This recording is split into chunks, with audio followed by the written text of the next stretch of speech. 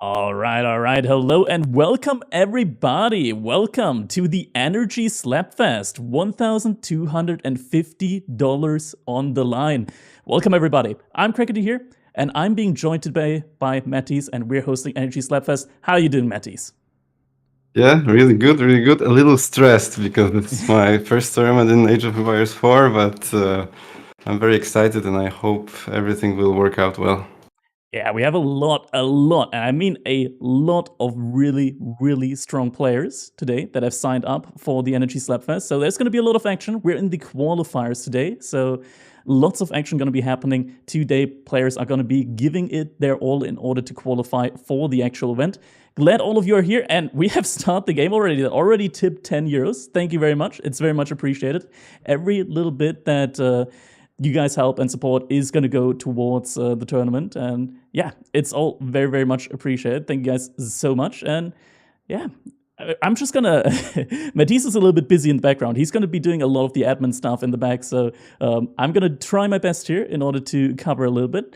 In the meantime, let's quickly go over a little bit of the bracket and see who we have got playing today, because we have a lot, and I mean a lot of really high ranking players that are going to be playing in the Energy Slapfest. So just to name a couple, we got 3DB, we got Corvinus, we got Cat, CSO, Kiljardi, Myriad, Core, Anatan, Give You Anxiety, Magic, Eliona, Valdemar as well is there, SAS. There's a lot of really like the top competing players. Vortex is in there as well, trying to trying to make it in there as well.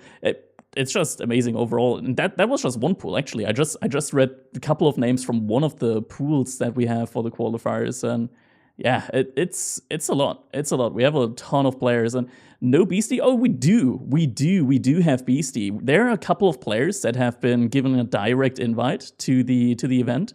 So players that have immediately qualified are, for example, Beastie, Marine Lord, and help me here, Mattis. Who else was directly invited? I don't know off the top of my head.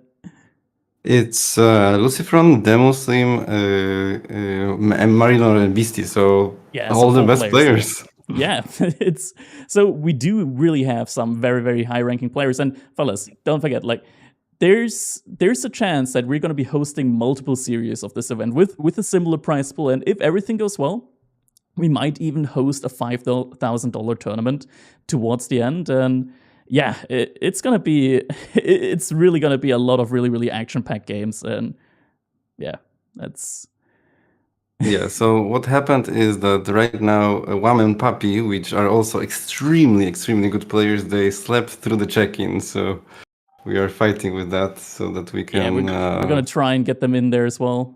Yeah, that would be nice because basically if they are in, we have almost every single top 10 player in tournament ELO. So that makes it almost a major tournament, I would say. Yeah, pretty much. I mean, the matches here, they're definitely gonna be some very high value matches. Qualifiers will be concluded today, exactly. So we're going to be having 12 players today that are going to qualify through the qualifiers and make their way into the playoffs. And yeah, that's going to be the goal for the day for the players to qualify, make it into that main event, and yeah, if maybe they can then have a knack at getting some of that prize money in there as well. Okay, well, how about we have a look slowly about at what game we might cast. There is a bracket. If you want, I can send you a link. Yeah, let's quickly check it out. I think I'm on the start.gg bracket. I think that's the current one, right? Okay, you got it. Okay, perfect. Yeah, all right, so we've got already, I'm pretty sure we might have some decent games. So we've got M7 against Beastie Beauty. So that's interesting for me because I used to coach M7 and we worked quite a bit. So that's, I would like to see obviously how he is doing. Then we've got Core against Nuggify. That's the slot. This is mid seeds. Basically, Core is 19 seed and Nuggify is 22. So that would be probably even match. Although Core would probably want to say that he's definite favorite.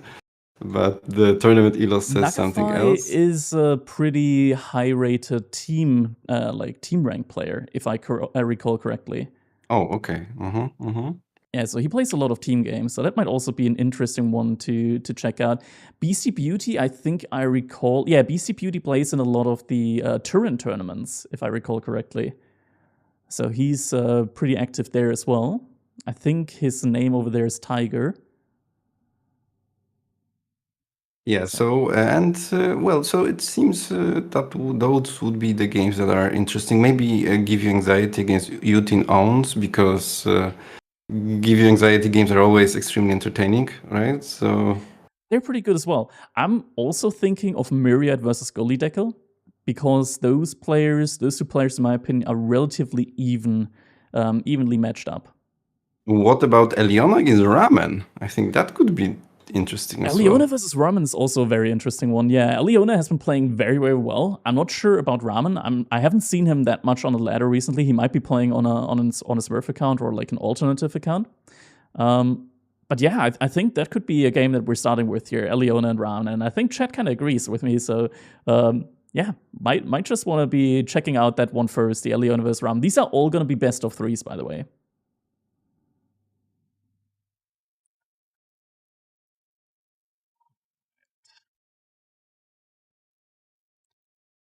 Do you have Eliona in your friends list? I don't. I do maybe. Let Should me have it on my. see. I do have Ramen. Okay. They have not yet started their game yet, though. M7 doesn't have their game started yet either. So maybe we just. And we could already take a look at the draft between Eliona and Ramen, right?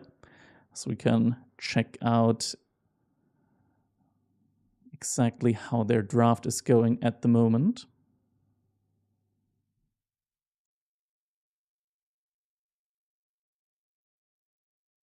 Okay. Let's see. So Eliona and Ramen, are they in game already? No, you said they're They're not, not in and game yet. they're drafting. They're drafting. We've got first map Frisian Marshes. So this is okay. So the should I put the okay? The cow will put the thing into our overlay, right? From what he said. All right. So is that are we deciding for Eliona Ramen? I think that's going to be the one that we're starting off here. Okay, sure. Sounds good. Awesome.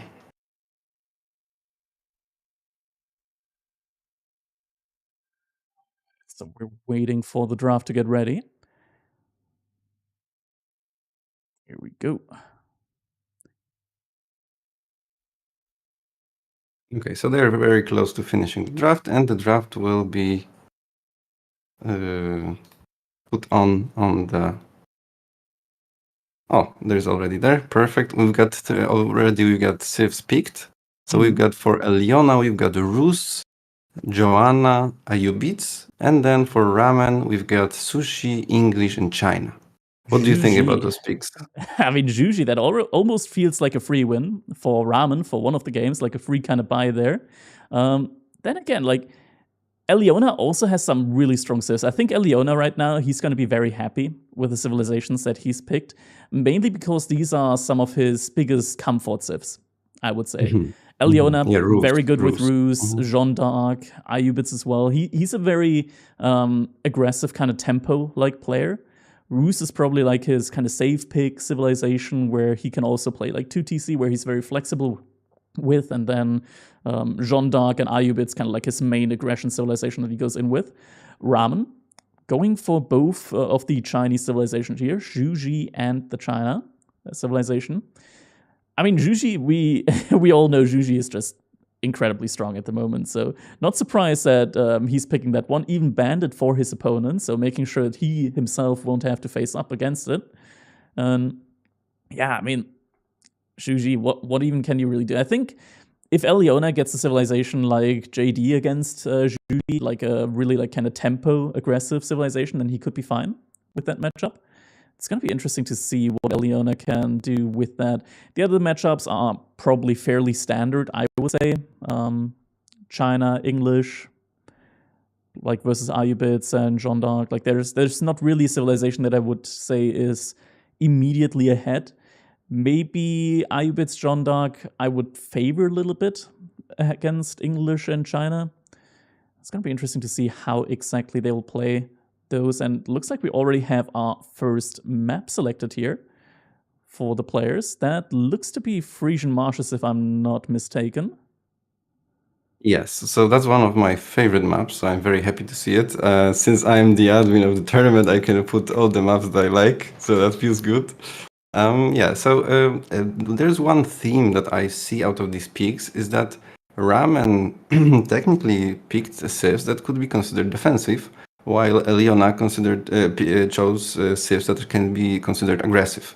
Although maybe Rus not so much, but I guess still aggressive, right? So I would say what I really like recently about Age of Empires 4 is that we've got this situation where the civs that you pick are pretty much just your personality can be shown by, or even playstyle can be shown by what the civs you pick, right? So if you play aggressive, you're gonna play Delhi, you're gonna play Ayubids, Joanna, stuff like that. And if you play defensive, then you're gonna pick exactly civs that Ramen picked. So I'm expecting here to Eliona be on the aggressive pretty much the entire series, while I expect Ramen to be on extreme defense, I would even say, right? Because here we've got situation where we've got John against Chinese, literally the most aggressive civ against literally the most defensive civ ever, right? Yeah, pretty much. I mean, Jeanne d'Arc could be. I'm looking at Frisian Mars right now, and I'm thinking that's a great map for a Sacred Site victory with Jeanne d'Arc. Like, you hit H3, you're going to immediately be able to capture the Sacred Sites. With Jeanne d'Arc, there are only 2 of them.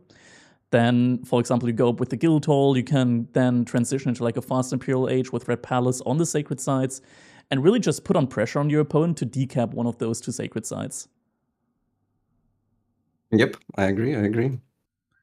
China's gonna really very much just have to like hold out. Now, one thing here on this map that is great for China is the amount of sheep that you start with. Chinese scouts at the beginning of the game, they do get that bonus line of sight, so with that chance, of course, to discover most of the sheep out on the map.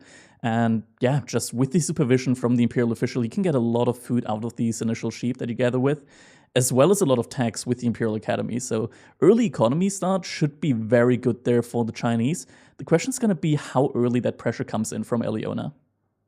Yeah, the question is he going to go to TC and just use Joanna defensively in order to be at even pace with Chinese economy? But on the other hand, can you even be at a similar pace as Chinese economy? I think he needs to apply pressure. So the question is it going to be 2 TC pressure or 1 TC pressure? And I would like to also point out that French is also extremely sheep dependent, right? So if French has a lot of sheep, you can just take them up and you don't run out out of food for very, very long. But if you have very little sheep, you can be quite vulnerable with forced very early farm transition, and French is actually completely terrible at farm transition, right? So, and even if you get the guild hall, then you can very nicely even delay the farm transition almost to imperial, pretty much, right? So that's kind of crazy, but. On the other hand, China on this map, this delays farm transition for China as well. Where do you even put farms as China here? Sorry? Where do you even put your farms in on this map if you're China? Like, that's a good question. There's not a great amount of space there on this map in general for farms. I still think you probably have to put it behind, maybe between the fish and your main TC, and just close to the edge of the map and just pretty much defend it. That's where I would put it, I guess. Yeah, it has to be somewhere in that location. Maybe can defend that then with a Barbican, some walls. I think on a map like this, where UTC is like it's in the corner of the map, there usually aren't that many great spots for farm transition. If the TC, like if the starting TC is in the corner, in the end, one way or another, your farms are going to be exposed unless you specifically build like defensive structures for them. So that is definitely a point for Ramen where he has to watch out. Okay, so I just clicked observe match, and it seems the match I already jumped to it, so I'm not sure. Did they not put the delay, or are we talking already for so long that they started the game? Are you also in the... I don't think so, yeah. Aha, it says 2.5 minutes, okay. You hear? Yeah. It seems you froze for a second. Oh, I should be back, hopefully. Hello, okay. Hello. Okay, well, we are about to start then. Awesome. All right, 2.5 minutes left until we go into our game number 1. Eliona versus Ramen in the Energy Slapfest. That's going to be very, very exciting to see. Awesome. Yeah, so for everybody who's curious, what does Energy Slapfest mean? So Energy is one of my students that we spend a lot of time together, and he decided that he wants to support our scene, and that's super amazing. So he wants to sponsor the tournament, and if the tournament goes well, then maybe even entire series. And since the guy he likes to joke around a lot, so we figured that we will actually go for maybe a bit more unorthodox name, and the theme of the tournament is just Slapfest. We've got even some videos with slapping, and well, if you win really hard over somebody, you just slapped him, and that's the idea here. And we are going to give out the crown of the biggest slapper in the finals. All right. 1 minute left, and yeah. About to start into our game number 1. Boy coming in with the sub. Thank you. Very much appreciated. Don't forget, guys, every little bit helps when it comes to support. It all goes towards tournaments and tournaments like these. It's all very much appreciated. So Yep, keep awesome. the support coming, both on my channel and Matisse's channel.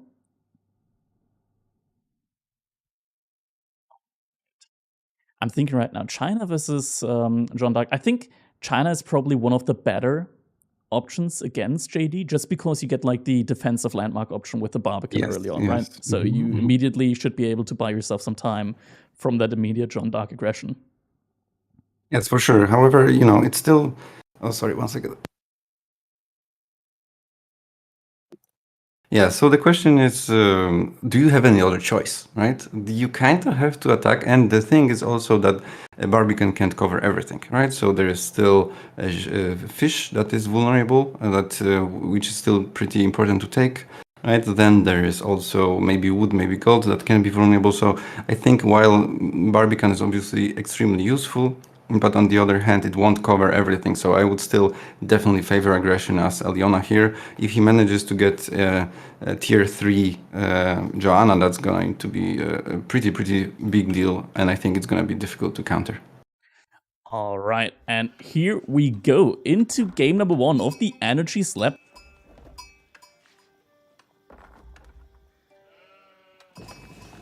Oh, you're cutting off. Is it me or is it you? I shouldn't be. Hello. Mic check. It seems to be working fine. Okay. I think maybe it's my game, actually. Did it change itself into full screen mode? 1 second. Okay, sure.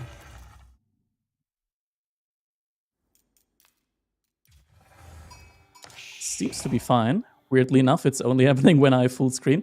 But actually, now it's working again. Okay, let's just hope that it keeps working like that. All right. So in top right corner in pink from France, this is Eliona. And on the other side, bottom... Okay, yeah. you go. As the color yellow, we got Ramen playing as the Chinese, and look at that. Already finds a lot of the sheep, sending all of them over to that mill. Yeah, but the mill, everything is in front for Ramen, so this can be quite problematic, right? Because although maybe this is actually a saving grace where he just puts Barbican in front and everything should be fine. But I would say that there are 2 possible Barbican locations. That would be the one on the food, and actually there's even gold next to the food, so that's nice. And then there is potentially the gold on the right side and then fish. So I'm very curious to see which one he will choose. I don't think there's one specifically better than the other. I think the one actually next to the food, next to the stone, and next to gold is probably the best one. Yeah, because with that, you're also like kind of securing the stone for a second TC. So if that's like one of the situations where you would have to go for 2 villagers on the age up, else you might find yourself in a timing where Jean arrives at your base, level 2, with the Barbican not fully built yet. For sure. Yeah, but it's still, I would say the biggest problem for China is food, right? So if he goes so heavily in the top left location, then he will struggle to control the right side. And then there is double deer, there is double fish there. So he really cares a lot about all that area there, right? So we will have to see how he plans to take these locations. Look at what Eliona is aging up with right now. We see the Chamber of Commerce coming out from him. Wow. Yeah, I love that. That's very nice. We've seen, I think, from B on this map also playing France, just the normal France though, with trade. And French trade is something I've been trying to do for like 2, 3 months when I was streaming in summer, and it was extremely painful experience for me. But B managed to win a lot of games with this, so maybe it works, maybe it's viable, and definitely on this map, if anything, that on this map it would work if it is supposed to work on any map. Yeah, especially on this map. Like, this is perfect, like the perfect kind of scenario, right? Because you got the market in the corner, you got a lot of like the pawns that are kind of like acting as pseudo walls for you. And what is this Ramen aging up first with the Imperial Academy over here? Yeah, the question is maybe he saw the market, even the Chamber of Commerce. If he saw it, then absolutely this is a very good idea. But if he didn't see it and he's It's just blind. gambling, I'm checking the line of sight. He didn't scout it. It's completely okay. blind here for him, this kind of play. But it's gonna work out for him because of the Chamber of Commerce. Yeah, so that's either blind counter and he studied his opponent, or but since the bracket was reshuffled at the beginning, I don't think that's the case. So it's very likely that he is just gambling, and sure, I mean sometimes gambling pays off. Is the question, would he be able to get a spearman on time to defend this? I don't think so, right? If this was like super fast night rush. Yeah, this would be very tough to defend. Like, if it wasn't for the Imperial Academy, for the Chamber of Commerce, this would have been very hard. And Ben coming in with the super cheer here, thank you very much appreciated. Thank you for the support. Well, let's see then how. So we've got 15 sheep for Eliona and many dead already. And on the other hand, we've got a bit less for Ramen, it seems, right? We've got something like 10 or 12. So in that case, Eliona, in general, I would say is looking better, right? Because French trade can actually outboom China. This is the only way how I can imagine French can out-eco China in this case. So if Eliona doesn't want to be too aggressive, maybe this is the way. And this is actually maybe even genius what he's doing here. Yeah, I agree. This is pretty interesting. Like, on this map specifically, it's working out so great for him with that market in the corner. And look at that. Also, there's a little bug at the moment where when you click forestry in the Dark Age, when you click forestry in the Dark Age and you then build your Chamber of Commerce, it actually doesn't produce a free trader. Eliona knows that and went for forestry after reaching feudal age, so he is going to be benefiting from that forestry. And 10 for Tim coming in with the 5 gifted subs. Thank you, thank you, thank you. Very much appreciated. All the support is going to go towards the production of this tournament, maybe even the series of tournaments. If everything goes well, we might have more of this kind of series in the future. Yep, exactly.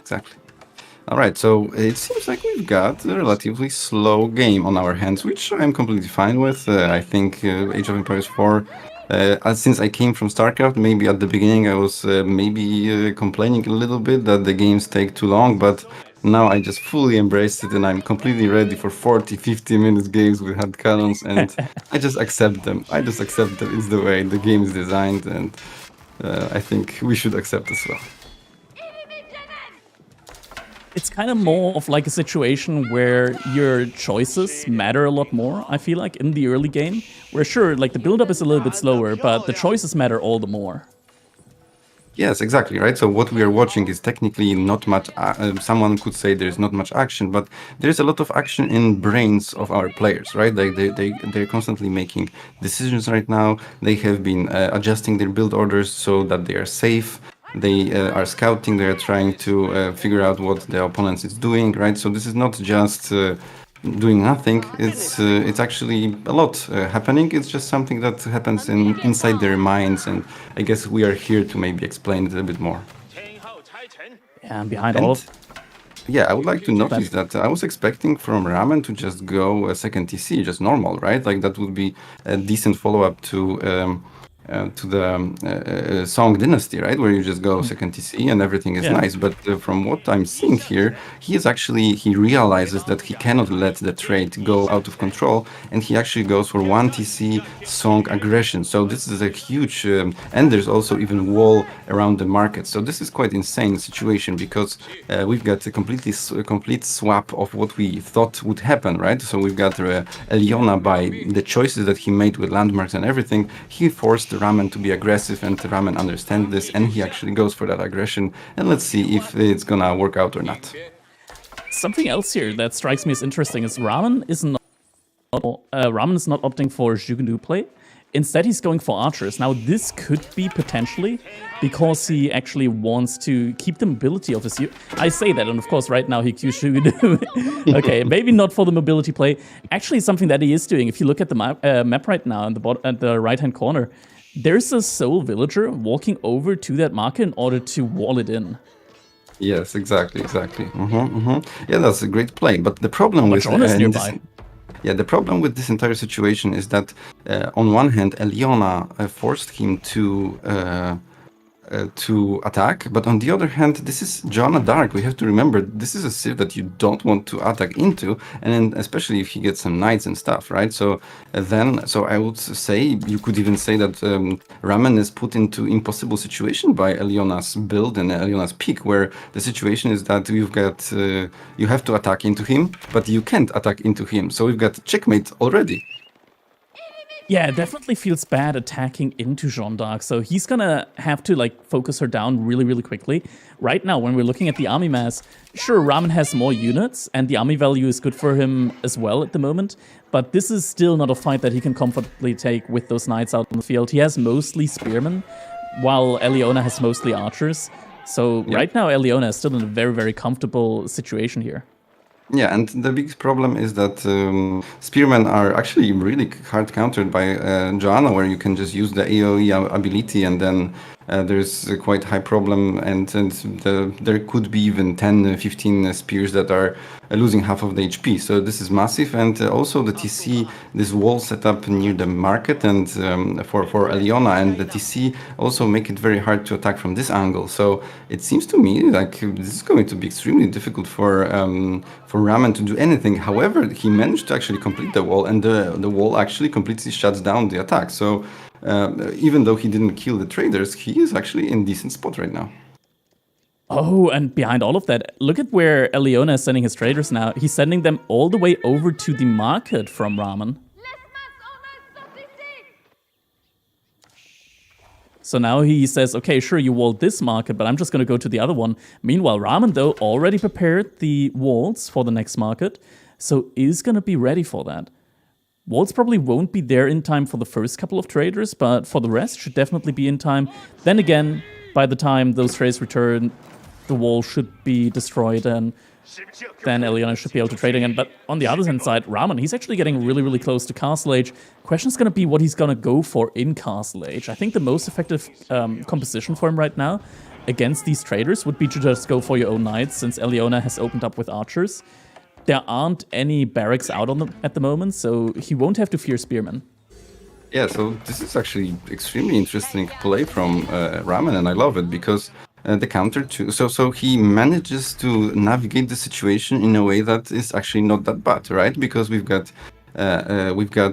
denied the trade, like we said, at least temporarily. So this was a huge investment for Eliona, and it's not paying off just yet. And then he managed to sneak in H3, which is usually considered the counter to Joanna, and now he can go knights. So this is really smart from Ramen as well. And even though the problem is that this was just one wall, I would maybe go ham on this and build 3 layers of walls or 4 layers of walls. And if this is the counter to the trade, right? Because he I think he evacuated the villager or something, and imagine if he had 4 walls, then that would be pretty nice. Yeah, that definitely would have been an option here for him. Now, the Castle Age is coming in. One issue that I do see for Ramen is that his sheep have run out. Actually, there's still 1 sheep remaining and some berries. Nonetheless, he did evacuate over to the shoreline fish in the first pond. This means, though, that his food economy right now, there's 1 outpost, that it's completely undefended. So this could be very, very dangerous here for Ramen. right now, the army from Eliona. Sure, Ramen is in the Castle Age. None of his units yet are upgraded for Castle Age. He's getting the Spearman upgrade now, but he's walking forward. This could be very, very dangerous as the fight breaks out now. Yes, it's a big deal right now. He needs to just pump a bunch of knights with Imperial Official boosting it, and then they don't require upgrades or anything, and that would be pretty nice, but everything might just die for him. Yeah, the units are getting caught out of position. Knights are charging onto the archers now. First couple of archers going down every single unit here, feeding Jeanne d'Arc that experience. And you have to be so careful with that. Jeanne, she still has 4 of the charges for the Holy Wrath. Now tries to fall back to the Barbican, but is that going to be enough? I feel like Eliona has enough archers here. 33 archers to just fully charge in. Knights in the choke point. Jeanne d'Arc not able to quite catch up there. A couple of them go down. Yeah, the big problem here is on the that front line. even though he upgraded the spears, even if they're upgraded, they still died to archers, right? So this didn't really even help that much. So I would say maybe Nest of Bees, maybe Knights was the play here, and definitely not being so much out on the map. Oh, this is going to be a big issue now, because sure, Ramen's going to be able to hold his main base, but now the gold, he has to evacuate the villagers. Villagers, they're hopping inside of the village. That's not going to be that safe of a space, because the village now is just going to get torched down. Yep, and there's Nest of Bees that is about to be created, and I think this is literally the only lifeline that Ramen has right now. So if that Nest of Bees gets killed by the charging knights, I think the game might even be over. So let's see if he manages to save it or not. Oh, it's gonna pop out, and the Spearmen, they're out of position. Nest of Bees comes out. Knights immediately charge onto it. Spearmen surrounded, body block comes in, Nest of Bees firing onto the archers, only for a single volley though, then it gets taken down. Yep, I guess this is GG. Okay, already. Alright, so this was a little unexpected, but this was also very interesting because we've got such an unorthodox play from both players pretty much, right? Yeah, this was a very interesting strategy coming out from Eliona here, and definitely not expecting the Chamber of Commerce play. It is the rare kind of play that we usually would imagine a player like B coming out with, and yeah, very well executed. And in the end, Ramen, he did get caught with the hand in the cookie jar without any upgrades. Yeah, you mentioned as well, just Knights, I feel like, as well, would have been the perfect composition for him. Not choosing to go for that, and then Eliona wins it with the all-in. Nice, nice. And in my chat, we've got Big Frigging Puppy, which is the nickname of Energy on Twitch. So we've got our sponsor here, and everyone say hi. Although I guess on my chat mostly, and we've got already 5 subs from him. So he just really wants to support the scene, and that's amazing, man. Very much appreciated here. Thank you to everybody as well that is tuning in to watch the stream live. Okay, so we've got a win from Eliona. He is higher seed, right? So he was expected to win, I guess, right? But do you think this strategy is valid from Eliona, what he did, in a way that it's one of the better strategies that were there? And do you think there was even any counterplay from Ramen? Because right now I'm thinking, I'm not playing too much China myself, except Sushi, obviously, but I'm not sure what was Ramen even supposed to do. Maybe just all in with Mas Zugenu, I think just maybe Mas all in with Zugenu, 1TC, that song, that would be my play. I think he went for the right approach with the fast castle age. What I think he did was he overinvested a little bit into his own military, because you don't really want to engage against Jeanne d'Arc that early on, right? And then, as we both said, like just full-on pump knights. I would have loved to see like just double stable, both supervised by Imperial officials, and just pump out a lot of these knights. Not even go for the relics immediately, because that's what he did, right? He immediately made a monastery and he got a monk out. I think that just takes away so much of your tempo, especially when your opponent still has like the military advantage, because Eliona, he wasn't aiming for castle age. He was totally fine with just staying in the feudal age there for a prolonged period of time. I think in that situation, just got to pump out a lot of knights and then transition into like crossbowmen, maybe like crossbowmen Shugenu, just so that you're going to be able to deal with a counter army of like spearmen then as a follow-up. Okay, so we already have a second pick, so this is not going smoothly, so I'm pretty happy about this. So we've got Roos against Sushi. And when I played Sushi, I would say this was Not that difficult for sushi, to be honest. If you manage to get, if you just manage to get 2 TC, Roos gets 2 TC, maybe you get even the third TC, and doesn't look like there's a significant timing in which Roos can kill you. So that means, and if you don't kill, I guess maybe the only idea right now that I would have for Roos is to survive until like very, very late game and then try to outplay with Streltsy and maybe upgraded knights and everything. But even that, are you even able to catch up to Sushi economy, and are you even able to enter Imperial on even footing? I doubt so. So I am a little bit worried for Eliona here when it comes to at least Civ picks. But when it comes to skill, I guess Eliona played a little better the first game, so I would still maybe favor Eliona. Maybe he will find a way, but I think that in this situation, if Ramen is supposed to win any game, that would be it. That would be this one. Yeah, it should definitely be. I think Juji in general is really, really great. I think Juji is like one of the only civilizations right now that can probably 90 or 95% of the time even punish a second TC from civilizations that usually get a second TC up completely unpunished. Like Juji, they can they can Jugunu out so quickly with their aggression. They're probably the strongest civilization when it comes to 2 TC denial. So one strategy that I think is really, really strong at the moment is like you go for really, really fast Song Dynasty.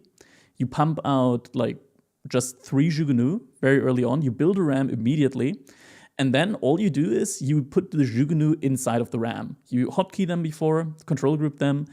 And that way, like, if you time it correctly with like defensive structures, you can pop them out in between shots from defensive structures, get your shot off, put them back in the ram, get them out, put them back in the ram. And that can become so annoying and hard to deal with that Juji is usually able to just completely steamroll civilizations that go for 2 TC. Yep. But I still probably would prefer to go multiple TCs as ramen or as sushi, I guess, because the problem is that what if you come under the how it's called, the Kremlin, right? The Kremlin can kill a lot of stuff still, and it's very difficult to kill. So that's gonna buy a lot of time for Rus. And still, the problem is of knights, right? Because knights you can run around a lot. You can even try maybe a run by or two, and you need spears to deal with them, right? So I would say that maybe. So while I completely agree, the Zushi all-in is extremely dangerous, I would still be hesitant to all-in into a knight civ because it's just how dangerous knights can be in feudal. That's also the cool thing, or rather, not cool thing, but like one of the OP things about Juji at the moment is how cheap their outposts are. Like, sure, if your opponent's trying to go for run-bys, you just put 3 outposts all around your map. Now you don't need spearmen anymore. You can just put the villagers inside of the outposts. If you get the meditation garden on stone, you'll be able to get like 1 free emplacement every 2 minutes. Both playstyles are completely valid, I think. Just in my personal experience, all in Jugunu, just face palming against your opponent's base with Shuji, I've not seen the counter yet to it, I gotta say. You think? Wow, okay. And what if you just jump on top of the rams with horsemen and maybe some archers, so that even if Sushi has some spears, maybe that's a timing problem. Like with Juji, they don't even go for spearmen. They just pump out Jugunu the entire time, not even spearmen.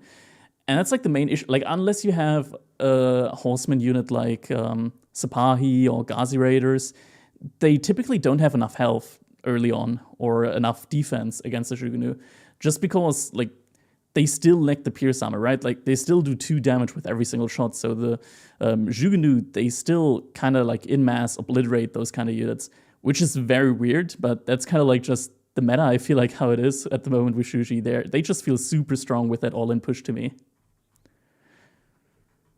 Yeah, well, let's see. I guess should we jump into the game? Let's see if we are close to the beginning of the game. Let me see. Yep. I'm launching the replay. Yes, but I didn't see a lot of this matchup in tournament, so I'm very, very curious to see how it's going to go. And as maybe some people are aware, Sushi is my favorite civ, so I am going to look at this with very high interest. All right. Oh, the game starts. Oh, yeah, okay. We're jumping right into it. All right. in that case, here we go. Game number 2 between Eliona and Ramen. This time, Eliona on the roost in the color blue. On the other hand side, we got Ramen in the color yellow once again, playing as the Juji's Legacy this time. This is Dry Arabia from the looks of it. Yep, it's Dry Arabia. That's going to be an interesting matchup now between Roos and the Juji's Legacy. Do we see double scout? Nope, no double scout for Ramen. He's perfectly fine with just playing on that single scout. Yep, I think I'm fine with that. The main reason why I would open to TC to second scout from the TC is when there is no animation cancel. But since there is animation cancel, you don't really need to cover that much area so fast because your second scout and first scout already will kill a lot. So I think this is completely fine, and losing one villager at such an early stage of the game is actually massive. So I'm really not fan of building a second TC from the scout nowadays, even though I used to be a very big fan in the past. But all the changes that were implemented right now, I think it's almost pretty much never worth it. Yeah, I think usually it's probably only worth it with a civilization like the HRE or the Malians, for example. Malians mainly because their scouts, even from the TCs, gets produced much faster. And the HRE just because they're really reliant on having a good amount of sheep early on in the game. So you kind of don't want to like play against an opponent that goes for like 2 scouts, 3 scouts, and then in the end you're going to be the player without any sheep remaining. Sure. Especially since Roos is extremely sheep sensitive as well, right? If you don't manage to find a lot of sheep, that can be quite a big problem for you. And let's see how many scouts do we have from Eliona. I see only 2. Am I blind, or is there... There's a third scout. There's a third scout that just came out. He's been making all of them with the hunting cabin and is now also queuing up the wheelbarrow upgrade. Ooh, what do you think about it? I'm not a huge fan of wheelbarrow in Age 2. I kind of prefer the second Age much faster in general. My take on this is that, like, if you can afford it with the roost, then sure. If you get the bounty for it. Like, it's a little bit uncertain, and usually you can just always cancel wheelbarrow in time if you don't get enough gold. But we can already see that Eliona has more than enough gold at the moment. Like, his bounty score was really good. Let's actually quickly check that one out. Eliona on already 285 bounties, still killing more wolves out on the map. So he's on a really good bounty game this game, so definitely can afford wheelbarrow. Personally, when it comes to like the usefulness of wheelbarrow, I agree with you. I think H2 is probably more where you get the value of it in. Because early on, your villagers aren't going to be traveling those far distances, right? So you're not getting the full use out of wheelbarrow until you're probably like in feudal age anyways. So we've got also Meditation Garden from Ramen, and I think this is probably decent. It might be covering both golds and also berries, so I think this is above average. We've seen on one of the maps with the ponds in the middle, I forgot how it's called, not Mongolian Heights, but the one is the ladder that I banned. Do you know the name? The one with the pond in the middle, you mean Himayama? No, like multiple ponds, like the river. Kawasan? No. The one in the ladder, the ranked. Pond in the middle, not Himayama. Oh, multiple ponds. Rocky River. Yes, exactly. So this map has a lot of berries in the middle quite often. So today Core showed us that you can have 280 income from food alone on that map. Like there were 5 berries around the Meditation Garden. So when we see that, like, let's just win the game straight, don't you? It's the same thing with Golden Pit, right? Like you can get like 180 gold per minute from it as well. Like there are some maps where it can be truly wild. I think personally the spawn a little bit further on top would have been better, because then he could have gotten the bigger berry bush as well in, because like your main one only spawns with 6 patches, and then there are a couple of bigger ones out on the map which spawn with 8. That gives you an additional 16 food per minute, and he could have also gotten stone from that one as well. I think I personally would have preferred that one, but this one's still going to be pretty good for him. 60 gold per minute and should be 48 food per minute as well, so still like roughly over 100 resource per minute. Very good meditation garden there. Also goes for the fast song Dynasty, and we already see some villagers out on stone, so this is going to be a fast 2TC build from Ramen coming out here. On the other hand side, Eliona also on stone, so we're looking at a 2TC versus 2TC build here, very likely. Yeah. What do you think about changing the landmark from Kremlin to the other landmark? Or rather, I mean, just building the other, because I'm secretly a fan of Golden Gate. Yeah, exactly. So it feels like it's such a good landmark as well, don't you think? The Golden Gate is pretty nice overall. You can think of it in terms of like resource generation with the tickets. You get like 50 resources per minute. But those resources can also be very, very high value ones. The main thing that I think is like the main reason why people go for the Kremlin is... wait a second, something is not right there. I'm checking Aliona's lumber camp right now. It doesn't look like it's connected right now to the network. Yeah, it can. Yeah, it's not. It's not. I'm waiting to see a drop-off happen, just to make sure. Yeah, it's not connected. It's not getting the 20% bonus right now. That's a pretty massive mistake here right now. He needs to at least build another lumber camp here. He's missing out on 20%. I was going to say that, like, this is one of the main reasons. You save 175 wood very early on with the Kremlin to get, like, the 20% bonus. And you're always going to have that oh shit button coming in that whenever your opponent, like, really dives your base, you can just call the Levi militia and you're gonna be fine. Because that also allows you to go for like moves where you leave your base completely undefended and then go for your opponent's base. And if your opponent does the same, where he leaves his base defended and just tries to dive you, you will have the upper hand because you can always call these militia in. Yes, definitely. And here we've got from Sushi, we've got a classic response to opponent going second TC. Well, I'm just gonna get a third one since mine are very, very cheap. But also it seems Eliona wants to go for 3 TC. So this is actually maybe not a terrible situation for Eliona, because this is, if I would imagine any scenario in which Rus can get into Imperial in a reasonable way, that would be 3TC against 3TC. The question is he gonna die in the H3? Because I could imagine also a very serious push with maybe Siege, maybe a lot of infantry off of already completed farm transition for Raman, where he manages to even keep drop one of the TC locations, especially since the TCs are much further away for Eliona, so more susceptible to harassment. And also on top of this, there is he is not gonna finish the farm transition as fast as Ramen for sure. So there's a clear timing attack for Ramen, in my opinion, in this situation where Rusk tries to maybe go fast H4 and you just all in off of 60-50 farms and you just flood opponent with many units. That's 100% valid there. I'm looking at this right now and I'm feeling okay. Ruse with 3 TC, they can be quite deadly. The main thing that... Okay, never mind. Eliona noticed. Finally, Eliona noticed and he put another lumber camp down. So now he is getting the 20% boost there to his wood income, finally. But we just gotta think about that. Like, he invested into a hunting cabin and 2 town centers. That's 900 wood. He was missing out on 20% for those. So that definitely hurts him right now. That's a lot of resources down the drain, pretty much. And yes, yeah, definitely does take a little bit of the wind out of his sails. Now Ramen, he is going to be going out to the deer. Eliona is doing the same with his second TC also on the deer. So we got 2 TC each on deer for Eliona. And Ramen also on 3 TC here. I'm looking at spots right now for Granary Transition. And I'm liking the spot right next to Ramen's 3rd TC. Because it's for one, it's in the corner and he's got the TC nearby. So he'll immediately have a building to drop tax off. For sure, I agree. And on top of this, it looks like Ramen is not interested in going to H3, which is very interesting.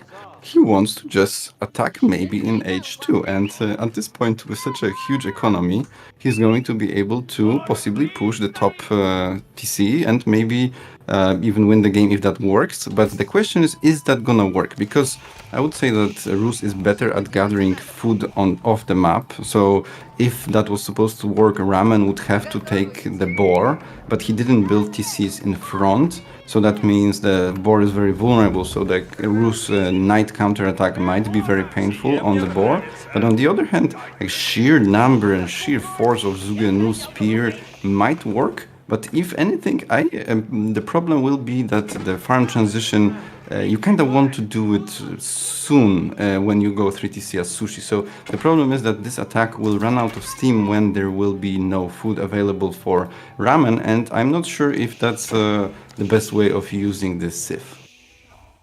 I think it's definitely an option for him. Something that I just noticed is Eliona. He's on over 500 bounty right now. Over 500 bounty, so he's getting a 15% increased gathering speed here for his villagers when it comes to food gathering. That is quite a lot. That's basically like tier 2. Like his workers on food right now, they're as efficient as if they were in Castle Age right now. Actually, since they're gathering mostly from deer, it's even more than that, because you don't get like any bonuses towards deer gathering other than survival techniques. Couple of spearmen arrived to the second TC. Wooden fortress not complete yet, but is in construction. Lots of villagers rushing that one up. So Ramen, I'm not sure if he doesn't have siege engineering yet. He's getting other upgrades first. I think that's a little bit of a mistake. Once you see that your opponent gets like wooden fortress and has the TC there, you want the ram to come in as soon as possible. Yeah, so this situation is quite tricky for Eliona right now because he committed to archery ranges, he committed to multiple stables, so it seems to me like he wants to just stay on H2. However, he has a lot of resources, so it looked like he wanted to go H3. So it's quite tricky situation because he could maybe just keep building units in H2 and just go for a heavy men-at-arms together with and just rely on static defense, but it seems he changed his mind and now he actually wants to commit to H2 and defend with H2 units. However, the question is that a good idea since he already committed so much to going into H3 on one hand, and on the other hand, is H2 Rus army better or is Sushi army better in H2? I would lean towards Sushi because of how oppressive the Zugenu are, although on the other hand, knights maybe are not that terrible at tanking them, so I could see still maybe even a draw, but there is a big defender's advantage in this game, so I could see a situation where Eliona doesn't even have to... Oh, he's going H3, so this is a quite tricky situation. If he went, if Ramen was hitting him with rams right now, I think this could be quite a big problem for Eliona. Yeah, it could be, but I think that Ramen might actually be missing the timing because Eliona, he actually does have a couple of units. Now, not this many, but it might be enough to convince Ramen that maybe his opponent isn't going for a fast castle age. Now, Ramen, he himself, he's also banking up a lot of resources. He's getting siege engineering right now, so might still invest into a ram. Yes, it's but definitely right gonna be now, interesting timing. Right now, it seems like rams might be even slightly too late. There's no tower for the TC, and the TC has been significantly nerfed recently, so I could imagine a situation where the TC just gets nuked by units, but there's still quite a lot of units for Eliona, and he's using Defender's advantage in his favor, and I would maybe even like to see some horsemen for Ramen here, so that he can tank the archers, and he just decides to apply pressure and then go H3 himself. So this aggression achieved completely nothing, and on top of this, he also built a lot of units that are of debatable quality in H3 and H4, right? Where I kinda don't want to have too many Zugenu in H3, H4, because if my opponent is tanking with knights and possibly even men-at-arms, then I definitely want to be heavier on crossbows rather than on Zugenu. Yeah, he already has the archery ranges though for a lot of crossbowmen, so he has 5 archery ranges out right now. Shaolin Monastery is coming in. I'm not a big fan here of Shaolin Monastery. I think the other landmark initially is better, just because it also like gives you a little bit more of a window for your food transition. A food transition, by the way, that's pretty much already completely done for Ramen. Interestingly enough, the way he plays it, he's probably not gonna get a lot of tax out of him, because a lot of the villagers are gonna drop off at town centers. But having it complete and having it in such a safe location is going to be nice for him as the game goes on. Militia have been called though. Looks like Eliona wants to clean up this army here right now while he can. Yeah, this looks like a very similar situation to a previous game where Ramen is just playing quite greedy, quite economical, and it's super nice. But on the other hand, he's out on the map and he's getting punished for it. Yeah, the positioning definitely not looking that great right now. And interestingly enough, he has a lot of resource in the bank right now, but not a lot of units queued. He's trying to remedy that right now, but it's just going to be more Zugenu and more spearmen in the queue. Yeah, it seems to me all these units will die. Fan of that. Yeah, there's no spearmen anymore, so all the spearmen are going to go down. All the Zugenu are going to go down. Veterancy has come in, but these knights, they have been upgraded. Still only 1 damage. Plus 1 pierce damage is going to be coming in. Quite big damage here, so right now I could totally see Eliona just going full Lucifron right now and just diving the TC of Ramen, maybe even diving the wood line and completely denying his wood, and this could be very problematic for him. On the other hand, look at this, Ramen has 2000 food in the bank, so if he manages to win this game still, that is just clearly a thing of imbalance. And talk about in the bank, he's also getting 2,400 food per minute here right now. He's just struggling right now when it comes to production. Right. Like if he just spends all of his resources, he would have a massive army lead right now. Now, looks like Eliona is making his way towards his base. Yeah, so it seems to me like this attack that he initially did actually makes a lot of sense, right? Because what it means, it delays the game, it slows down the game.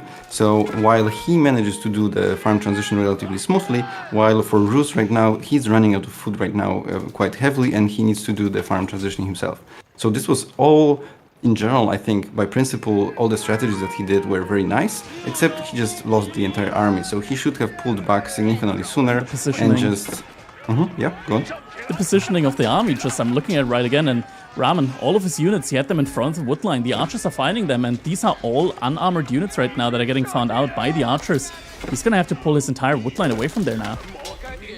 Yeah, exactly. And is there any other wood line? Yes, there's one on the bottom, but it's also extremely vulnerable. And on top of this, all the production is in front, which is quite common mistake. And this can also lead to a situation where every unit that's built is just dying.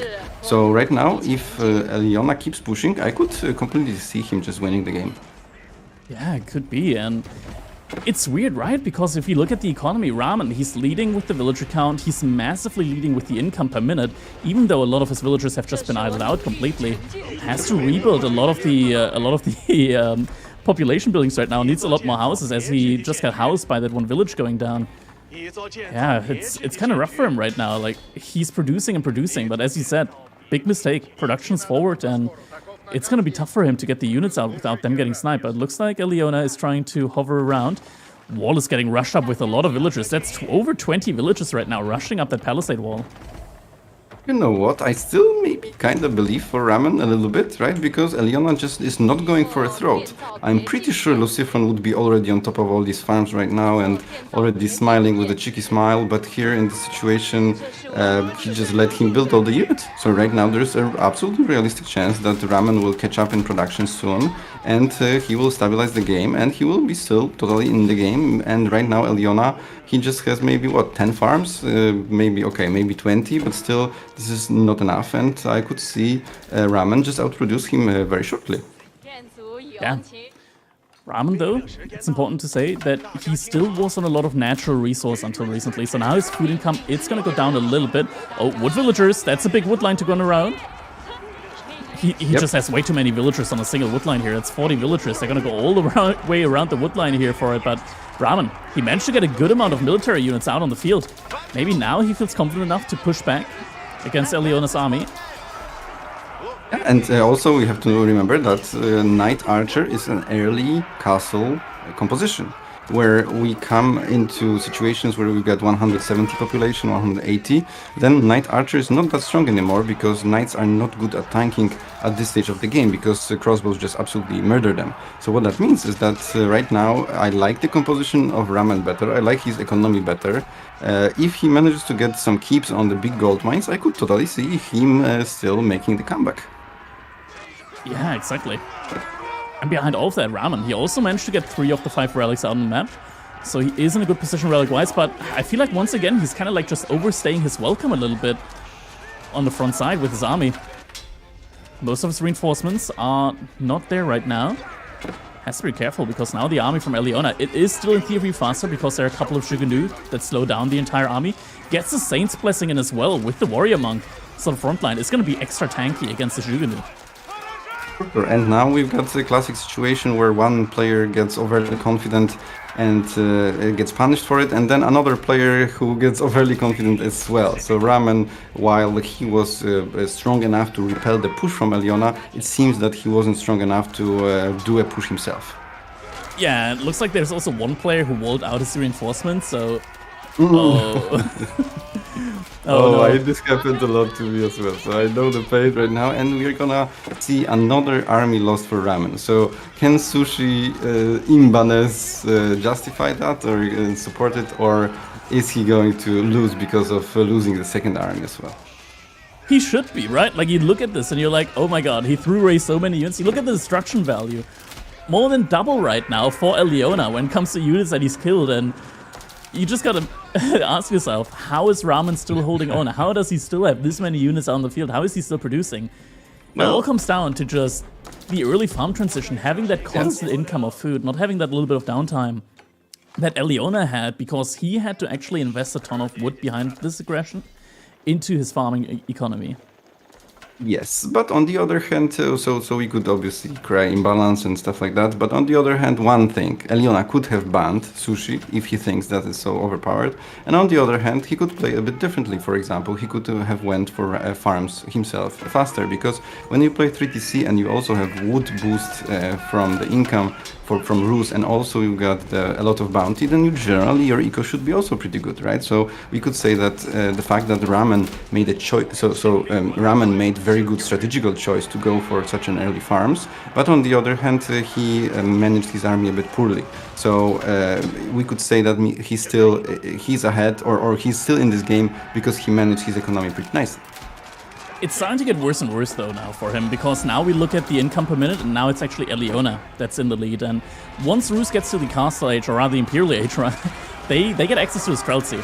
And Streltsy, yes, in the late game, just a super good unit. Not just that, but with their usual landmark choice as well, with the High Armory, they're also getting very, very cheap siege. And having cheap siege in the late game just gives you that kind of edge when it comes to like Springles, Mangonels. You're able to just pump a lot of them out.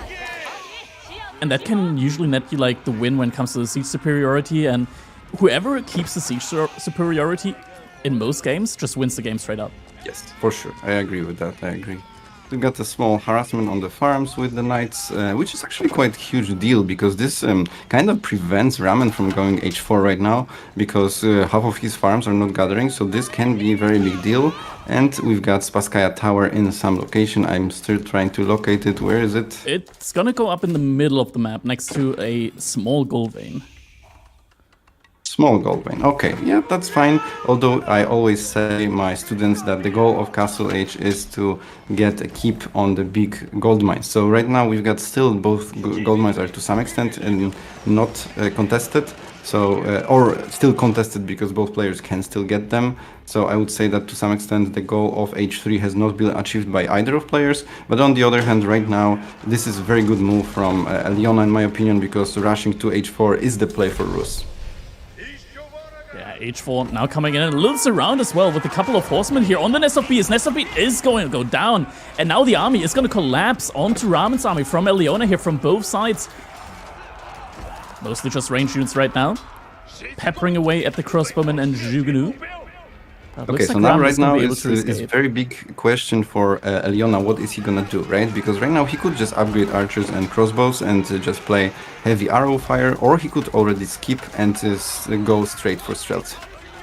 It looks like it's gonna be an upgrade on the crossbowmen as well as the horsemen for now. Titheband's also coming in for him behind all of that. So could just be going into composition with which he's gonna be able to both win the fights in the middle, as well as try to raid on the sides.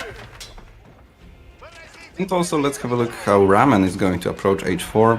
I kind of like to just go straight for Mass Grenadiers, but since he has quite a lot of Zugenu and crossbows left over, he could just go for the 1000 arrow upgrade, and yes, he's going for Sushi Library, so he most likely will go for that. I'm not sure about Sushi's Library. I think the first one, usually, before you go for like Ming Dynasty, should be the Temple of the Sun. If you go for Grenadiers as well, there is this one buff where you increase the gunpowder range of your, like the range of your gunpowder units and your defensive structures as well. Not only does that count for your keeps as well, so your keeps have more range, they're going to be able to snipe things like mangonels, like springles with their bonus damage as well, that they do have as like Chinese keeps. But also for your Grenadiers, so your Grenadiers have a ton of range. Your bombard cannons, they're basically like discount culverins in a kind of sense there as well. And yeah, it's definitely a very, very strong landmark option to go for. Keep does go up on the front line here, should buy Ramen a little bit more time, as Eliona doesn't really have any siege that is anti-building specialized right now. Yep, well, the question is, so I would assume the library is just for this upgrade for extra bolts for Zugenu and crossbow. I never really used it, but I heard that it's only 40% more damage for crossbows than another bolt, so it doesn't look that amazing. So I'm in general a big fan of Grenadiers. I feel like they are extremely strong units, so I'm not sure 40%, if this is... 40% is still pretty damn strong if you think about it overall. Yeah, I guess it's true. 40% more damage for your crossbows means that they do much, much better against stuff like elite horsemen and whatnot. overall, it's just got a lot more damage that comes out, and we do see Leona having secured the top large gold vein now with the keep. Bottom large gold vein still goes uncontested, but Leona is moving towards that right now. And we see a lot of villagers actually right now from Ramen building the Great Wall of China here right now, but Leona looks to be going right over there in time and might be able to deny most of the wall.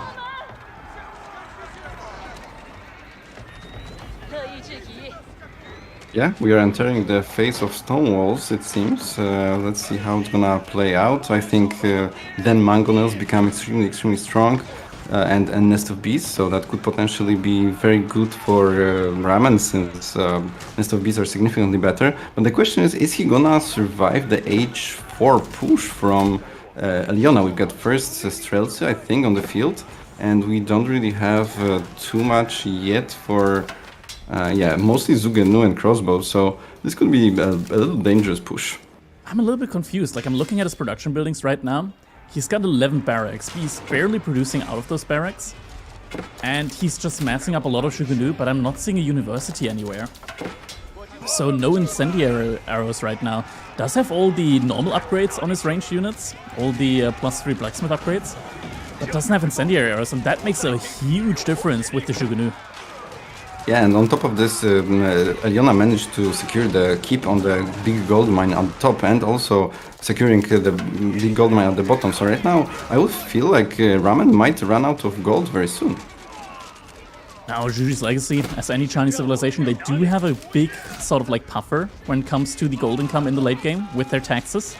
But this definitely isn't an ideal situation for him. The markets also are right next to these large gold veins, so they're indirectly also immediately protected by those keeps. But Ramen actually managed to push Leona back here right now. Yep. Okay, let's see. So, he's yeah, I guess... walling in his reinforcements again.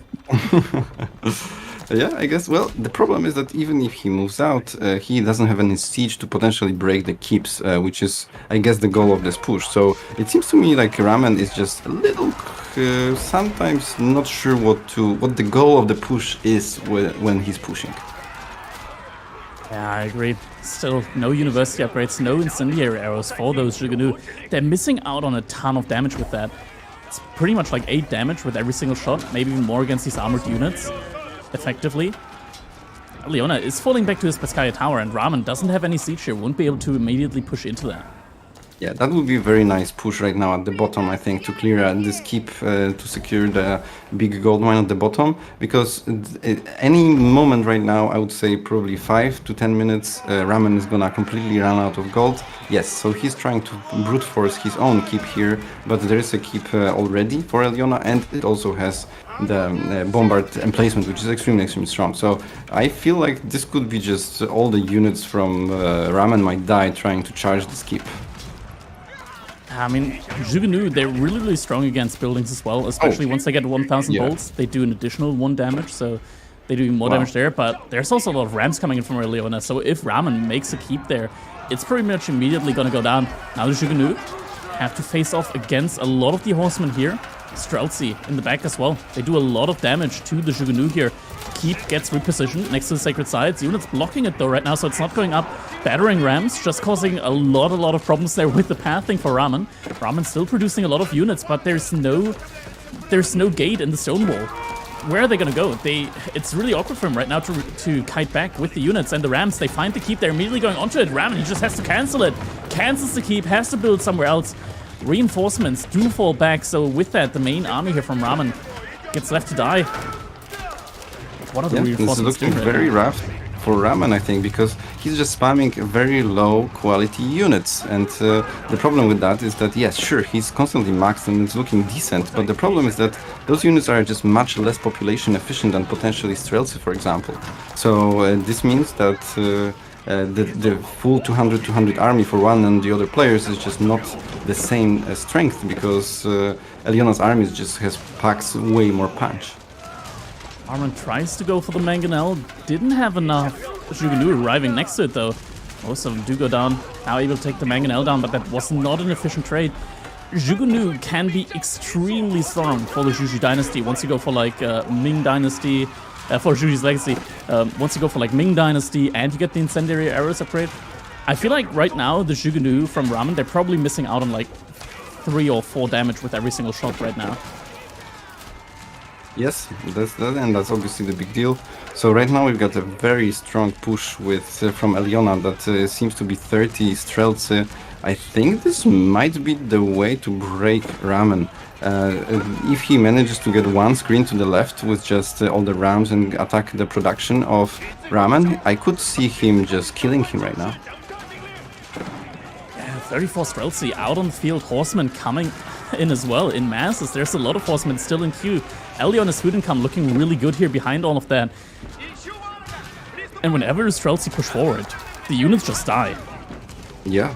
Oh my god, this is 30 hand cannons. This is what I always tell my students. This is the ideal army, what you want to have. 30 hand cannons and enough units that support them so they don't have to tank fire from the opponent. So we've got perfect unit composition from Eliona. We've got a bunch of horsemen that tank fire. We've got a lot of spring gods that kill potentially nest of beasts. Then we've got also battering rams that push through. This is just a textbook play from Eliona, and I think he's just about to win.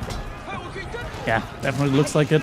Streltsy pushing the armor deeper and deeper into Ramen's base, and behind that, the Rams take down the production building, and GG gets called. Eliona takes the set in a 2-1 fashion. Very, very well played. Yeah.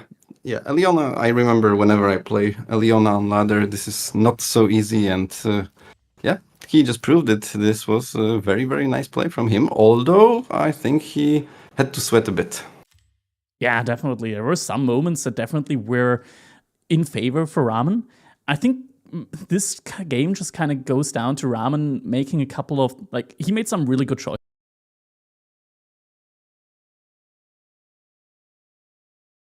Wait, I can't hear you again.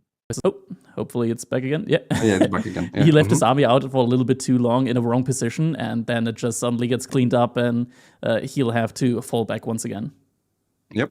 Yeah, it's. I would say that managing your own economy is a certain skill, right? Like a macro, and then managing your army out on the map, knowing when to push, when to come back, is another skill. And it seems like Ramen is extremely good at setting up economy for later stages of the game, but making decisions when to be out on the map and maybe not. That still leaves a bit to be desired. So if I was Ramen right now, I would analyze 20, 30 games that I played recently, and I would just watch every single game and ask myself question, is it a good idea to be here when I'm right now? You know, when it comes to the army that he was. And Eliona just punished him twice for being out on the map. And this is the entire story of this series. Exactly. That's going to conclude our set number 1 in our Energy Slapfest qualifier. Eliona moves on in the bracket. And now it's time for us to take a look and just check out, see how the bracket is looking right now, and see which game we're going to be looking at next, which one is going to be the next set here. Oh my god. Wait, is it happening? I see Louis MT in the bracket versus CSO. They're both in the same clan from the looks of it. CSO versus Louis MT, that could be very, very interesting, but yeah, both are from China, so we could have a glimpse and look how Chinese players play, so that could be very interesting for sure. Yeah, I think so too. I'm also looking at Kiljadi versus Myriad. That could also be a very interesting set. Always love watching Kiljadi play. Valdemar's waiting for whoever wins between SAS and GKS. And wait, Nuggify actually beat Core 2-0. Okay. And in one of those games, Core had Juji. Very interesting, very interesting. Okay, I'm just looking very shortly to see if we've got any adminning problems. So maybe you could have a look at the series that could be interesting. Sure. Currently still playing Anatent versus Kiran, GUA versus Ultinons. They're also still playing. Magic is very likely going to be facing off next against Eliona. It looks like they're currently wrapping up their drought, so it would be Magic versus Eliona next, very likely. CSO versus Louis still stands out as a favorite to me at the moment. Anatent versus GUA could also be a good one, but we're not sure yet who's winning that set, if it's GUA or Utanons. B currently is still waiting on Tutor versus Ezra. So it might still take a time. They're still in round 1 at the moment. Vortex also still waiting for his first opponent.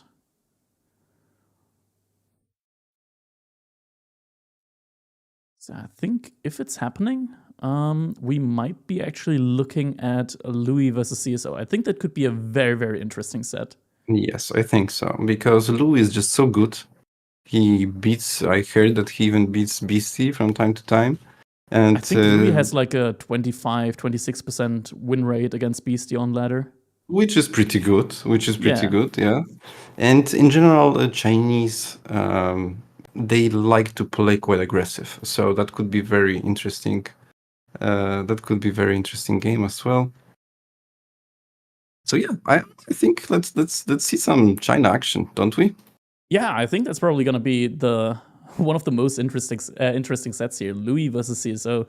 And CSO, by the way, I mean, he's also always very, very high on the ladder. Like CSO, you see him in like the top 20, 25, usually on the ladder. And he's overall also a really, really strong player. Can't underestimate him. He always plays with weird names, so it's weird to find him on the ladder consistently. But I tend to actually, he's on his main, like, yeah, he's rated rank 24 right now at the moment on the ladder. He changed his name to CSO again.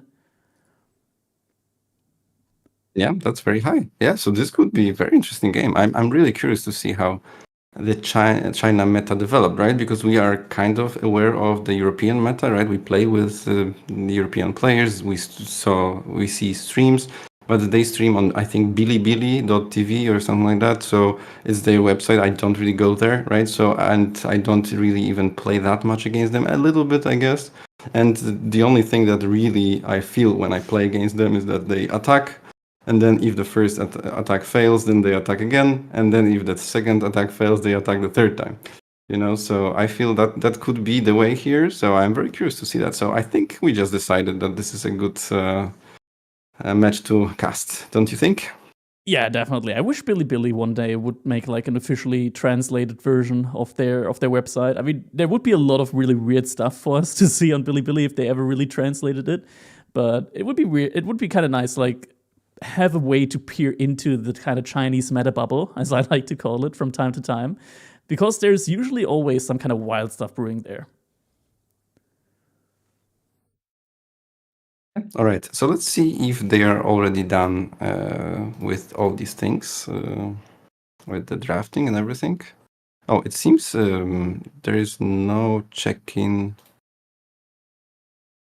yet for CSO. So I'm gonna message him maybe. It looks like CSO is right now spectating a game, at least it says in-game for me on my screen, which just switched over to in-game. I think maybe he's looking at a game from Louis, potentially. I don't think that makes a lot of sense because Louis actually forfeited, or not forfeited, but like there was a disqualifier for his opponent, so Louis kind of like got by with the first round. Yeah, that's not. There are some situations in which you want to just, when you know your opponent, you just start to just frantically going over his replays and trying to figure out what's going on. But that could be a thing, I guess. But on the other hand, it could be just some random AFK situation. Yeah, it could be. I played with CSO, or rather against CSO and Louis when they were like playing team games, and we were playing with Lash and Anatent. We were practicing for a show match against the Taiwanese team. We played against them. They're having fun. I gotta say, like they're having a lot of fun. There's lots of banter going on with them as well. It's always fun playing against them. Okay, let's see. It seems Magic and Leon are not checking in as well. I think Magic only just finished this game. Maybe he's just like sometimes players take a little while there to. All right, really I'm gonna extend the maximum verified timer so that they can get more time for check-ins. I guess that's like 5 minutes for check-in. Magic's in my chat right now. He says he has to wait. It won't let him start the game or something like that. Okay. Maybe yes. It's gonna. Okay. I know what this is. I understand. Okay, I'll make it a bit faster then. Yeah, he says check-in available in 30 seconds. All right, Yeah, so yeah, yeah. they're going to be starting very, very soon. And 30 seconds, okay. I thought it's gonna be available in 5 minutes. I'm not sure. Maybe it is. Okay, available. Okay, so it's the rounds that they are ahead of the scheduled round that I set up for them. I guess that's the problem when it comes to timing. Okay, well, yeah, I gave usually around 45 minutes for the series. I think that's a reasonable. Should be good. Although, Should be good. yeah. Okay, so let's see if. Okay. Well, so we have to wait a couple minutes, it seems, until they do drafts and everything, right? Yeah. I'm looking at Cat versus Fleece right now. I know that Cat is a player who will very often find himself in a situation where he will not give up until his last landmark has been destroyed. Like, they've been playing for 75 minutes right now. Yeah, it seems we're coming back to the meta of having very long games. There is a Discord that we have with some other players, and we've got very often Recon complaining that, oh my god, another 1 hour game, another 70 minutes game, and He's everyone the one tells, that's keeping the games that long. Like, he's the reason, man. yeah, When yeah, I play everyone versus tells him as him to well, like, just, he just does not give up. yep, everyone tells him to just quit faster or kill them faster. Yeah. That's just the way it is.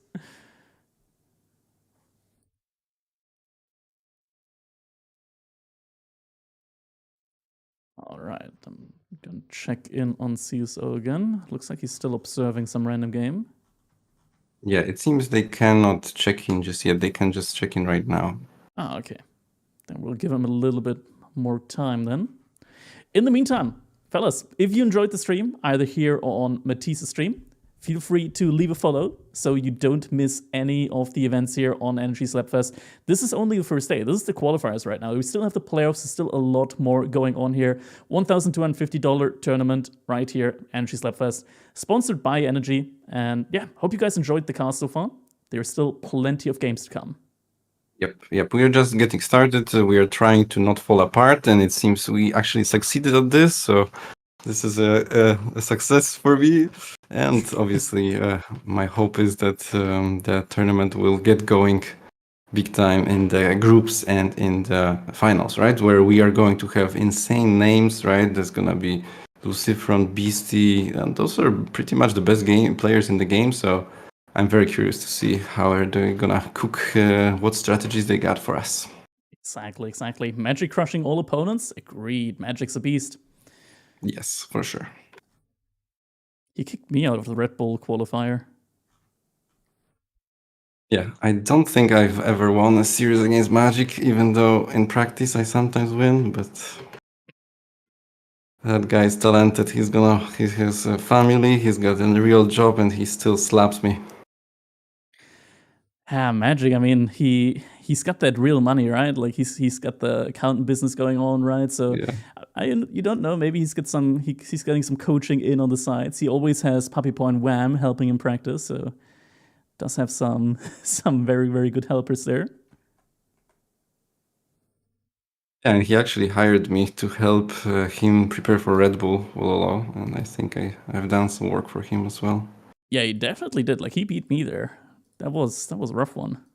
Okay, yeah, and it's just Magic has this ability to just adapt to everything, you know? Like, I'm throwing stuff at him and he generally knows what to do, and that's very impressive, right? Like, for example, sometimes I have a decent plan, you know, and things go a little wrong, and sometimes I just don't know what to do. Sometimes you don't, right? And he usually finds a way, so that's very crazy. Mm-hmm.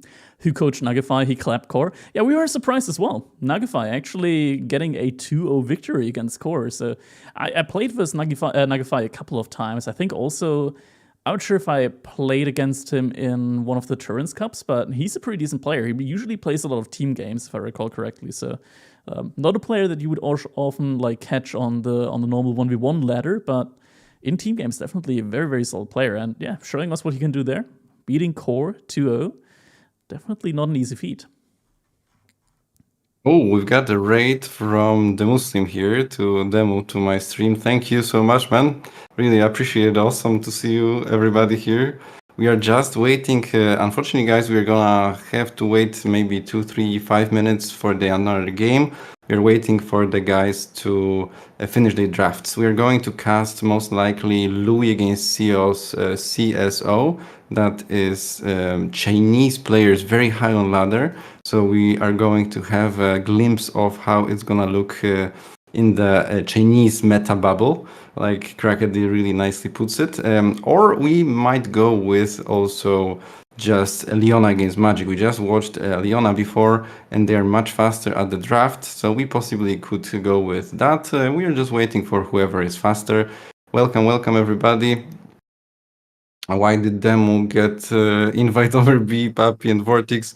Well, this it's mostly because of the size of the stream, but also he's obviously extremely strong player. So yeah, I guess invites are never fair, unfortunately. But Demo decided to help us a lot with the stream, so we are just very happy with Demo that. is a paid actor in that case.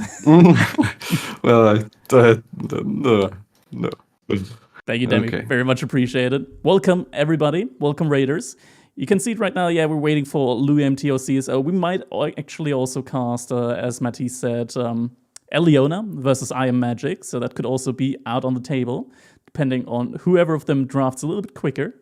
Louis MT versus CSO, we talked about both very, very high ranked. I guess a lot of people know Louis MT, probably mostly from just his recent tournament performance, being a very, very strong player.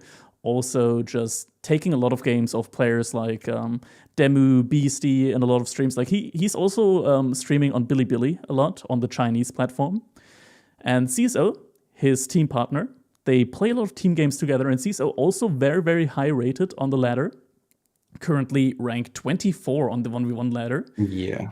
And yeah, usually also like within like the top 50 at the end of every season, a very, very strong player. It's going to be definitely very interesting to see both of these face off against each other. But as I mentioned, could also be Magic versus Eliona. Eliona, who we had in our first set of the day, win against Ramen in a 2-0 victory. Was very, very good to see him play as well. And Magic, I mean, everybody knows Magic. I don't think he really needs an introduction. One of the best players from Canada. And yeah, also just very, very strong at the moment. Yeah, and the best part is he's super cool guy. I hung out with him on the wedding of the Mista, and we had a lot of fun as well. He keeps trolling me. He likes to tell me things that are not true, and he tries to, and then I'm sometimes a little gullible, and I just believe him, and he still trolls me, and yeah, then I'm just joking, Mattis, A little bit of healthy gaslighting never hurt anyone. Exactly. All right, it seems the drafts are almost done for Magic. First map is George, and for Louis, they are still picking Sif. So they're pretty much drafting at the same pace. All right. In that case, looks like we are gonna go with Louis versus CSO. Yeah, so for everybody who arrived with demo, maybe I will tell you guys a little bit about the tournament. So we've got a tournament going on that is $1,250 sponsored by Energy, who is one of my mentees, my students. He decided to help a lot with to build our scene, since there's not that many tournaments maybe going on, and he just wanted to support us all. And he put up quite a lot of money, I guess. So I'm super thankful for him to sponsor here.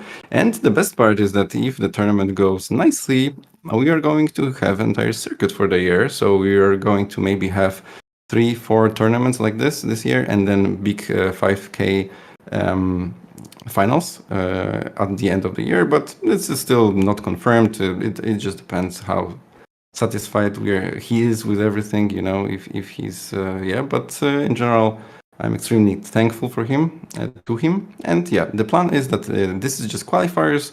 We are playing just determining who is going to be one of 16 players on Saturday. On Saturday, we're going to have 16 players, right? We've got 4 invited. We've got Demo, we've got Lucifron, we've got Marine Lord and Beastie, and we're going to have 12 players who qualified today. And then on Sunday we're going to have 8 finalists who advance from the groups. 2 players will advance from the group. Exactly. So lots of high-profile players here competing right now as well in the qualifiers. We went over the list earlier, so like high-profile players like B, Cat, Corvinus, Louis MT, who's going to be playing right now, who we're going to be spectating a little bit, Ciso, Kiljadi, Myriad, Core, who actually got beaten by Nuggify earlier, Vortex, Valdemar, SAS, Anatan, Magic, Aliona, just a lot of these really high-profile players that we see every now and then, and they're out there on the ladder. They're really strong, and yeah, it's going to be interesting to see how they're going to be performing in the Energy Slapfest. Right, so it seems that Louis and CSO are a little slow with the drafting. Louis is using phone to make draft, so I think we should go with Magic and Eliona because we are just about to start, and they are just about to start. So I think we should do that. Let me see if Magic already is in the game. Yes, he is. All right, so yeah, perfect. Seeing Magic. Eliona played very nice games, so absolutely, I think this is a very interesting series as well. We've got English against Ayubids, where Magic is going to play English and Eliona is going to play Ayubids. That's going to be very interesting to see. Yeah, all right, so we're going to be switching over from Louis vs CSO into Magic vs Eliona. Already checking out the draft there. Yeah, when it comes to the Civ draft overall, we got English, Ottomans, and Rus for Magic, Delhi, Abbasid, and Ayubids for Eliona. That's interesting. Looking at the civs that Eliona picked, he picked exclusively all the civilizations that get the berry bonus. So, wow. Okay. Makes sense. I talk about it a couple of times. I think the berry bonus is incredibly strong for these civilizations. Like, they get so many resources out of those berries initially. It's incredibly strong. So makes sense to go for all of them, actually. And yeah, first map is going to be on Gorge. And Ayubids on Gorge, we see it every now and then. They're pretty good there. It's a pretty tempo-heavy map. And Ayubids, which are pretty tempo-reliant civilization, they usually do perform really well there. Yeah, this is very interesting. So we've got, I would say from Magic, we've got balanced but slightly aggression-leaning civs, right? Where you've got Ottoman definitely aggressive, Rus can be both, but probably still a little aggressive. And then you've got English, which I think on Gorge are definitely aggressive civs. So what I would expect is probably Magic thinking about serious English aggression, and Eliona probably rushing h3, right? Because that's what Ayubids do. The question is, can English punish Fast Castle from Ayubids? And I'm not so sure, because this Fast Castle really comes very fast. Yeah, the Ayubid Fast Castle, you spend so many less resources on it, you can really get there incredibly quickly. And once you get there, like, Fast Castle is probably one of the best strategies to pull off against a civilization like the English, which do have like the Lumbermen, the Men-at-Arms, and stuff like that. English are very strong in the Feudal Age, so just skipping Feudal Age entirely and going into Castle Age tends to be one of the main strategies I feel like that probably work the best against the English, because if you're in like an extended kind of Feudal Age, the Men-at-Arms mass is just going to keep building, and there aren't a lot of civilizations that can really have an answer towards like mass Men-at-Arms with Longbowmen. Yeah, exactly. And the question is, can you safely age up, against English? And for example, my counter to English in the past, there used to be to rush fast second TC, but it feels to me right now you can't really play that anymore, right? Because the second TC is just invitation for English to, oh sure, just build Men-at-Arms and all in me, So that's very difficult. So nowadays it seems like it's a bit difficult to play second TC. It used to be always a little difficult to go h3 as well, right? So and on the other hand, can you really win in h2 against English? So I feel like English has became quite strong recently. So in the previous part, so I and especially it's also obviously map dependent, but Gorge seems to be like a very nice map for aggression at this for English. Yeah, I feel like in the meta, which definitely favors a lot of aggression, one of the more defensive civilizations in the game. Definitely makes sense that English are pretty strong at the moment. All right, just a couple of seconds, and let's go into our game number 1 of the second set of the day. Welcome, everybody, to the Energy Slapfest.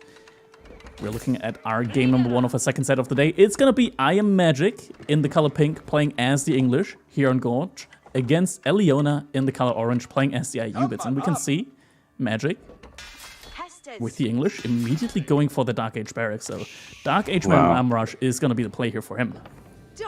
Yeah, that's very interesting because yes, like we said before, the goal of Magic is to disrupt aging to age 3, right? And you could imagine the way to disrupt it is just rushing with longbows and maybe some spears and stuff like that, eventually pushing with men-at-arms. But maybe you can actually start disrupting in age 1. Why not, right? Especially if you see that Ayubids like to go for the berries, right, which makes it very vulnerable. And then on top of this, there is also frontal gold. So Eliona is extremely unlucky here because both of his critical resources are in front, right? And then on top of this, the closed deer is also in front.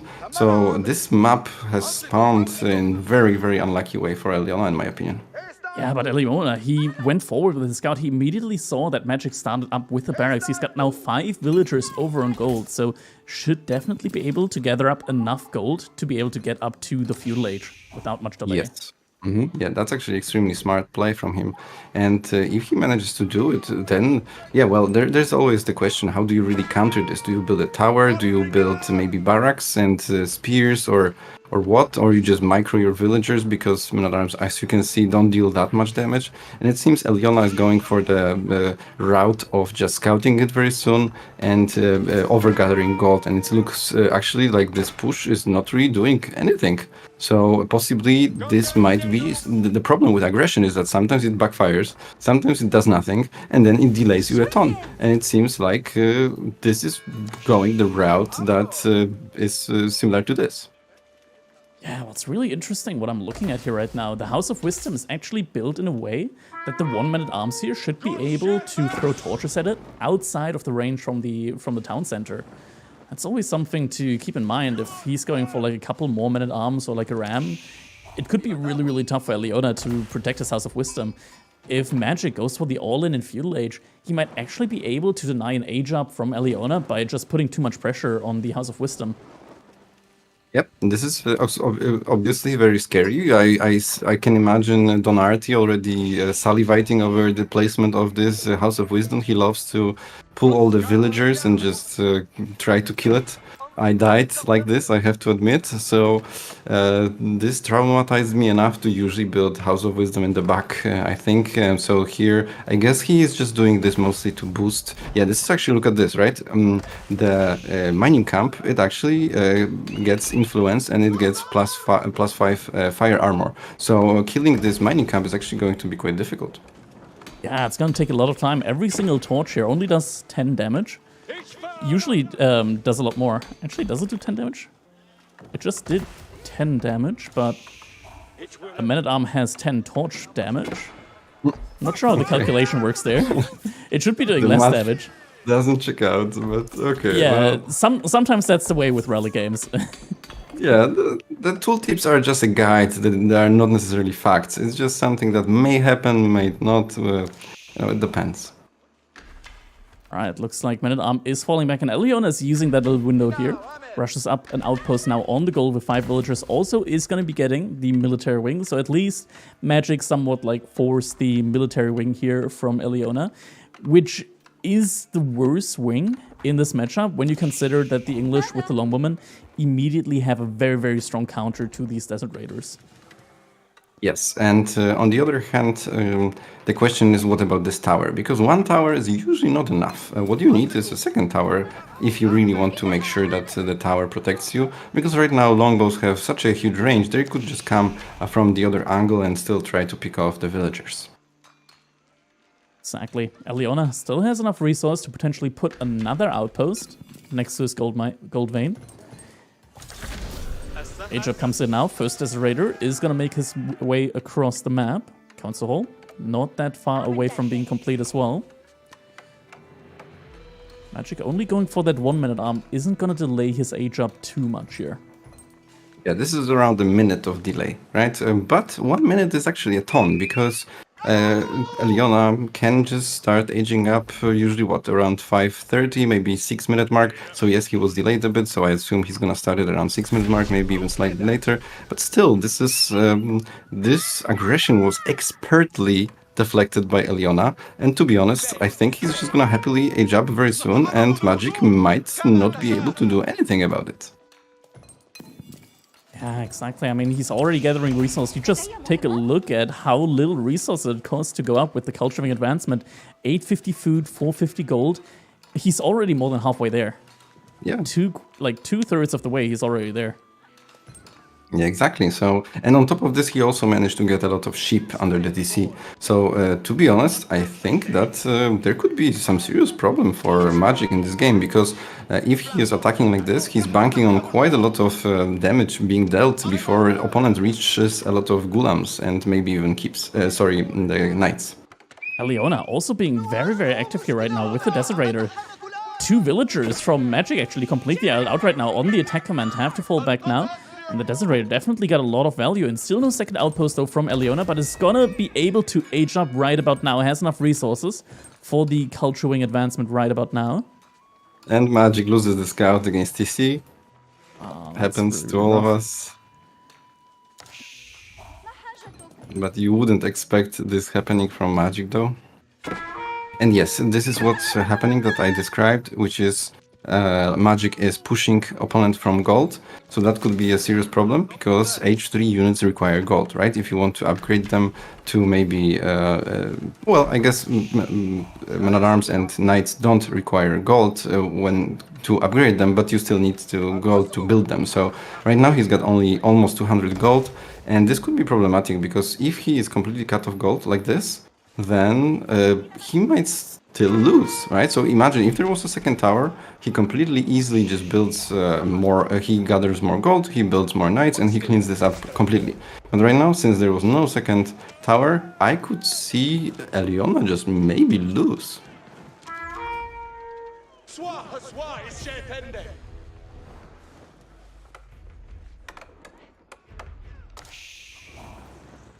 No, I'm not sure. Are we here? Are you here, Kaheli?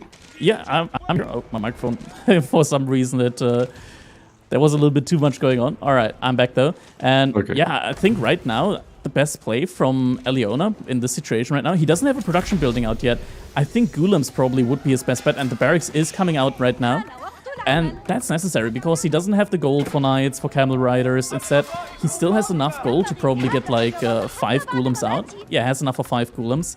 Now he doesn't have any blacksmith upgrades on them, but neither does Magic at the moment, so he's only going to be taking 2 damage with every single shot, and Gulams have a little bit more movement speed, they have a little bit more health than normal Men-at-Arms, and with that, with 5 Gulams, he should be able to clean up this front assault from Magic, and then be able to retake the gold, and maybe even go for relics Right. after. Yeah, but his entire hope is reliant on those 5 Gulams, so this can be still a little tricky. Oh, he's trying to get gold at the top, and at the same time, he's really, really harassing Magic at the bottom. I still feel like Eliona might be in pretty good shape. Yeah, at the same time though, Magic, he is sending 2 longbowmen immediately right to those gold villagers that Eliona just sent out. So he's going to be able to immediately force Eliona back away from that gold. He also managed to snipe a villager right under the TC with his longbowman. The absurd range coming out from him, just sniping a villager right underneath the town center. And now also +1 damage coming in, so now it's going to be a little bit more tricky. Now he's going to be able to do 3 damage with every shot against the Gulams. Eliona trying to rush up an outpost on that large gold vein. Yeah, so look guys, so the difference between Magic and every other player is that why Magic is so good is that because of these 2 longbows. Everything else is still reasonable, obviously, what he's doing, but this could be just like any top 50 player that could be doing what he's doing. But the thing is that he has such a good map awareness that differentiates him from the other players, that he knows immediately that there was an attempt to take the gold somewhere else, and he still is harassing this location with the longbows and stuff like that. Be careful though, villagers went inside the outpost, has to fall back. Now he's gonna be able to park 1 longbowman outside of the range. And his Longwomen do actually do a significant amount of damage right now to that Golem with that +1 Pierce Armor upgrade. More Golems coming in though. It's going to be difficult to kite right now since the Golems have more movement speed than the Longwomen. Magic do, is going to retreat from the looks of it. Yeah, and on top of this, melee units have the charge in this game, so that means he can catch up to the longbow. So I could absolutely see almost everything getting completely cleaned here. Yeah, and Leona now has access to gold again. Could potentially look for the upgrade on his units, the Pierce Armor upgrade. Instead, he went for a Mosque right now, so could also be looking for the relics just in order to solidify his gold income. More Longwomen coming out from Magic though. He is able to slowly but surely whittle away at these Golems. Yes, I guess there is also some men-at-arms for Magic, so even though they are obviously significantly weaker, they are still decent, right? And we've got some kiting from longbows. So slowly all the Golems have been killed, so that's the problem with men-at-arms. It's difficult to kill units with them. You can maybe push them back, right? You can protect your tower or something like that, but can you really kill your opponent with men-at-arms if your opponent knows how to micro? However, the main problem right now is that there's complete lack of any plan to go H3 for Magic. So we could completely see still H3 versus H2 for a very long time. And right now, we've got very interesting switch into Camel Lancers for Eliona. And I think most of the spears have been killed. So actually, this might work. Yeah, I'm not sure if Leon is able to keep that up though, because he just ran out of his sheep. So right now, all his food sources, they're out on the map, right? And just like that, a villager on the berries forward has been sniped. There's still a lot of Longwomen out. Desert Raiders immediately get sniped. One Camel Lancer is out there. Gets focused down now by the units. And look at that. He, without any armor upgrades on him right now, the Camel Lancer, he's going down very, very quickly. He doesn't have much more health right now than the Golem. Yeah, and we still don't have Iron Undermesh on the way for Eliona, so this could actually be quite tragic very soon. I think not having that upgrade is hurting him a lot right now. Eliona is moving far out on the map right now in order to secure food. Has a mill on the right-hand side, goes for the mill on the top-hand side. Only on berries, not on deer right now. Deer are a little bit of a spicy food source, I would say, when you take them blindly on the map. Mainly because your opponent can actually see that you're on the deer through the Fog of War. Yes. Yeah, okay. Well, so we've got one unit for Eliona. Are we too early to start calling this maybe over? Might be. It might be, there's but 0 unit in production also for Eliona. I guess he's trying to get the relics, which is now. nice. Yeah, he's getting food now again, so might be able to get some more Golems out, but desperately needs those Blacksmith upgrades. Iron Undermesh is coming in now, and if he gets enough gold in from that one side and gets the other upgrade... Actually, never mind, there are men-at-arms going there right now. Does have a Camel Lancer on its way, though, but one Camel Lancer. I'm not sure if he's going to be able to deal with 5 men-at-arms. Yeah, and he's starting to bleed villagers left and right. So we've got already 3 villager advantage for Magic, so that's pretty good. And on top of this, Leona's villagers are also just walking around and trying to just run away from the resources. And on top of this, he doesn't have wheelbarrow, so every transfer of villagers is very, very painful. And we've got a fight of 2 camels against 5 men-at-arms, and it seems, well, those are H2 men-at-arms, so I guess the camels are actually dealing with them. Well, both units, both groups of units are just dying. Mutual destruction. I feel like if Eliona paid a little more attention there and pulled the weak Camel Lancer back, he does have 2 dervishes out. Could look for like a composition where he just heals back the weak Lancers, like goes for engagements, pulls out, and then heals them back up. He has managed to secure one of the relics, so that at least kind of like gives him like a 2 villager efficient kind of bonus right now when it comes to gold income. So that somewhat evens it out again. But if we look at the overall upgrades right now that Magic has, he has all the eco upgrades. He's got horticulture, he's got double broadaxe, he's getting wheelbarrow right now. His economy right now is just looking way, way better than Eliona's.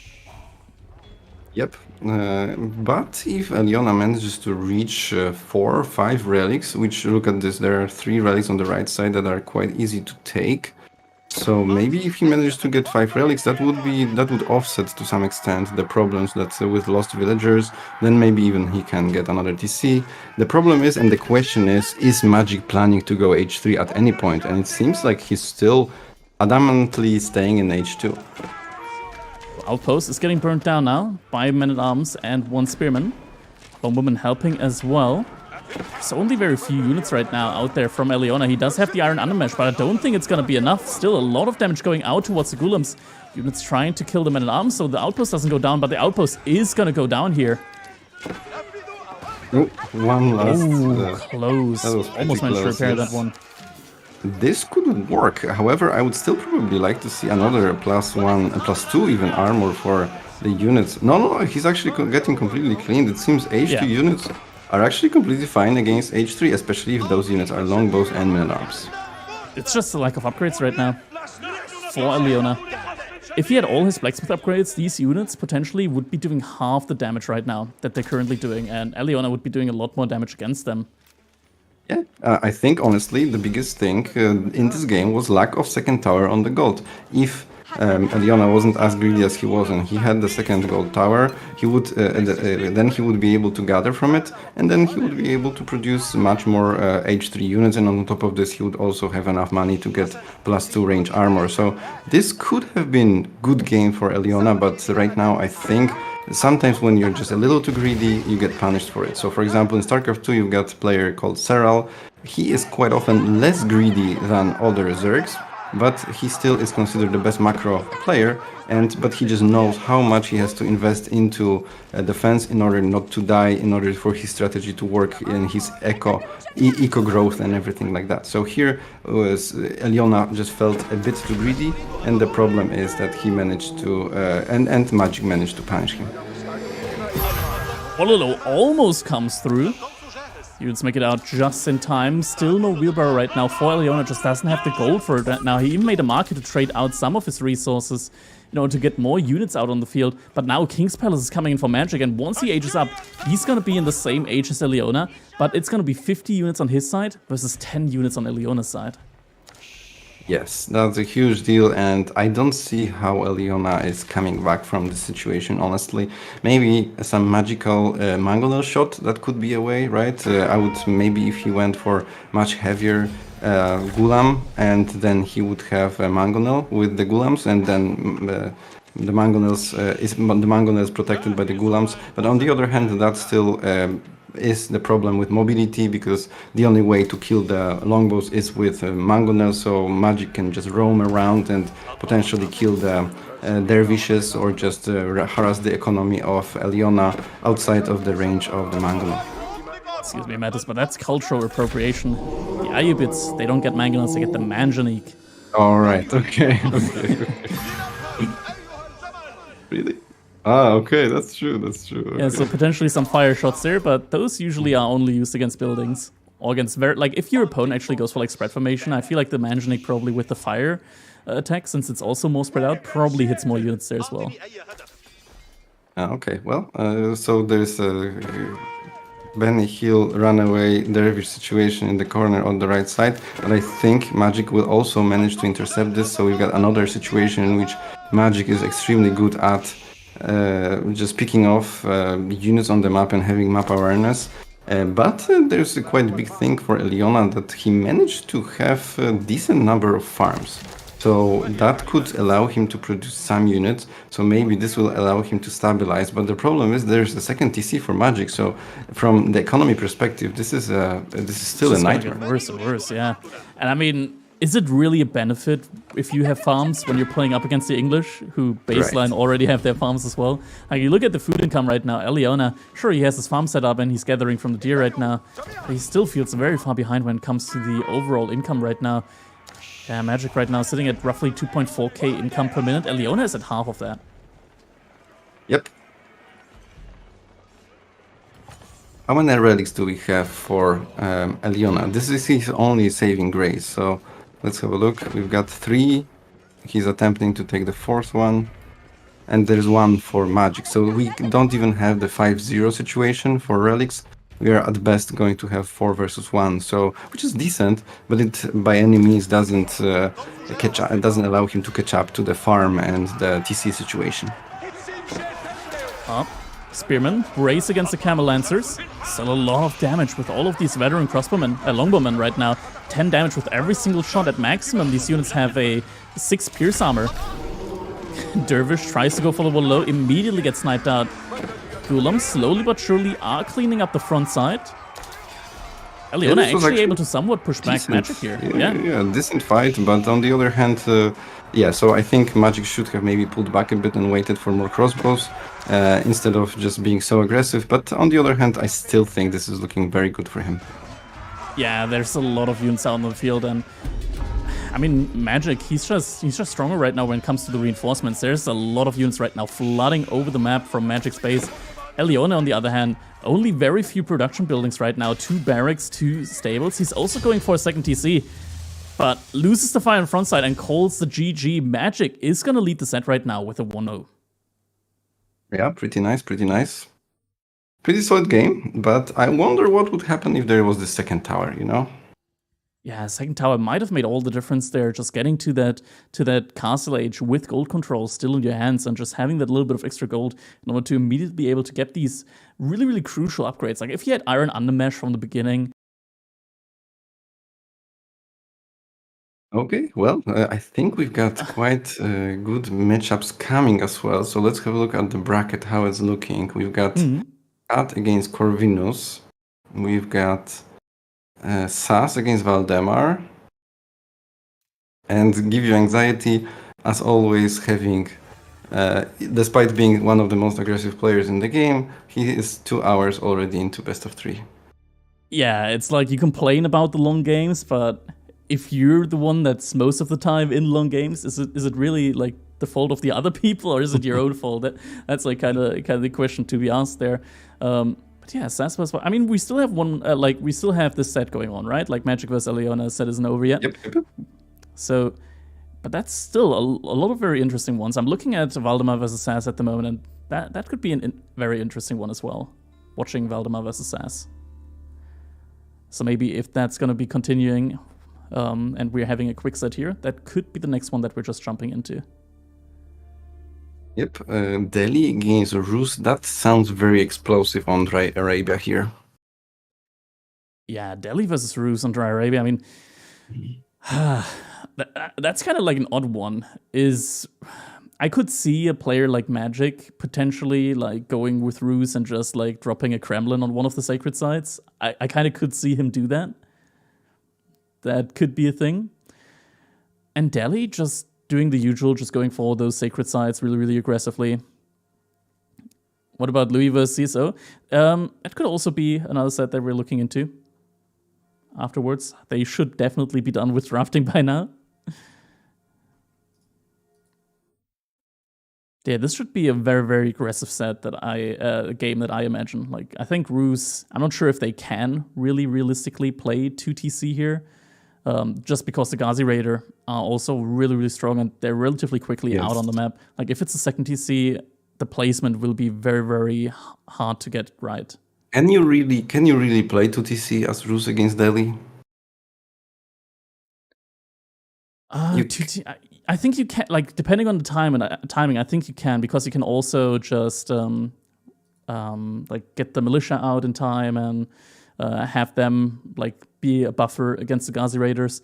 It's a tough one, but I think you can pull it off, and it might be necessary because the Delhi inherently get like an eco bonus with the berries, right? Like their economy is very strong there, and you want to be out on the map gathering from deer anyways in order to like kind of even out that kind of berry advantage. So going for a second TC, kind of like securing resource out on the map, I feel like it's probably the right play to go for with the Rus there. Yeah, the question though is what about food, right? Because I feel like Delhi runs out of food later than Rus, especially if you have to build a lot of villagers from the second TC, right? And on top of this, you might have your board the night or even second deer. And then there's a huge problem in which, yes, you've got more villagers, but your income is still actually kind of lower because you don't have access to the food you would want. And on top of this, Delhi also gets maybe sacred sites, right? So I would say that this matchup, I always had quite a bit of problems against Delhi, to be honest, as Rus. Yeah, I mean, Delhi, they've gotten really, really strong ever since they got the Ghazi Raider, right? So Yeah. that definitely plays a role there Yeah, as well. because you can't kind of go for fast castle anymore against them because you want to rely on knights or men at arms when you go fast castle, and then Ghazi raiders just clean them up. So you kind of have to play long H2. So you kind of have to go fast second TC in order to do that, right? Because in one TC versus one TC situation, I guess Delhi out equals you, right? So but when you play against Lucifer's Delhi or Vortex Delhi, you just die instantly when you try to play second TC. So They're so this good with the feels aggression. It's so yes, difficult, right? yes. I mean, Roos can also go 1 TC fast castle, right? That's also an option. Like, they can go for a really, really fast castle as well. But it's rare. It's True. rare, and I But what's don't the usually point, see it right? pull off. Yeah. Against Ghazi Riders, you no longer can really do that anymore, right? It's an issue Okay. of, like, what unit do you make? Like, maybe you go for horse archers, but even then, it doesn't feel good. It doesn't feel good. Yeah. When I was playing a lot of sushi, I was experimenting with fast castle against Delhi and just didn't work at all. And by the way, we actually have the game almost ready. We've got 30 seconds to start, so let's watch it. Let's switch our scenes and everything. So we've got Magic against Eliona on Dry Arabia, Rus against Delhi. Well, I obviously still would favor Magic. He's just so good, right? So he will show us. Maybe he will just show us the way. Maybe he will show us the way. It's always like a little bit difficult, right? Is he just gonna win because he's that good, because there's like a skill difference, or is that actually gonna be like the meta way on how you play Roos versus Delhi? It's difficult to interpret it, but here we go. Game number 2 is starting right now. Eliona in the color yellow playing as the Delhi over here. We got Magic in the color teal playing as the Roos on Dry Arabia. Yes, my favorite map. I am happy we've got this map. It's just so good. And Papito just said in my stream that Magic sucks. Good point. Good point. Good point. At least he showed up. I mean, it's everything is relative, right? Like, so for example, for me, Magic might be a god, and for Papi, who is most likely slapping him left and right all the time in the practice, then he might say, yeah, Magic sucks. Yeah. Papi, you miss 100% of the shots that you don't take, so... That's true. That's true. That's true. All right, Magic was thinking about queuing Wheelbarrow there. He queued it for a second and then canceled it again. Probably wasn't sure if he's gonna get enough deer here, but Eliona didn't go for a second scout of his own, so chances are that Magic should be able to find a lot of the deer. Eliona just now is gonna be finding his first deer pack. Did go for a wide arc, so he actually has got a good amount of sheep already following after his scout. Some good animation canceling coming out of him. Where I am, let's see. Oh, okay. For the most part. Yep. Okay, well, let's see. I've got slight lags. I'm not sure. I think it's my PC. We might want to pause the replay for just a second there. Sometimes Is it also for you, or? Yeah, it's also for me. So just pause the replay. We gotta pause the replay for like a couple of seconds, like Okay, 5-ish seconds, and then we just start again. Okay, perfect. All right, yeah, should be good. Let's see if it's gonna.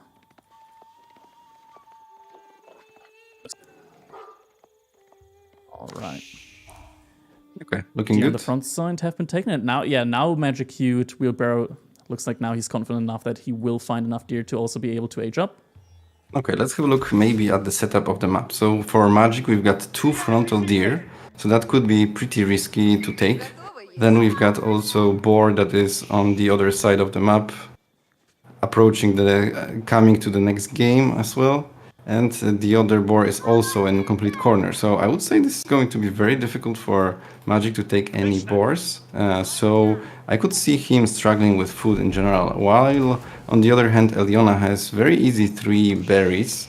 And he's got 1 deer pack that is easy and 1 that is far away. So I would say that it's slightly Eliona the way the resources spawned.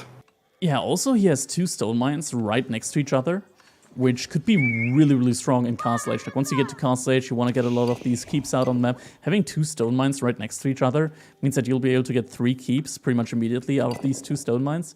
Having 3 keeps immediately for 3 sacred sites, that could be a very, very nice play there for him when it comes to like a potential sacred site victory play. What do you think about sacred site spawns? I feel like they are most right to the right side, right? Generally fair. I mean, there are wood lines, right, that separate the right one from the middle one. So it's like a little bit of a psychological distance there as well, you could say. The left side is mostly barren. There's not a lot of like straight up objects between. But yeah, they are a little bit leaning towards the right-hand side. Relics as well. Magic is building a landmark with 7 villagers. That's very interesting. But I guess it actually makes sense because now he's going to be able to use the boost from the Kremlin for faster gathering of the wood faster because the bonus will come into place faster. So that's maybe pretty smart or not. I'm not exactly sure. Let's see what he's gonna do right now. Is he planning to go for very fast stable maybe for the knight, or is he just going for a second TC like we said? But I don't think it's a second TC. We got a double Brodax. That would be weird to go double Brodax into a second TC, to be honest. I mean, you need the wood for the TC anyways, and just in general for your buildings. It could still be an option for him to go to TC, and he does pull the villagers off right now for that second TC. So it's going to go into that. I like the idea of getting double Brodex really, really early here with Bruce. You get the 20%, and on top of that, you're also getting 15% more efficiency on your lumberjacks. Overall, I think it's a good idea to get that as soon as possible. I like to do that with Mongols as well when I go for a second TC with Mongols. Granted, Mongols, they do pay a little bit more wood for their second TC. Right. Interesting. Up the scouts, and there's also stable coming out, so it's very likely just going to be a mix, like a 2 TC and 1 knight. Might just want to delay the the immediate sacred site grab with that 1 knight, and other than that, just go for that second TC. Do you know if 2 Ghazi raiders kill 1 knight? I think so, right? I think it takes 3 because they also have less attack speed, if I recall correctly, than a normal horseman. Actually, no, Sapai have less attack speed. Ghazi Raiders still have the same attack speed. It's only +2 against armor, but they also have more base damage. Could be tough, right? Because the knight attacks significantly faster than horsemen in general. Horsemen attack at 1.88. Right. Oh, actually, no. Ghazi Raiders also attack slower. 2 seconds for each attack. So they attack a lot slower. And a knight attacks every 1.5 seconds. So a knight attacks much more often. And in theory, it's only... Well, I say only, it's 5 more damage that gets through compared to a horseman with every single attack. But also attacking slower, it's tough to say. I think a knight could probably still take on 2 Ghazi raiders. Probably not 3, but 2 should be possible. Yeah, looks like it. Okay, yeah. All right, so let's see where is Magic going to build the TC. It seems like he's maybe going for the deer. No, but he's actually securing the berries, so that's something. And he's very close to the sacred site, so he will be able to push with his army towards the sacred site. So I could see him building some kind of an outpost here that allows him to control the middle sacred site, which is very smart, because sometimes when you play 2TC, you are still generally fine. The only problem sometimes is that you cannot decap the third site. So what happens is that you just lose through the sacred site victory. But right now, he could just slowly crawl forward with towers to pretty much deny the sacred site. So that could be the way to not lose like that. Also seeing a barracks right now being built by Magic, so it's gonna be a cavalry and infantry based composition. So spearmen gonna be coming out.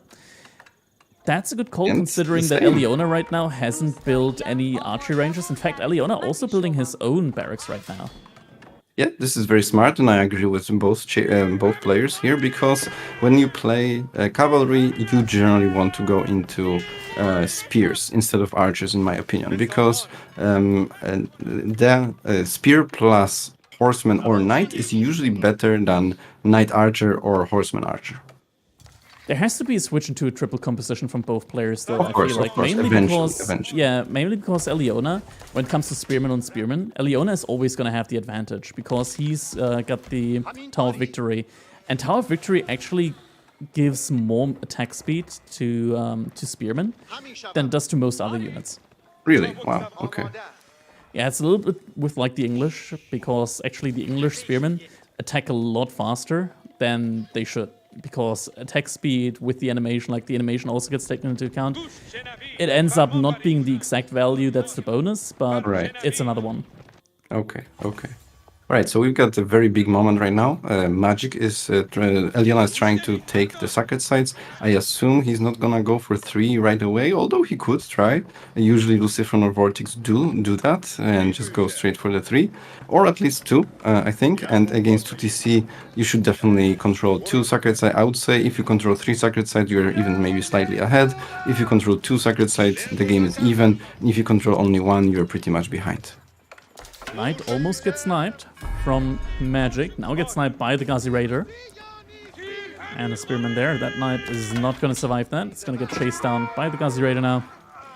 That's a heavy loss. Like, these Knights are very, very expensive. Losing one for not much gain in return. Like, there was a little bit of idle time on the wood line. But other than that, definitely not a good trade. Archer range has been added by Eliona. Do we see an archer range? Yeah, archer range has also been added by Magic. And overall, looking at the food income right now, Magic, he's looking very, very healthy when it comes to the economy. Yep, I think Magic, yeah, already, what, we've got 5 villagers more, 6 villagers more, so this is pretty decent. Then we have the switch into 3 composition for Magic. It just makes sense, right? Because you've got so much wood as Magic, so it just makes sense in order to produce a lot of archers, because it's just natural thing. And on top of this, he's gathering more and more militia, which I assume will be used to decap the side at some point. And 1 Spearman from the backside tried to decamp. Couple of Spearmen get caught out by a significant amount of Gazi Raiders, actually able to take the fight there. And after that, Scholar is just going to be able to heal up those Gazi Raiders. Yep, yeah, I've seen B play very, very heavy Gazi Raiders, like 20, and then he would just pull back the wounded one and he would just go and heal them. So that was pretty nice play from him. And here we've got a little bit of that, I guess. Raiders actually doing a significant amount of Knight to that damage to that early Knight, and yeah, Knight gets taken down pretty quickly here. Oh, Eliona has to be careful though. Doesn't want to overstay his welcome there. Most of these Gazi Raiders are now weak. Is actually walling off his escape route. Has to be very careful there. Alright, should be able to wall it off. Or doesn't go for it. Okay. He actually does have the army lead right now, significantly. He's definitely going to be able to fight this if he wants to. Yeah. It seems Magic may be overstepped and he might get punished. There's also a lot of archers here. So all these units might even die. I think Horsemen should attempt the surround so to cut off the reinforcements. And yes, they do. And all the Knights are dying. It seems the Magic is taking huge loss right there. Yeah, Magic has to retreat here. I mean, it was a little bit greedy from him to push out. He is actually going to decap one of the sacred sites, so with a single Spearman, Eliona was a little bit sloppy when it came to capturing those sacred sites. Doesn't have control over any right now. He's now trying to capture one again. But right now, Magic's economy, it's open. He has to be careful here. Loses one villager to the archers and destruction value. Eliona has killed a lot right now. Magic has to be very, very careful. He actually called the militia preemptively when there wasn't a fight happening. And now he feels like he wants to push a fight, but even with the militia, he doesn't have enough. Yes, yes. I feel like losing all these units can be very, very painful. You don't really want to engage Delhi on the map when you go to TC, so this felt like an overconfidence from Magic. Yeah, don't underestimate Eliona. Delhi is one of his main civilizations, actually, and Eliona does tend to play in, like, the top 30 on the ladder. So definitely, like, he's playing this matchup very, very well, and I would say that this matchup is favored for Delhi. Yeah, well, if you lose half of your army out on the map, then for sure, yes. It definitely is in that case, yeah. But just Delhi at the moment, they feel so strong. They feel really, really strong for aggressive players. Yes, however, the thing is right now that, I mean, I absolutely agree with this, but on the other hand, right now, Magic has bought quite a lot of time in which there was no sacred sites even ticking. So when we look at the income overall and the number of villagers, the longer the game goes on, I think the better it's eventually going to be for Magic because of the workers' advantage. Scholar's getting sniped on one of the sacred sites. That's a heavy loss. And Eliona right now, he hasn't built a market or additional scholars right now, which I think is a little bit of a mistake. Like he's got some gold in bank right now, and as Delhi, you always want to make use of that gold. One way or another, I didn't trade that. Maybe he's thinking about going H3, although at the same time he's going for siege engineering, so maybe he is thinking about pushing into the second TC. So this is a very big moment for Eliona. He needs to make a decision. What do I do? Either use the gold to go H3, or just push and continue going full H2. I honestly don't know what's the better answer here. I think both options definitely work for him. He just needs to do something. And he is now queuing up another scholar. Does still have the sacred side in the middle, right? So he's still getting some gold. Magic trying to decap that one once again. Yeah, but I'm in a this little bit situation, confused by the walls that Eliona made. this Like he didn't situation, go for sacred as side Delhi, walls. you should just control all three. So the fact that he didn't even wall, shouldn't he have walled the sacred site instead of the wall at the top? Yeah, exactly. That's why I was getting it there. Just walling the sacred sides gets you so much more time as well. And usually when both players wall the sacred sides, it's for the most part just going to be an archer-on-archer engagement, because the archers are just going to sit in the sacred side. And Delhi has the better archers with the attack speed bonus. Yes, however, Magic starts to have higher numbers of archers, so this is also very interesting. It seems maybe that the economy advantage is starting to kick in. I feel like Eliona is just running around left and right, and he is letting Magic use the eco advantage. And right now, I think, for example, if this was Luciferon or Vortex playing, they would already be in the face of Magic. Yeah, I mean, right now, the longer he waits, as he said, the worse it's going to get for him. He's just giving Magic all of this time. Not having the three sacred sites means he's not waiting for a win condition to come in. Instead, it feels like he's waiting for Magic's win condition to come in. Engagement might be happening soon, though, and it better be happening soon, because, yeah, Eliona needs to take a fight here soon. He needs to keep the numbers from Magic down. Okay, well, yeah, so Magic is happy. Magic is just chilling. Time is working in his favor. Yeah, so it seems the decision has been made by Eliona, and that decision is that he plans to go H3. So that can be a very, very strong move, especially if he just goes a lot of Gulams. But this is the last, but this still delays the fight, right? And any moment, like we said before, helps Magic, right? So at this moment, he has one timing to do damage, one opportunity, one chance. And if that chance is not used, I feel like he just loses. Yeah, one shot, one opportunity indeed. Combo defender now coming in. Eliona has two sacred sites, so that's going to be a lot of men-at-arms that he can produce. It's going to be a difficult timing. Magic, I mean, he's got a lot of food income, 0 gold income at the moment, though. So Asia doesn't look to be on his mind right now. Also, only very few knights. It's going to be tough for him to deal with mass men-at-arms, actually. Yeah, so maybe this was a very good decision. However, let's see at the eco of Magic. He's also switching into farms, which is pretty nice, and I think this is the correct choice. Like we said before, the problem is that sometimes you just run out of food as Ruse, but this is going to significantly delay his H3. So right now he is in a little bit of panic mode, I think, and he decides to move out with the army. Find the villagers on the berries, though. Villagers have to evacuate. I'm gonna find a couple of them. Eliona is buying himself time with this harassment on one side, on the other side. I could totally see him taking most of the relics and spamming a lot of men-at-arms in a way that he will be able to deflect this huge push. Although this is 60 archers, so who knows? 60 archers, quite a lot. But Eliona is still very active on the map, raiding right now, trying to raid with with multiple groups of Ghazi Raiders. Might be a little bit too much for his APM, though. Loses a couple of Ghazi Raiders there on one side and actually leading the army from Wham to his food economy. And on the other hand side, archers are finding the villagers on the deer from Leona. Luckily, they just dropped off food, but that's probably all of them going down. 7 villagers are going to go down here. Yeah, that's a huge attack. This is so before we had economy, decent economy for both players. Right now, this is hugely in favor of Magic. So right now, cleaning up this army is not enough. He just needs to even do counter damage right after cleaning this up, and I'm not sure if he's going to be able to. Wow, look at that Magic right now with the walls. Just walling off the entire map.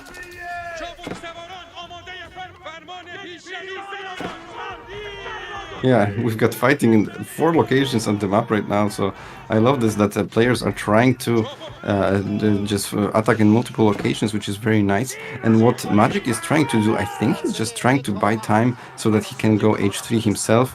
And he, even if he loses all the archers right now, I actually think this is not an issue at all. And they like killing 7 villagers is already a very big deal. And on top of this, right now he is still distracting him from any potential attack, and also he doesn't have even too much wood gathering right now. So right now I think all these archers are just gonna get sacrificed, but this move kind of won him the game, I think. Yeah, it might have. I've actually won the game here. Archers don't find the villagers on the wood line, are still just trying to buy time here. High Trade House is coming up behind all of that. But actually, Eliona also managed to kill a couple of villagers from Magic, killed 10 villagers, so... Oh, okay. Managed to get a little bit of value in there, but behind all of that, Magic managed to actually completely wall himself in. So is now fully walled in and is now making crossbows.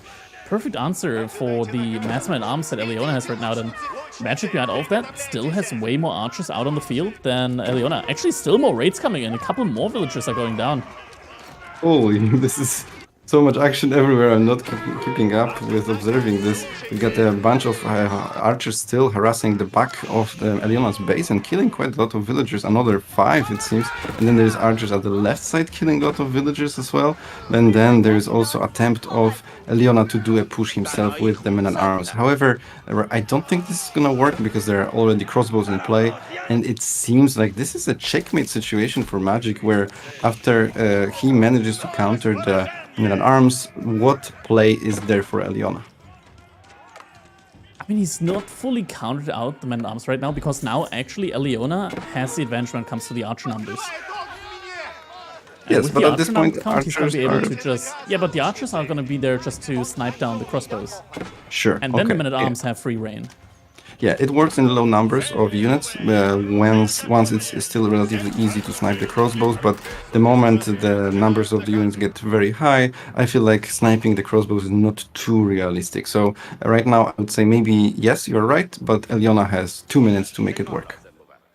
He's also getting a keep up right now, or rather he's getting a stone for it. Doesn't have any of the sacred sites right now. He's trying to get the relics behind it all. But he definitely needs to start thinking about taking these sacred sites. Ideally, he would still have them right now and just have that sacred site victory ticking and get like keeps up right now. But Magic did such an excellent job of just every now and then with a single unit decapping the sacred sites, being safe with the 2 TCs. And yeah, now he's in a very good spot. Gets 160 gold passively per minute with the high trade house. Even more with the hunting cabins that he has left like every now and then. And yeah, just gets a lot of passive gold. Eliona very far behind right now economically. Still has the military lead. But what's also interesting is that he actually hasn't queued up veterancy on the archers yet from his 1 archery range. That upgrade hasn't been queued. It could have come in by now. This is the problem with Eliona that we also saw before. There are sometimes times where you really just need to push an attack and you have to absolutely do it ASAP. The problem is for Eliona that he's still running around happily, you know? He's acting like he's got all the time in the world, but he doesn't. So he just wasted, I would say, at least 1 minute, maybe even 2. Still archers right now, relatively effective against what Magic has, mostly spearmen and the crossbows. You just wish that these were upgraded right now to the veterancy, but Magic might be able to hold this here. Still the archers doing a very great job here at taking down the spearmen and crossbows. And men-at-arms, they are pushing deeply into Magic space right now. Yeah, but we are approaching... but they're not on attack move. We are approaching Kremlin, and we are fighting under the tower, close to the production. Pushes like this. Ooh, this might actually... Second, this might work. It might work, like most of the front line is gone here right now. But the archers, I feel like for the most part of the fight there, they have been focused on the men-at-arms. They didn't play as efficiently as they could have. But still, it's a lot of idle time here right now for Magic. And, I mean, the army is gone. It's 53 versus 15 military right now. Magic has no army. Magic has no army. However, how many men-at-arms are still there? There's not that many. So as long as he manages to clean up the men-at-arms, there's still maybe hope for him. But this is looking rough. Right now, I feel like, yeah, Magic might just be dying right now. Yeah, villagers getting taken down now. That's a lot of villagers at the side.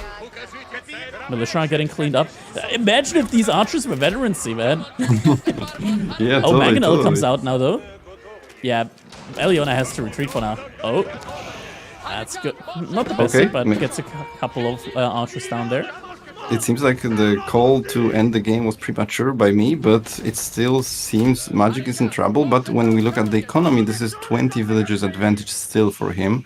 So I feel like he might still come back, especially since he's got Mangonel that would stabilize the situation. He's got some crossbows. This is still maybe just a close game. Yeah, feels like it for sure. And now Eliona, he's going into... Okay, I don't understand the knight play. Maybe he felt like he had a little bit too much gold in the bank, but yeah, he's going into knights right now. It's still mass crossbowman for Magic. What I do like from Eliona is that he's starting to get more and more of these keeps up. So right now he is scaling at the same rate that Magic is. He has 1 keep up already, so that's that's essentially 2 town centers.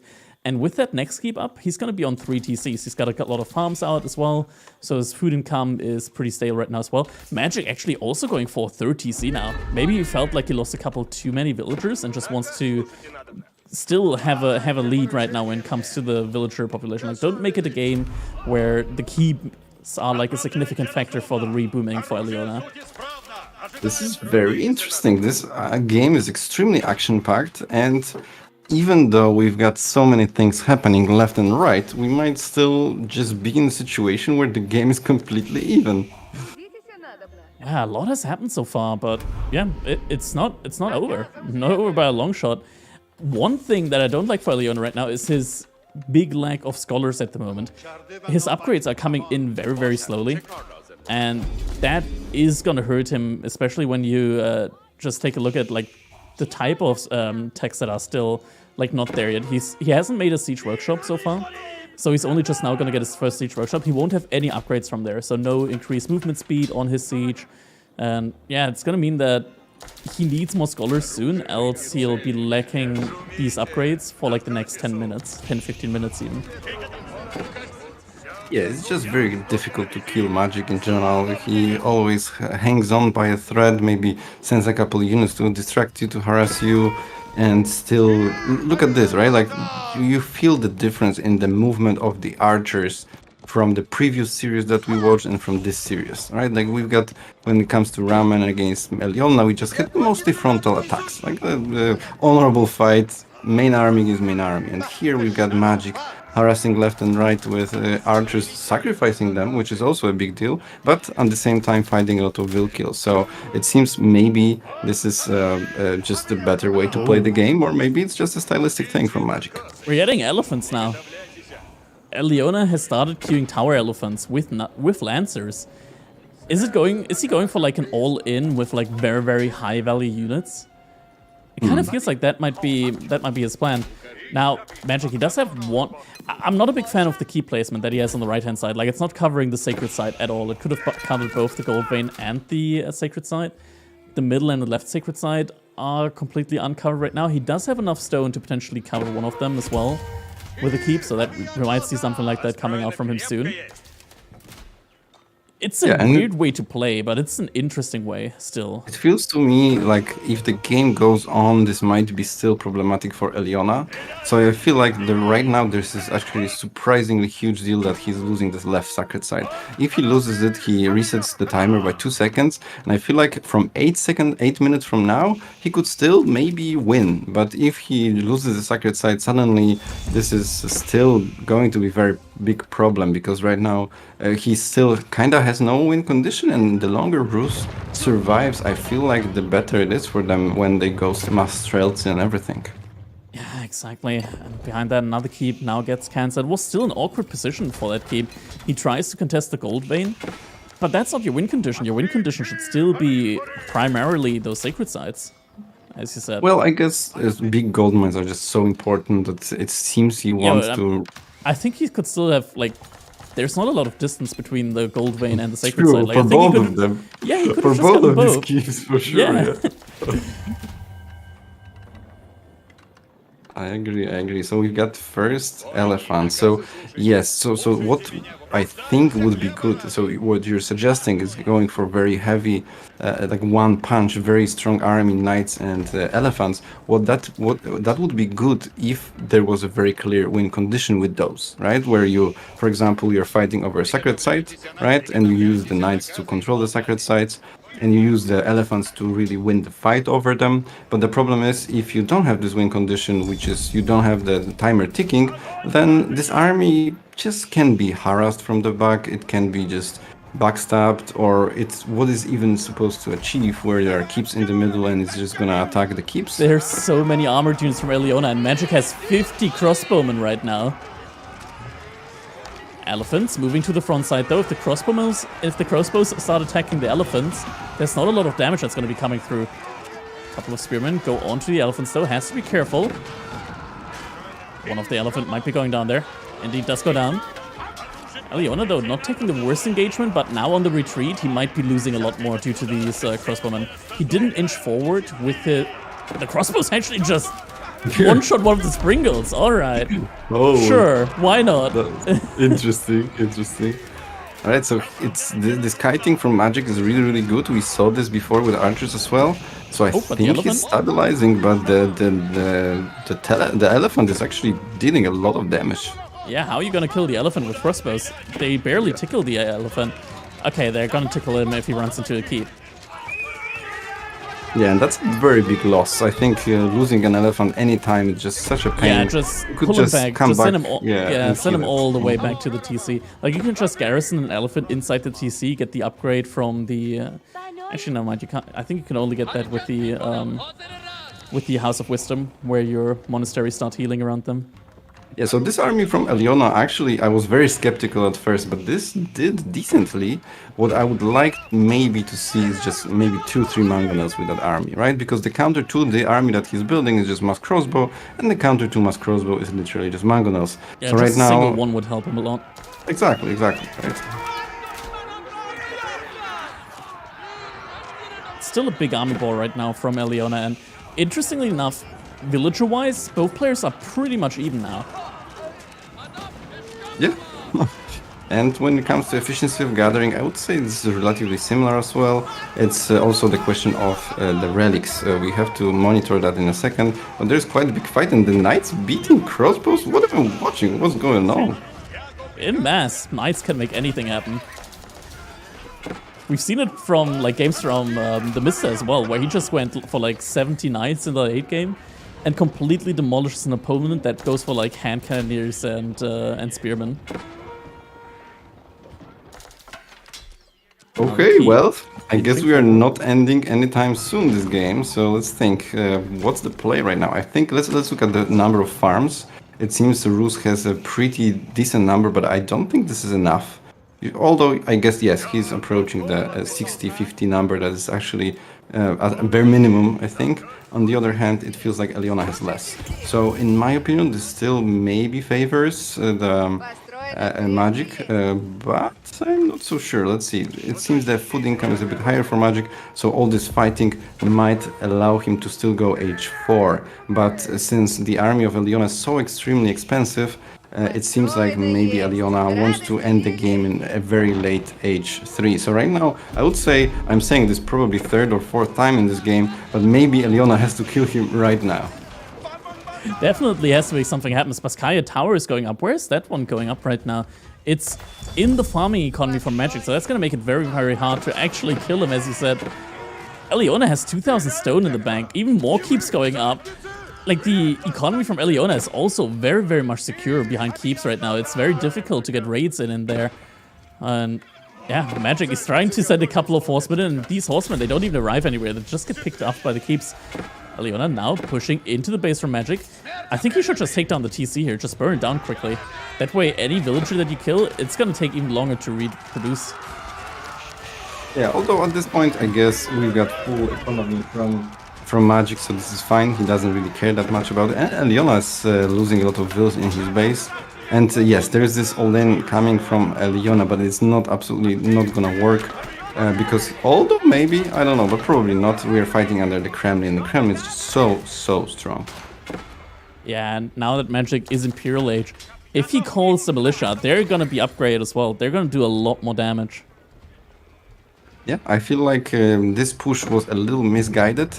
Instead of just pushing the production, which is always the most difficult thing to push. Imagine if he actually pushed the left side and pushed the keep and the siege workshop and the tower of the roots. So this would allow him to reclaim sacred sites, which would put him on the timer.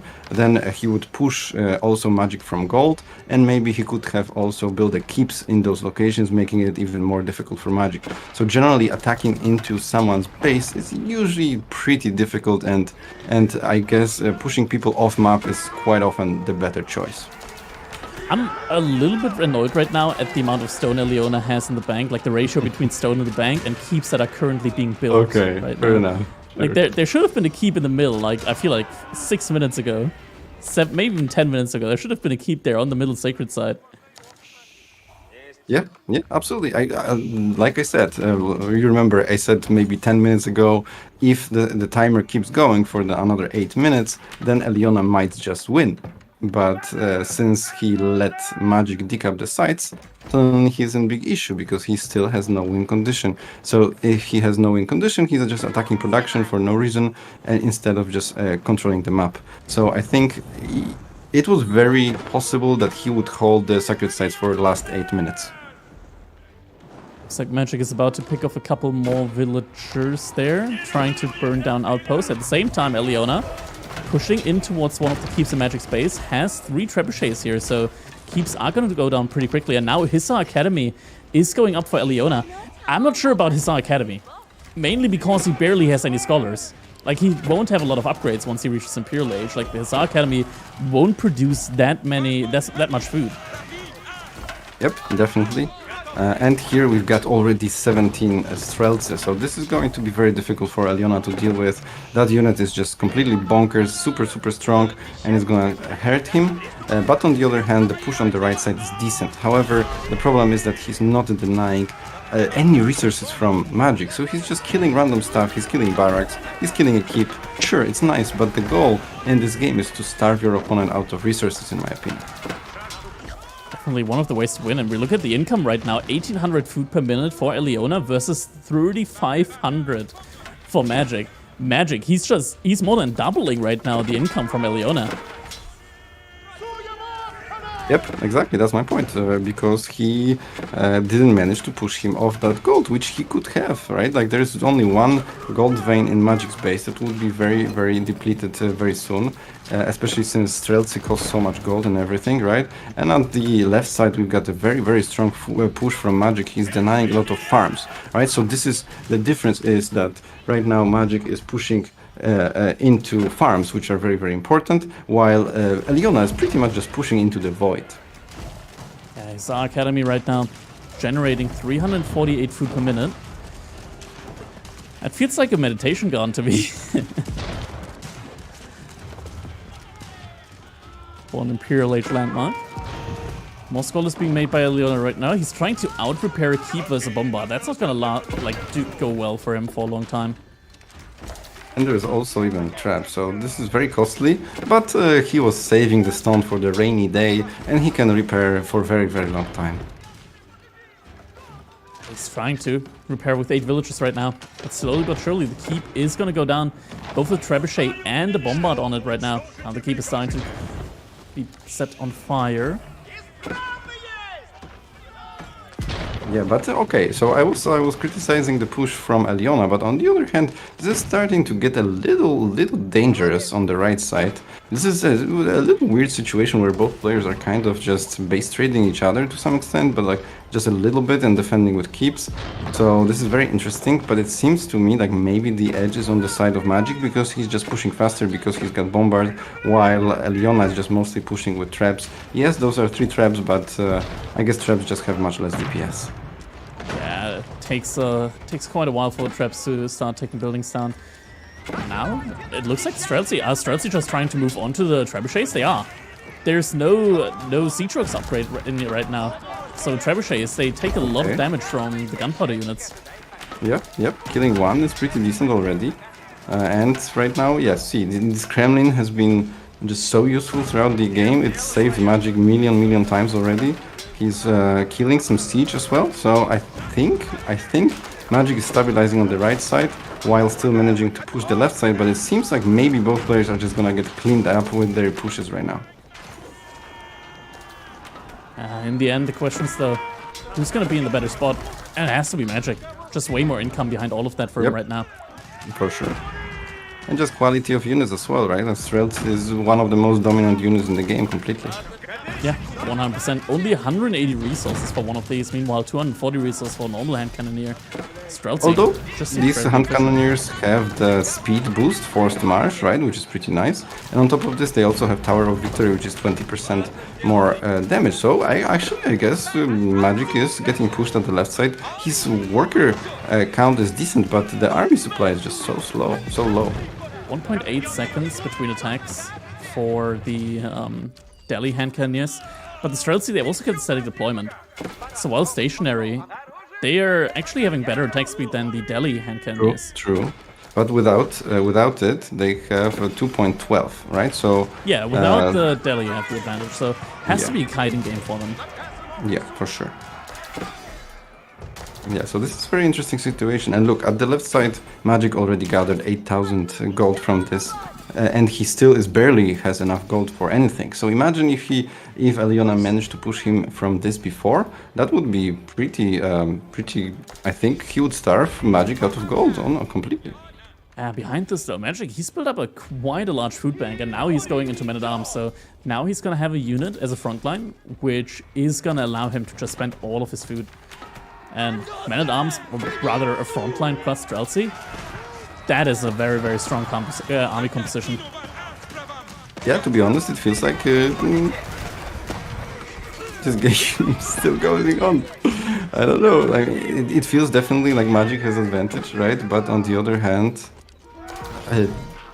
he will still struggle to finish this for quite a long time, maybe. I don't know, let's see. Yeah, it feels like the game is still going on for quite a while here at the moment. And I was calling the end of the game at 12-minute mark, I feel like, so... Yeah, but on the other hand, I think this is very respectable for Eliona, right? Like, we could absolutely consider Magic to be more accomplished player. So the fact that he's holding on so long and with against Civilization that's so strong in late game, I feel like this is, this is extremely good play from Eliona then.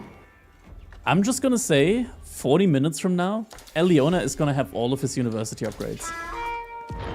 Yes. 45 minutes from now. Okay.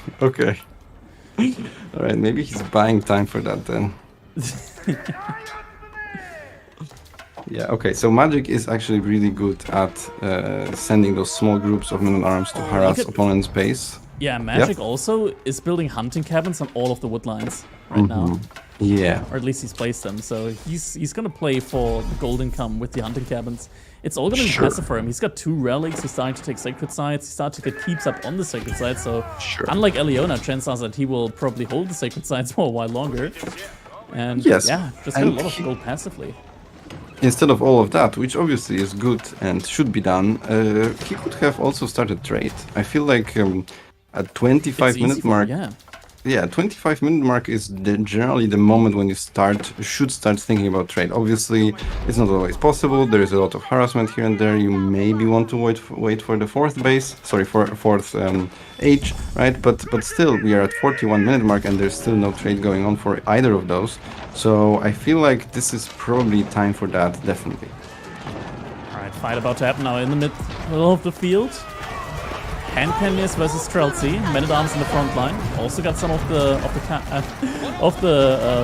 elephants there. Elephants not upgrade, by the way. It's still archers on top of them, not crossbows. So not doing a lot of damage against these Men-at-Arms. And now Men-at-Arms being sent towards the trebuchets. It's gonna make sure this keep stays alive, and the keep one more volley of these trebuchets and it would have gone down. Yep. Even more elephants coming out. Yeah, this is looking quite fine for Eliona. Yeah. Eliona. Yeah. The problem is for Magic is that he doesn't have this critical mass of Streltsy. He's got only 8, and you need 25, maybe 30, so that you pretty much kill everything that comes close to you. Horsemen do bonus damage against the tower elephants. Still, it's a lot of them out on the field. How long until the upgrade is finished? On the elephants? Is it even in queue? It's not in queue! Okay. How does it's not in queue? Are they even good at tanking hand cannons? I mean, they would, with the upgrade at least, they would be getting 30% more HP and would take 4 less damage from the hand cannons. They're not great against, like, tanking, but, like, a tower elephant right now has 600 health. You can get them up to, like, 1,000, like 950-ish health with all the upgrades, so Eliona just lacking the upgrades right now. And this is, I think, the second game where we see this problem, right? Although it was Ramen last time who didn't get his, with Sushi, his upgrades. And here we got the elephants are starting to die to spears and horsemen, which I guess is the optimal counter to them. All of them are suddenly dying, and there's only just a handful of hand cannons in the back, so maybe Magic is starting to push him through. He might be. It's just a never-ending flood of units right now. Yeah, and with that, GG okay. is getting called. All right. Okay. So defying all the expectations. Yeah, and look at the bottom and the corner of the map. Eliona was preparing the many monks and stuff. He just wasn't able to do it on time. Yeah, the military count is kind of wild. Yeah, we've got solid 2-0 for Magic, although he had to sweat a bit. So those were pretty interesting games, especially the second one. I feel like even though this was a very long game, it was very action-packed, and I'm pretty happy to see that. Yeah, I feel like if Eliona had the upgrades there that he needed, had scholars out healing the elephants as well, and just like having upgrades like Howdas, having upgrades like biology. Wait, you here? My microphone was cutting out again. I'm not sure why. Like every now and then it just cuts out for a second. But yeah, if Eliona just had those necessary upgrades for his elephants, it would have been much better for him, for sure. Okay, let's have a look at the bracket. So we've got Kat and Corvino still going on. So all the round 3 are still going on. So we were the first. Actually, this was the first to finish. That was a long game, and we're the first. Like, the set is the first to finish. All right. Okay, so we've got, a bunch of good games, I think, right now. Okay, I need to very quickly jump to the toilet, so 1 second. Be right back. All right. In the meantime, we're just going to take a quick look at the games that are currently still going on. So we got Louis vs. CSO, that's still going on. Cat is playing versus Corvinus. Vortex has just started playing versus Nuggify. KP is casting Kiljari versus Myriad at the moment. That's also going on. SAS is playing versus Valdemar. That is an interesting one. GUA is playing versus Annotant. And M7 is waiting versus either Tutor or B. I would love to see SAS versus Valdemar. I think that would be a very, very entertaining one. Oh, BB is also doing that. Okay. But this is the mainstream. We get to decide here. Annotant versus GUA. Also a really interesting one, though. Did I check Discord? I did indeed. I did indeed do it, and it looks like the maps didn't do the thing. Let me quickly check. Yeah, the maps should definitely also...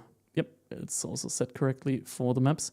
Weirdly enough, when I look at it in the settings window, it's being displayed correctly. That's kind of weird.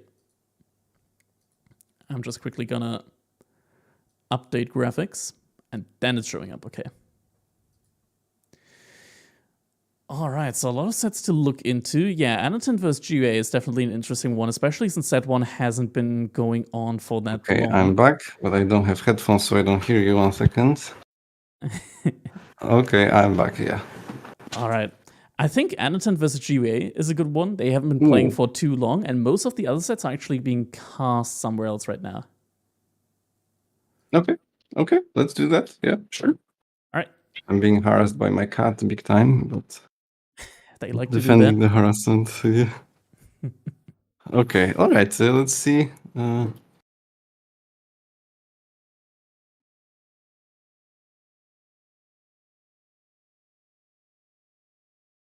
Okay. Okay, so Cow is helping a lot with adminning. We had some crash in the game, but it seems he's solving that. I don't know how I'm gonna repay him. Okay, well, With do you need a break? appreciation and gratitude. No, I'm good to go. Yes. I'm good to go. If you want a break, then I'm fine No, if we take a break. But yeah, I'm good it's to go. fine for me. It's fine for me. Okay, well, let's jump straight into the next one then. All right. Yeah, I'll invite you I'm to the interested group. into either GUA versus GUA versus Annotant or Valdemar versus SAS. The question is going to be which one is the most optimal, because SAS versus Valdemar, they've been going on for like 23 minutes longer. Yeah, and it's being casted by Baby Bio. Yeah. Is it even on Twitch? Because I think I follow Babubu and I'm not seeing it right now. I think I saw him. Yes, I saw him. Mm-hmm. Right, weird. It's not being shown for me. Just finished? All right. Killer Pigeon with 450 viewers. That's nice. Yeah, we are actually approaching 1,000 right now. Nice, nice. For the qualifiers. Yeah, right. Let me do the quick math. 600. Yeah. That's pretty sick.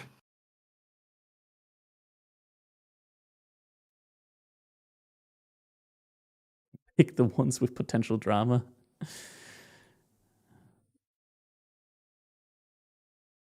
Okay. Let's go with Annotant versus GUA then. Sure. Yep.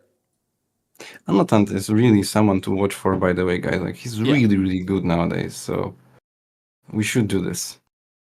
Absolutely. And give you anxiety will always be entertaining player. Look, we've got a guest on our stream. Aw. Okay.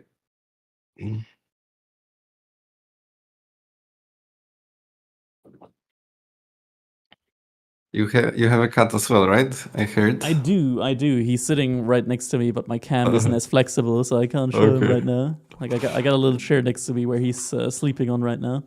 Oh, so it's okay.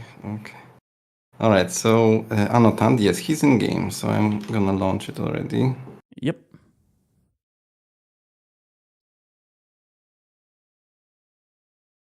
Annochat. Oh, he's playing Byzantines. Byzantines versus Rus. I love that matchup. I think it's like one of the best matchups for Byzantines. Because Rus typically don't tend to play that aggressive immediately. I guess so. All right, let's just jump right into it. And here we go. Game number 1 between Annotant in the color blue playing as the Byzantines. On the other side, we have GUA playing in the color purple as the Rus. I'm sorry for all the colorblind people, but it is what it is. And yeah, here we go. It's on Dry Arabia. Yeah, that's nice. Okay, so Byzantines against Rus. I am very interested in it, right? Because Byzantines seem to be very strong recently, considered stronger than they thought before, right? Because the landmark to h3 is ridiculously good, right? And Byzantines have insane flexibility when it comes to compositions, right? So, for example, you can play javelin thrower plus men at arms, which is something no other civilization can do, and that's insanely strong because there's only one counter to men at arms, and that's, well, I guess knights counter them too, but it's mostly crossbow. So if you do a men at arm plus javelin thrower push, that is surprisingly strong, for example, right? So it seems to me like Byzantines are actually surprisingly strong, but I would say they clearly still have some serious weaknesses in H2 at least. So I think maybe it's just the best to all in them in H2, and that's it. Yeah, against Byzantines, H2 aggression definitely is the way to go. It feels like as long as Byzantines are able to get to Castle Age without taking a lot of damage, they typically tend to be A-okay. Like, I would rate them in Feudal Age to be like a C-tier civilization. After that in Castle Age, I think they're going up to A immediately. A-tier for Castle Age and also A, maybe even S-tier for Imperial Age. Why is that in Imperial? Why do you think they're S-tier in Imperial? They have some of the highest value units if you go for the Longbowman Mercenaries, because then you get the Streltsy. Right. And the Streltsy are surprisingly like easy to mass because they only cost 180 resources each, instead of a normal hand cannon it costs like 240. So you're able to mass quite a lot of them. You have like 1,000, maybe 1,100 olive oil per minute in late game. So even if you don't have gold, a composition of Lemidney and Streltsy is incredibly tough to play against. Like, Wow, it's so hard to play against. So you go for Palatine School, so you get a ton of Lemidney out for free as well. And then Streltsy on top of that. So difficult to win against that. This is very interesting. I didn't expect them to be this good at the release, but still, against some very strong H2 civs, don't you just die in H2 straight? Yeah, pretty much. Okay, Pretty much. okay. Like, against some civilizations, it's just super tough to hold. I think probably one of the worst matchups that Byzantines have is against Mongols. Mongols, they just tower rush you and then spam out archers and Keshiks. Spearmen as well, just flood units. There's like Byzantines just can't mass units at the same pace that Mongols can, and that's just GG right there in most situations. Unless you have like back berries or like it's easy for you to defend your berries, so you get some mercenaries out as well. But usually Mongols are able to shut down your berry gathering early on in the game, and then you won't be able to get any mercenaries to begin with, and then Byzantines just kind of falls apart. To be honest, I'm extremely happy that we're seeing Byzantines, because one of the concerns, one of the feedbacks that I had before the tournament is that we're gonna see 6 civilizations over and over again, all the same, and it's just going to be the same civs. But the variety of the civs feels very big, except we are seeing Rus all the time. But other than that, I feel like we had a lot. Sushi, China, English, Ayyubids, Byzantines, Rus, everything, right? So this looks like maybe the balance in this game is surprisingly good nowadays. Yeah, I think so as well. Like, the balancing definitely is on the better side that we had so far. GA, active with the 3 scouts. It's also been 2 scouts for Anaton, so he kind of did delay himself a little bit. He's now getting up to the next age, has his Grand Winery in the front. And GUA, it looks like he's not going for a second TC. He's just straight up immediately making a hunting cabin on the deer. Yeah, and I think I like it. Like, even though I usually don't like the way GUA plays with his being overly aggressive in many situations, in this case, I completely agree with this. Like, what I would do is, I would just, as Rus here, I would just go full 1 TC all in and just pray that it works. Yeah, full all in and also outposts. Yeah, Use tower your rush outposts pretty as much, Rus, right? yeah, like put imagine you outposts on some of the important resources. even tower rush the Grand Winery. That would Yeah. be massive. Like the berries and yeah. Mhm. You gotta think of it this way, because the berry bushes, right? Like, you got 6 berry bushes initially. That's 1,500 food. With the Grand Winery, Byzantines get an additional 1,250 olive oil out of that. So if you deny the berries, it's not 1,500 resource that you deny, it's closer to 3,000 resources. Yep, totally agree.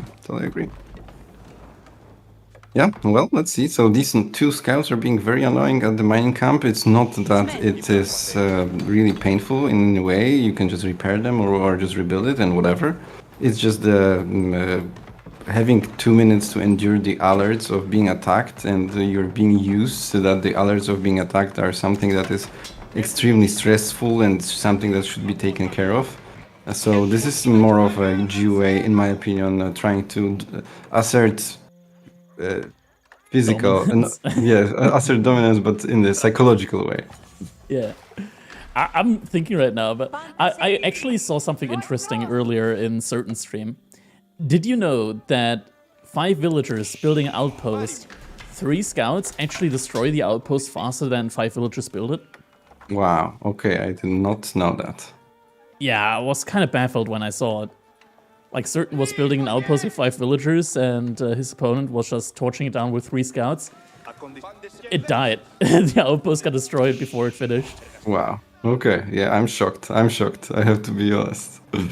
All right, well, so we've got just first knights coming, it seems, and we've got just a small cheeky wall, and GUA Look has at that. so many vills on gold. Yeah, 12 villagers on gold. Is it just gonna be like one knight only and then fast castle age? That's interesting. That's interesting. I'm not sure if that's a great idea for him, because what unit can he really like? He's gonna have to make men-at-arms, right? He's gonna have to make men-at-arms to really effectively play fast castle age against a Byzantine player that has Limit already out on the field. But if you go men-at-arms, like Anaton can go Keshix with the mercenaries potentially, and if you make your opponent go Keshix, then it's like a double whammy bad for you, because if he then goes Golden Horn Tower, right now I'm not sure if it's a bug or if it's by design. Golden Horn Tower actually spawns 3 instead of 2 Keshix. So instead of being worth like 11 or 12 villagers, the Golden Horn Tower, if you go for Keshix, is actually worth like 16 villagers worth of production. Yeah, man. Yeah, that's huge. And I don't think this is a good idea, right? Because right now he's just allowing Anotant to get this really good H3 landmark, right? Is that a good idea? I don't think so, right? Probably not, because the longer the game goes, the worse it gets. Okay, but it is going to be the Longbowman from Anatan. Still a good choice, because the Longbowmen also deal relatively well against men-at-arms, because they do have that +1 bonus damage. And also, can you remind me what's the second unit? Isn't it the Camel Rider? The second unit with the Longbowmen is the Landsknechte. Aha, Langknecht. Okay, alright. Yeah, so Langknecht in this situation, I guess, is not that great, although it's very, very strong against men-at-arms as well, actually. Yeah, and Mass Spearman as well. Yeah, so the question is, what is gonna GUA go for? I think he has to kind of go Archer Knight, it seems. He does have almost 600 wood in the bank, so definitely could like make a lot of production buildings here now. I could see maybe like 2-3 barracks and then go for Monastery immediately for the relics. I don't think it's gonna be Mass Knight. Mass Knight just doesn't make any sense against a civilization that can pump out Limit every 12 seconds. Yeah, I agree. And yeah, and so the question is, I'm not a huge fan of this fast castle, to be honest. I mean, unless he gets every single relic, then maybe, or like at least 4, let's say. But then what? Like, you're getting fast castle, and then what? Right? Oh, the deer from GUA are now being attacked by a single Limit. More Limit coming in though. There was an outpost there. I mean, GUA, he has the wood for it, but he just didn't make any. Actually summons a couple of militia now for that. He's still making knights. I don't see any other production buildings right now being placed. It's confusing me. It's genuinely confusing me, like what GUA's game plan is right now. Maybe there is none. Also, he's just now getting double broadaxe. I'm confused. I'm thoroughly confused. Yeah, at least he's got survival techniques. Maybe he's just tossing the coin and like, okay, I'll play fast castle today. But Anaton's about to reach age up as well, and then he's gonna have the significant upper hand with the landmark, right? Like he's got 10 Longbowmen out on the field for free. Now he's getting Golden Horn Tower. He's gonna get even more Longbowmen out on the field. And what's GUA doing? He's making now knights out of a single production. He's got 1 stable, and now he's prepping a siege workshop. Is that siege workshop? He's prepping a siege workshop inside of his base. I am thoroughly confused. What's going on here right now? I don't know, man. I don't know, because he's not gonna have enough wood for production of units. So, I don't know. Is this fast Imperial? Past why? For stealth? Maybe, but I would still question why. Yeah, I agree. Maybe he's going for high armory next to that initial siege workshop and then cheaply produce 20 mangonels and wins the game immediately. I don't know, man. I can't even guess reasonably. I mean, at this point in time, his only way to like win the game or take back the game is by making the game exceedingly messy. Just by like making it really messy, making it so that Anatant doesn't know if he's in a good position or not. Maybe make Anatant make some mistakes. I guess But that's difficult. the landmark needs a couple of aqueducts and cisterns, right, to make Yeah. full usage of it. So I Yeah, guess he right still has now it's some probably time. only right now it's probably only worth like 4 villagers. Actually might be worth like five-ish villagers, yeah. Yeah. Very interesting. So right now, I would say that, yeah, I guess what maybe GUA is banking on is all the relics, all the trade house gold, trade house food. If you combine all of these things together, I guess this is still quite serious, right? So if he manages to take the relics, I maybe still don't hate it, right? But it seems he is not getting the relics because it was necessary to get Siege Workshop before the monastery for some reason. So right now it's going to be a bit difficult to get them. So I guess that's very big plus for Antant. GUA right now, he is sitting on 400 bounty with that boar that he just killed, 415. So he is slowly but surely going to get to that 500 bounty mark with that Sure. high trade house that he has. Where was the other boar? I think the other boar has already been killed as well. I don't see it on the minimap anymore. I don't know, man. It has to be First Imp, or what is it? And he has He's 1,500 making so many food. resources. Like, yeah, it has. Wait, now he's making mass archery ranges. Huh. He still has a lot of food Something's available to going him. on. Yeah, something's going on. I just don't think it's good. I don't know. I mean, I don't More know. Maybe one. mangonels. If he goes for Fast Imp, I could maybe still see it. But if he's going for anything else, He's making why like crossbows. that? Yeah, I guess Mangonel counters the longbows, right?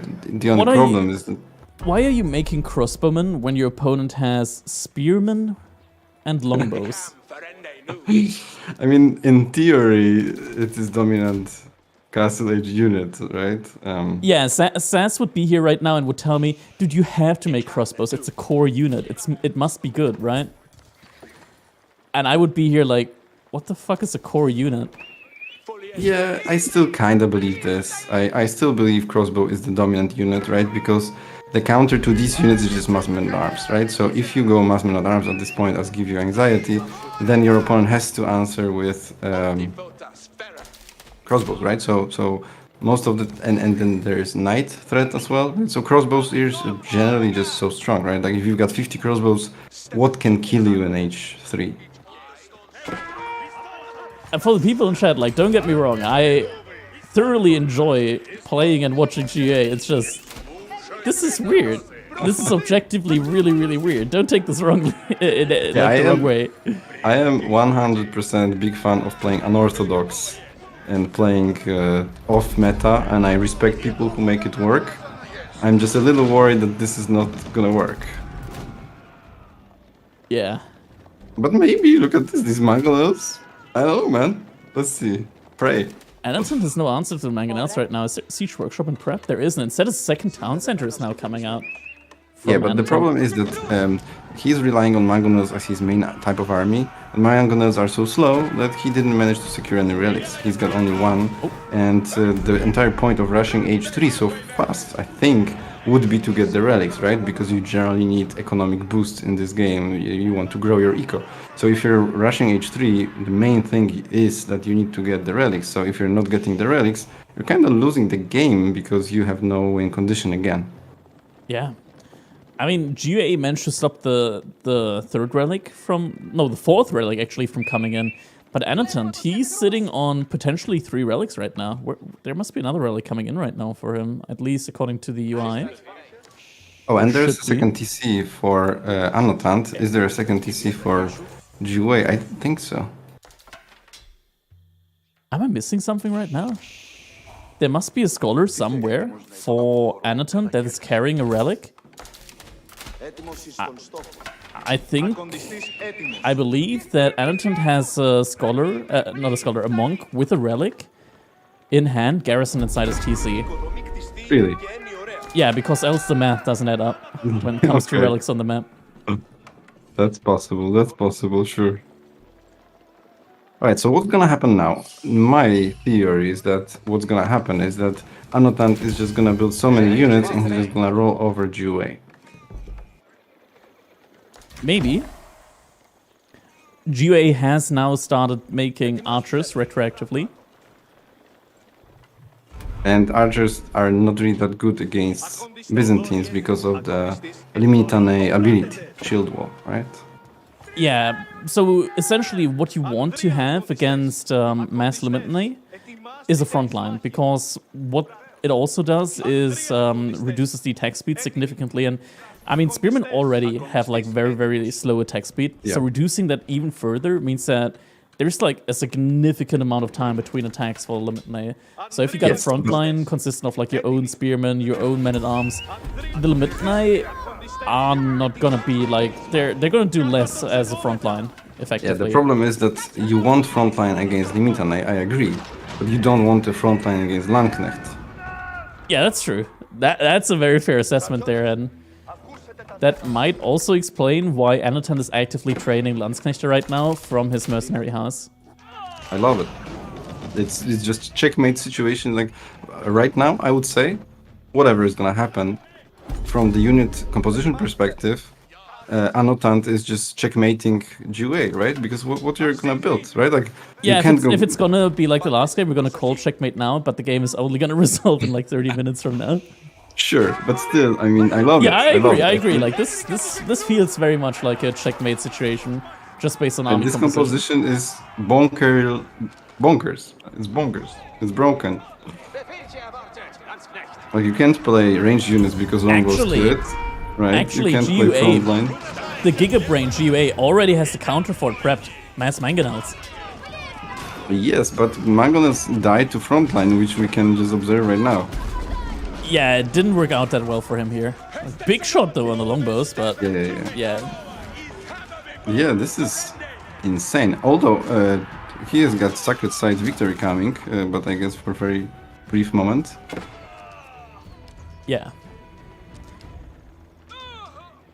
I mean, yeah, I love it. Yeah.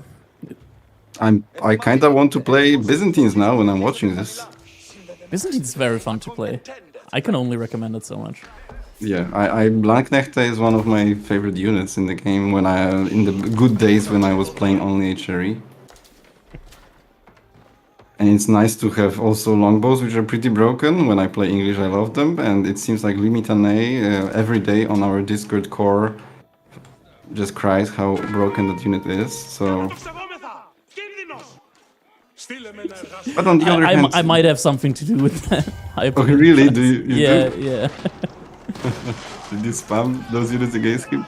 Core had some very, very frustrating games with Rus against me with Byzantines. Okay.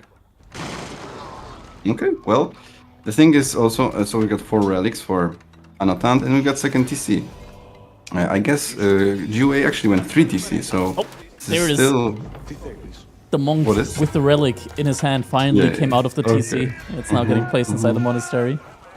Yeah, that can happen. Yeah, so GUA actually attempting to win through Sacred Sites, and well, the problem is that he's got 3 times smaller army and also probably much lower quality of the army. So I don't see him holding this for much longer. GUA actually added 2 additional TCs behind all of this. Yep. Yeah. Wham in the chat saying you guys just don't understand GUA, he's on another level. Judging from this build, I would say he's on another plane of existence. Well, I don't know, man. But yeah, I mean, well, let's see.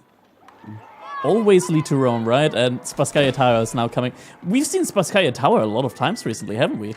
I'm surprised. I preferred the other landmark, to be honest. Yeah, I mean, getting cheap siege, getting better siege, especially in such a siege. The rams, man, the rams. Yeah, just having like these 500, 550 HP rams, just completely obliterating your opponent while there's nothing they can really do about it.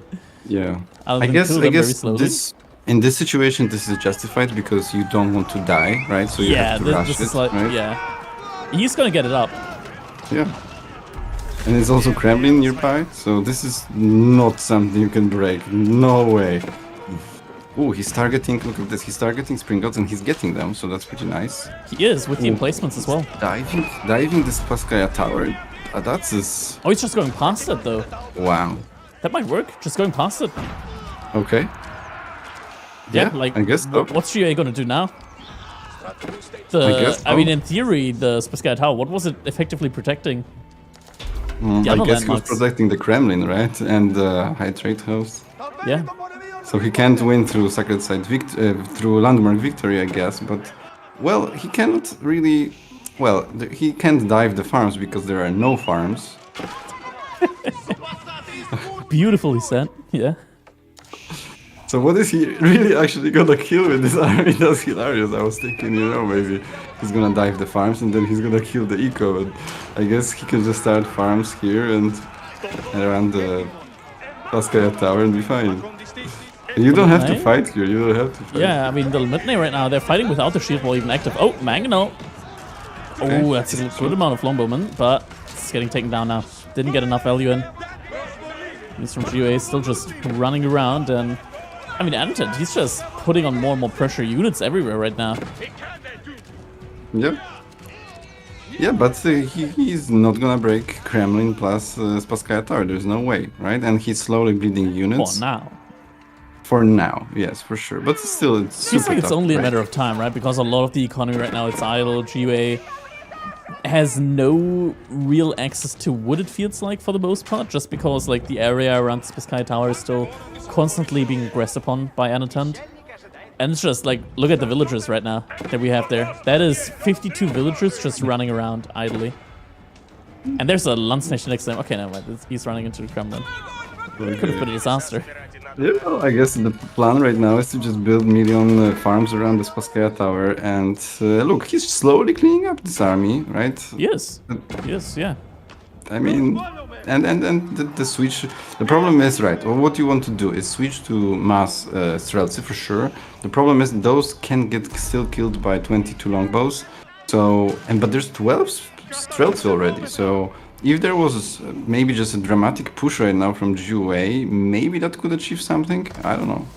Seeing the foreign engineering company now coming out by Annaton, I'm not the biggest fan of this landmark, just because I think the other one, the Palatine School, is just so much better. Getting like essentially 30% more units out. You could see that as in like having 30% more economy for a civilization that already gets 25% more efficient economy.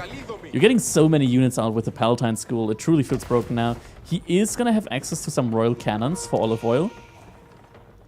But I think that olive oil is just better spent on Streltsy if you have the Longbowman mercenary path. For sure, for sure. So I guess GUA kind of stabilized. The only problem is that he doesn't have food, right? And yes, he's got still some food, but this is a recurring theme in GUA games in general. He just doesn't build farms early enough, and then he just doesn't have an army as a result of that, right? So here we've got 2,000 bank, and look at just the food income. That tells the entire story, right? So even though he managed to clean the army, which is obviously pretty nice, the problem is that he didn't manage to switch into any reasonable farm transition, right? So what's the plan now? He is still slowly but surely massing Streltsy behind that. Issues are that once you get like these bombard cannons out on the map, bombard cannons can essentially like pretty much one-shot Streltsy, right? So having like these bombard cannons is a very, very effective answer, not just against buildings, but also against units, which, by the way, I think is kind of broken, like having bombard cannons that pretty much one-shot units. Wow, yeah, I definitely agree, for sure. So royal cannons, yeah, so maybe this landmark is actually not bad then. Man, I mean, Byzantines have all the broken stuff that you can imagine, man. What's going on? What's going on? Why is everybody saying they're so weak? Yeah, I guess this was maybe a month ago, right? Yeah, it's more like about the stages. Like Byzantine definitely is like one of the weakest civilizations in feudal age. Yeah. But they're probably one of the strongest civilizations as the game goes on to later stages. I think they're probably like on par with English in the late game. Maybe. I guess yeah, sure. And also the farms, they give olive oil, right? So right now, technically, the income of olive oil can be pretty high for Anton. In my overlay, I don't see the... there is the income. Yeah, it's 700 per minute. That's a lot as well. Yeah, he's got 3 relics inside the Grand Winery, so that's essentially 240 additional olive oil per minute for him. And if the game goes late and he starts trading, he's gonna essentially also get more olive oil through traders as well, because 20% gets added as olive oil. But now, Royal Cannons are starting to take down the Spasskaya Tower. Now, Spasskaya Tower is special as a keep, because it has 10,000 health. It takes a while to get taken down, but these aren't any cannons. These are Royal Cannons. They do bonus damage. 700, 800 damage against buildings, so that's pretty solid. Yeah, you get 2 of them out. You pretty much take 1,500 HP away with every shot. First landmark goes down, and look how quickly the high trade house goes down. Man. Landmark victory approaching. Wow. So there comes the execution, I guess. I guess still there is 32 strelts, right? So technically, I like this army a lot. And militia for has GUA. been called as well. Yeah, militia has just been called as well.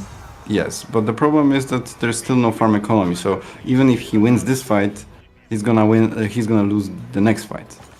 Yeah. Oh, looks like there might be a fight about to happen. Anton used the arrow volley ability a little bit too early on the Longbowman. Do note that the Longbowman, if you go for the landmark that Anton went with the engineering company, the Longbowman actually unlocked the arrow volley ability that the English Longbowmen usually get at Imperial Age, where they shoot really, really quickly. Oh, the Streltsy are actually cleaning up there, the front line. Yeah, this is what I expected to happen. Oh no, he's moving them! Yeah, but this is fine. You have to move against Nightlife. This is absolutely correct. Yeah, I agree that you have to move them, but I feel like instead you should just move the archers forward to like be more of a meat shield, because you're sacrificing the insane amount of attack speed that these Streltsy get. Yeah, but this fight was incredibly cost-effective for GUA. That was insane, actually. Yeah, it actually meant that destruction value is now almost even. There's 1,000 destruction value between them. Well, I mean, yeah. Considering that Anaton just took down 3 landmarks, for destruction value to almost be even, that. Yeah, I think GUA lost nothing in this fight. That's cool. Other than buildings, yeah. Yeah, of course. But do you really care about these buildings? I mean, yeah, of course you do. But still, this is a scary army. Imagine if GUA wins right now. That would be the most hilarious game ever. Yeah, but the problem is if he had a lot of frontline right now, right? Like imagine he remaxes fully with 30 horsemen over and over. I could see that happening. But right now, since he just doesn't have enough food for frontline, eventually all the Streltsy will just get killed. Limit might just don't die. There's no chemistry as well. Chemistry is only in Q right now. Still 45 seconds left for that.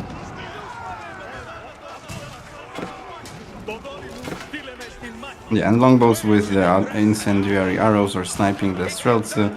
So I think now this is pretty much what I said, right? GUA is gonna win the first fight, but because of now food income, he's losing the second fight. Yeah, and the Longbowman's they're the excellent counter here against the Streltsy. With the front line, just able to snipe the Streltsy out, and that's just going to be the cost-effective fighting here. Now, do mind you, the army value is actually not accurate, because the olive oil units actually aren't being counted into it. Oh, okay. So there's like 11 Landsknechte and 15 Longbowmen that aren't being counted in there. Wow, but the fact that Limitane don't die to Streltsy like that is very impressive as well. It is, 100% is, but I think there would be a big he's got chemistry now, so now Limitane take a lot more damage there as well. But yeah, Limitane at the moment, they're pretty damn strong. Like the reduction in range damage is just a little bit too high. I feel like the Devastators were like, they were just rolling dice there. What's a good number here to reduce the range damage taken? 50? Yeah, 50 seems about right. Yeah, 50, that's a lot. That's so much. Crazy. Alright, so GUA still stands strong, right? But yeah, so you could say, yeah, I mean, if GUA would build farms at proper moments, he would be just so much better, wouldn't he? His micro was so good, his composition is so good at this point, because not before, obviously, but right now... I'm not sure if we can count this game, really, because this was just a weird game from him from start to finish. Yeah, but in general, I feel like micro from GUA in general, the aggressions and the unit composition are generally fine, right? It's just the builds he's going for, they feel weird. Yeah, he absolutely do. Like, this game, it And just felt also, like he wasn't sure himself as to what he actually wanted to do in the game. yeah, and also, obviously, in this game, one of your goals most of the time should be to get 50 farms ASAP, right? Maybe even Yeah. 60, right? So here we're reaching this 10, 15 minutes after the opponent, pretty much. Right? Yeah, Annington at this point in time, he has a pretty large food bank as well. He's getting gold out on the map. It's actually pretty surprising to me that GA managed to pretty much deplete one of the outer golds on the map as well. Oh my god, actually GA just lost like 15 villagers on one of the woodlines to a single mangonel outpost. That hurts. Yeah, alright. Do we see any hope for GUA right now? I mean, he's the one right now with mangonels, with about to have 8 mangonels out on the field. Mangonels win games. One just typed in the chat, you don't need food to make mangonels, so Exactly. I guess that's the plan.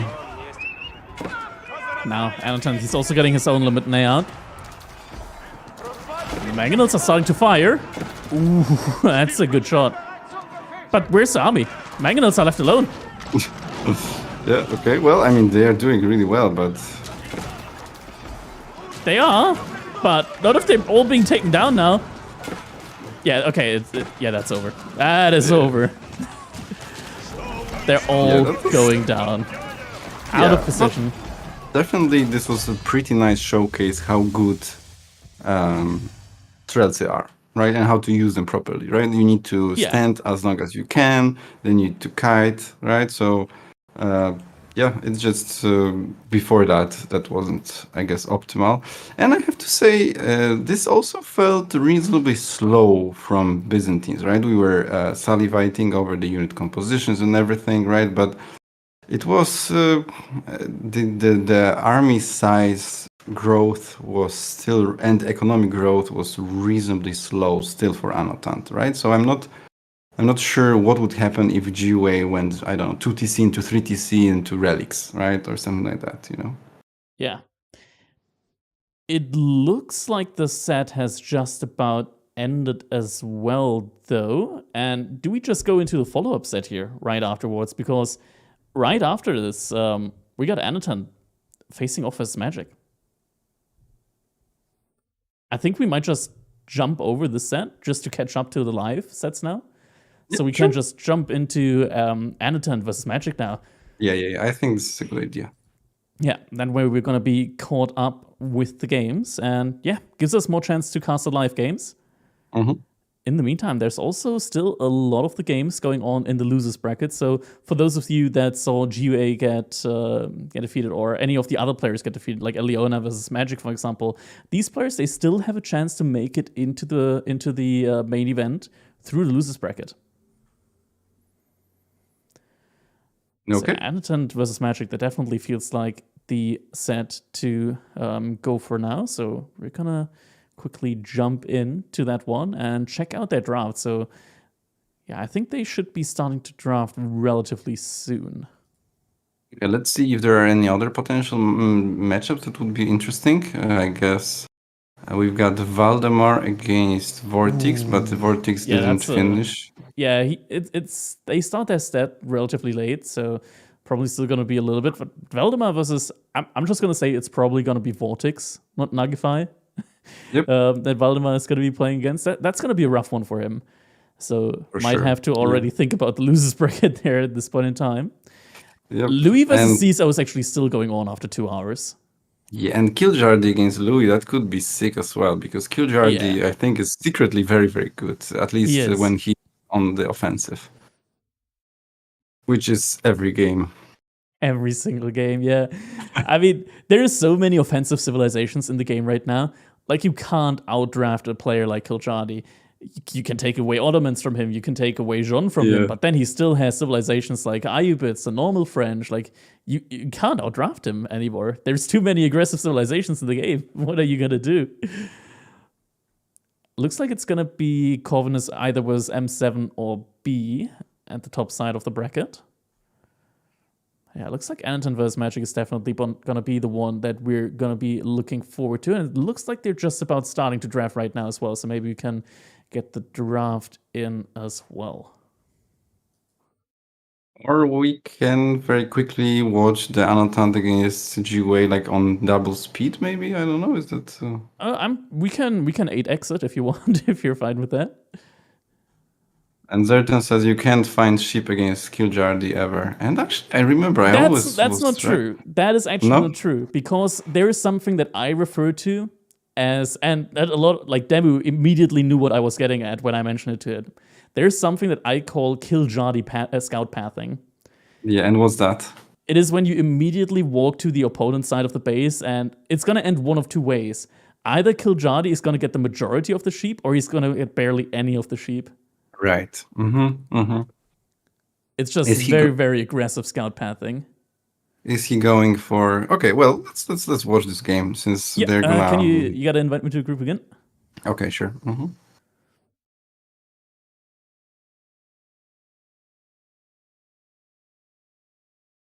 Okay, Killjardy, browsing custom.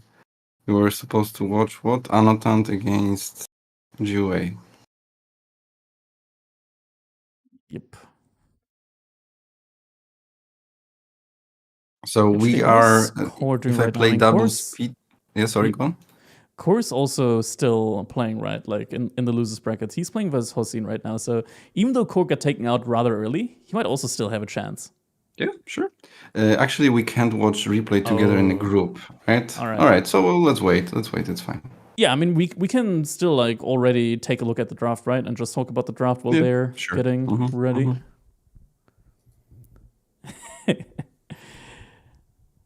I did, but it's all in good faith. I did spoil it, but we're gonna be jumping ahead a little bit in order to catch up to the games now, as we did jump into Anatan vs. GUA already relatively late. Like we jumped into it while they were already like playing for 40 minutes.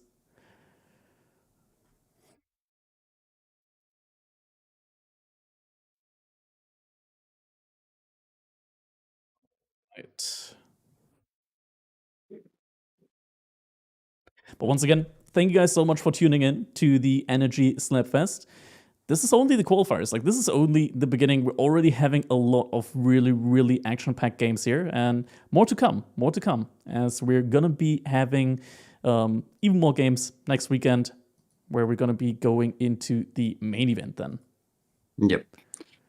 There was a tragic situation where Wham and Papi overslept, so the roster is slightly weaker than we expected. But. It's not the first time where somebody missed out on a tournament by oversleeping. I just gotta think back to Snooper missing the Outback Octagon by oversleeping. Right. Yeah. Okay, so let's have a look. How is the? Yeah, but Annotant against Magic, that's gonna be pretty good.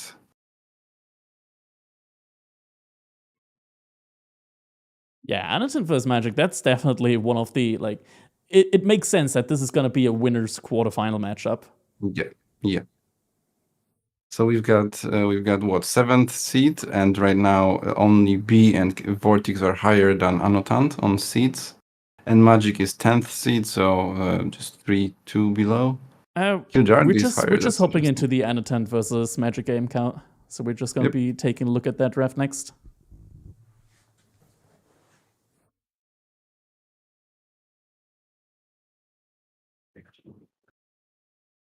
Okay, Magic is still not hosted, so 2-3 minutes, guys.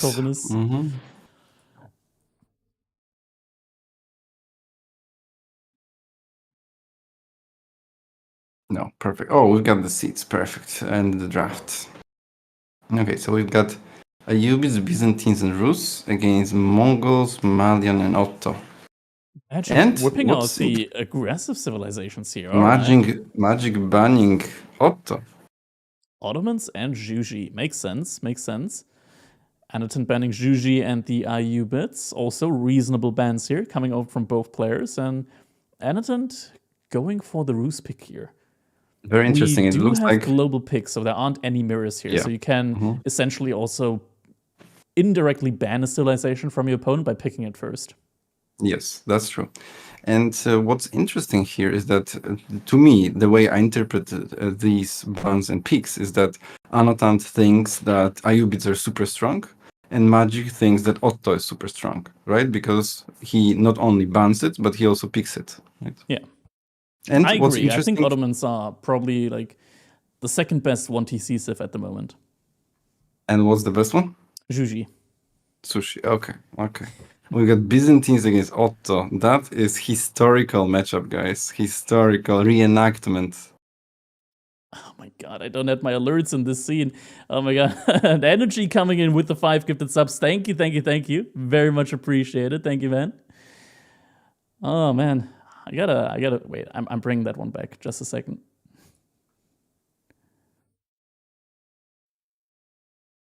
Yeah, guys, say hi to Energy.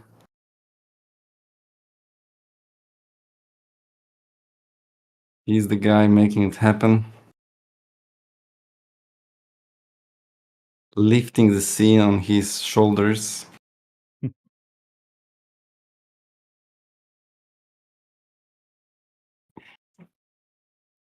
All right, and it's gonna be Byzantines versus Ottomans. And okay, this is a rough one for Byzantines.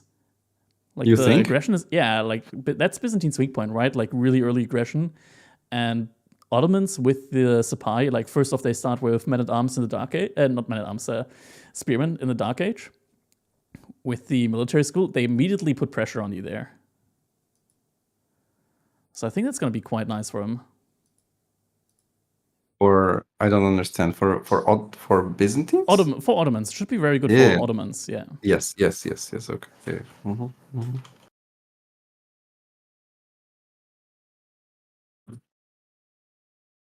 Yeah. Magic says he's got some stuff opening the door, someone coming downstairs in 10 minutes. So I guess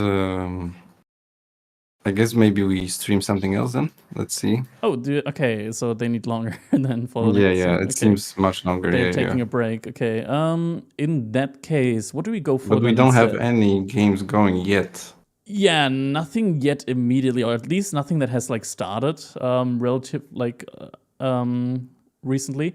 Do we just go into the current game versus Louis and CSO? Because they've been playing for like almost 2.5 hours, right? We just go to that one and we 2x it. Yep, sure.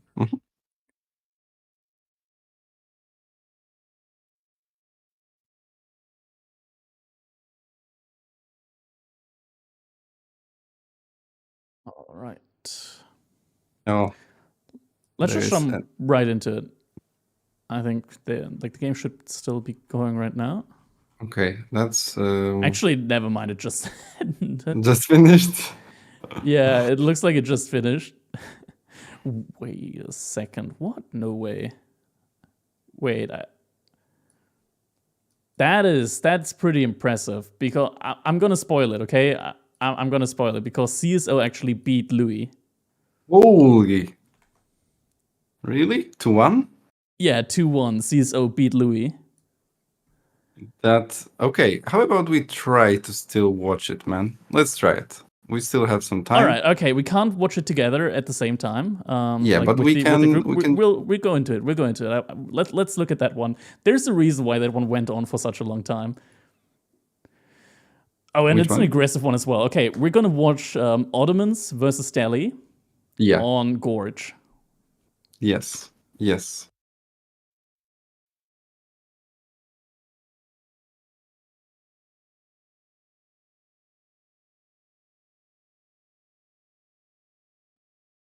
Yeah, so we just go for 5 seconds, for example, and then we start once we are both there. Yeah, I'm pausing at 5 seconds. Paused. All right. Almost at 5. All right. Let's do it then in 3, 2, 1. Okay, go. All right, there we are. Gorge. CSO in the color orange, playing as the Delhi, and Louis on the other side in the color teal, playing as the Ottomans. It's going to be a very, very aggressive matchup now between these two. Yeah, this is generally my experience with Asian players in StarCraft 2. They love aggression, you know, like they will just attack, and just continue attacking. Even at the moment, you will not expect attack, you know. So I am very curious if that translates to Age of Empires 4. And I'm very curious if that is something with the mindset, you know, because in general, for example, Russian players are quite aggressive as well, right? So I have a theory that maybe the country of your upbringing, to some extent, determines what kind of player you're gonna be, you know. And I obviously this is just a theory pulled out of my ass, but there is something to this, I think. I mean, I'm not sure about that one, because in that case, I would call, I would already assume that Kao would just turtle every single game just based on how Numadan plays, and Numadan plays very different than how Kiljadi plays. But yeah, like if you go into like these average regions, they kind of have like their own meta. No, CSO is not UE metal, by the way, for the one that asked, because like CSO, there's a little bit of history. So CSO, he's a teammate from Louis. Right, so they are playing a lot of team games together. Once again, going into the history of Louis, before Louis actually started really playing like 1v1s, he used to be like the number one, or like in the top 5 of team of like ranked team games for like multiple seasons in a row. And CISO is also a teammate from Louis. They're playing team games a lot together. And CSO is also on the ranked ladder, currently sitting at spot number 24 on the 1v1 ladder. And he's always been playing like also at a really, really high level. The issue when it comes to like recognizing CSO is that he always has Chinese characters in his names. And he also plays on a lot of alt accounts, so it's very hard to tell who exactly he is when he's playing. It's not UE Metal. UE Metal is another player. So don't confuse the two. They're two separate players. Yeah, so at this point you've got quite serious number of high-level Chinese players, right? Like if you count these two, then you've got also UE Metal, who is also, in my opinion, pretty strong. And then you still have maybe 2 more guys that we don't even know the names of, or maybe they are in those signs, right? And they maybe don't even play our tournaments. So I think the Chinese scene is getting maybe quite serious as well. It is for sure. Age-ups now coming in for both players. Gonna be having the Tower of Victory against the Twin Minaret Madras. And Tower of Victory, I mean, it's sort of like both of these civilizations. They do get these kind of attack speed buffs on their units. So Tower of Victory buffs up the infantry for CSO. On the other hand side, Louis, he's gonna have the matter in the game, and with that is also going to be able to buff the attack speed of his units. And look at actually what Louis is doing here. Wait, what is this insane lure distance? Louis, he's luring in the deer from very far away with his spearmen. Oh, I love this play. Look at that play, man. That's some very, very long distance luring. I can barely get them on one screen here, the TC and the deer, only because of the elevation as well. Yeah, I don't have the patience for this. I always struggle with pulling the deer. This is... I guess this is the play, right? I guess this is proper thing to do. I mean, it's working. Oh, CSO notices though, and he's denying the deer deer luring here. This must be Chinese meta, right? Like right now, I think just this pulling might be a thing that they do. And now CSO is trying to prevent this, right? So European wouldn't expect this to happen, so he wouldn't deny this. But there you've got, since they already know that this is a thing, they are trying to prevent this, right? Or maybe it's just completely random, of course. That can happen. It might be. I mean, Louis, he does kind of do some random stuff every now and then, but yeah, this is very, very cool. I'm just thinking about a team game that we played versus Louis and CSO's team, and he actually told us in that one that Louis, compared to him, is actually like a bad player. I'm not sure if it was jokingly said, but it was That's intriguing. What CSO said about Louis? Yeah, Louis Noob is... okay. Yeah, that could be just teasing, you know, like magic you never sucks, know, you never know. Okay. We had some banter there where CSO told me that Louis said that Lash is a bad player, and then after that we were like, we won the game versus them, and then we were like, what does Louis say right now? And then CSO was like, Louis noob. Okay, okay. That's interesting. Yeah, and they're generally pretty nice. I have very pleasant interactions with them, so I'm super. There's always some happy good banter with them. Yeah, for sure. Yeah, but for example, like there were no problems. Like when I played against them, they were just nice and cool. You know. Yeah, it's always nice to have like chill opponents or chill players that you play against or play with. Does Okay, so usually what make do we have in the game? So we've got CSO playing standard Ghazi into archers into triple composition, which yeah, is just immediate try pretty composition. I good. like that. Yeah. I like that too. It's just reasonable. It's just you Like wanted this cutting eventually. out, like you're not, like you're not playing around. You know, okay, this is gonna end with a triple composition for both of us. Let's just go for it from the beginning. Yeah, and sure. that's gonna give him, like, he's gonna lose a little bit of tempo, but when it comes to like the later engagements, he's gonna be ahead. Yeah, and on top of this, Ottoman has low tempo at the start, so you don't really care about tempo at the start anyway. Yeah. And this allows him to also maybe wall because he's got more infantry and less Ghazi riders, which is fine, I guess, against spears from the Ottoman at the start. So I like it, and also especially this even makes more sense because Ottoman very often opens with Sipahi so that he can control the map. So going spears makes even more sense. So I love this opening from CSO, and I can see why he is considered good then.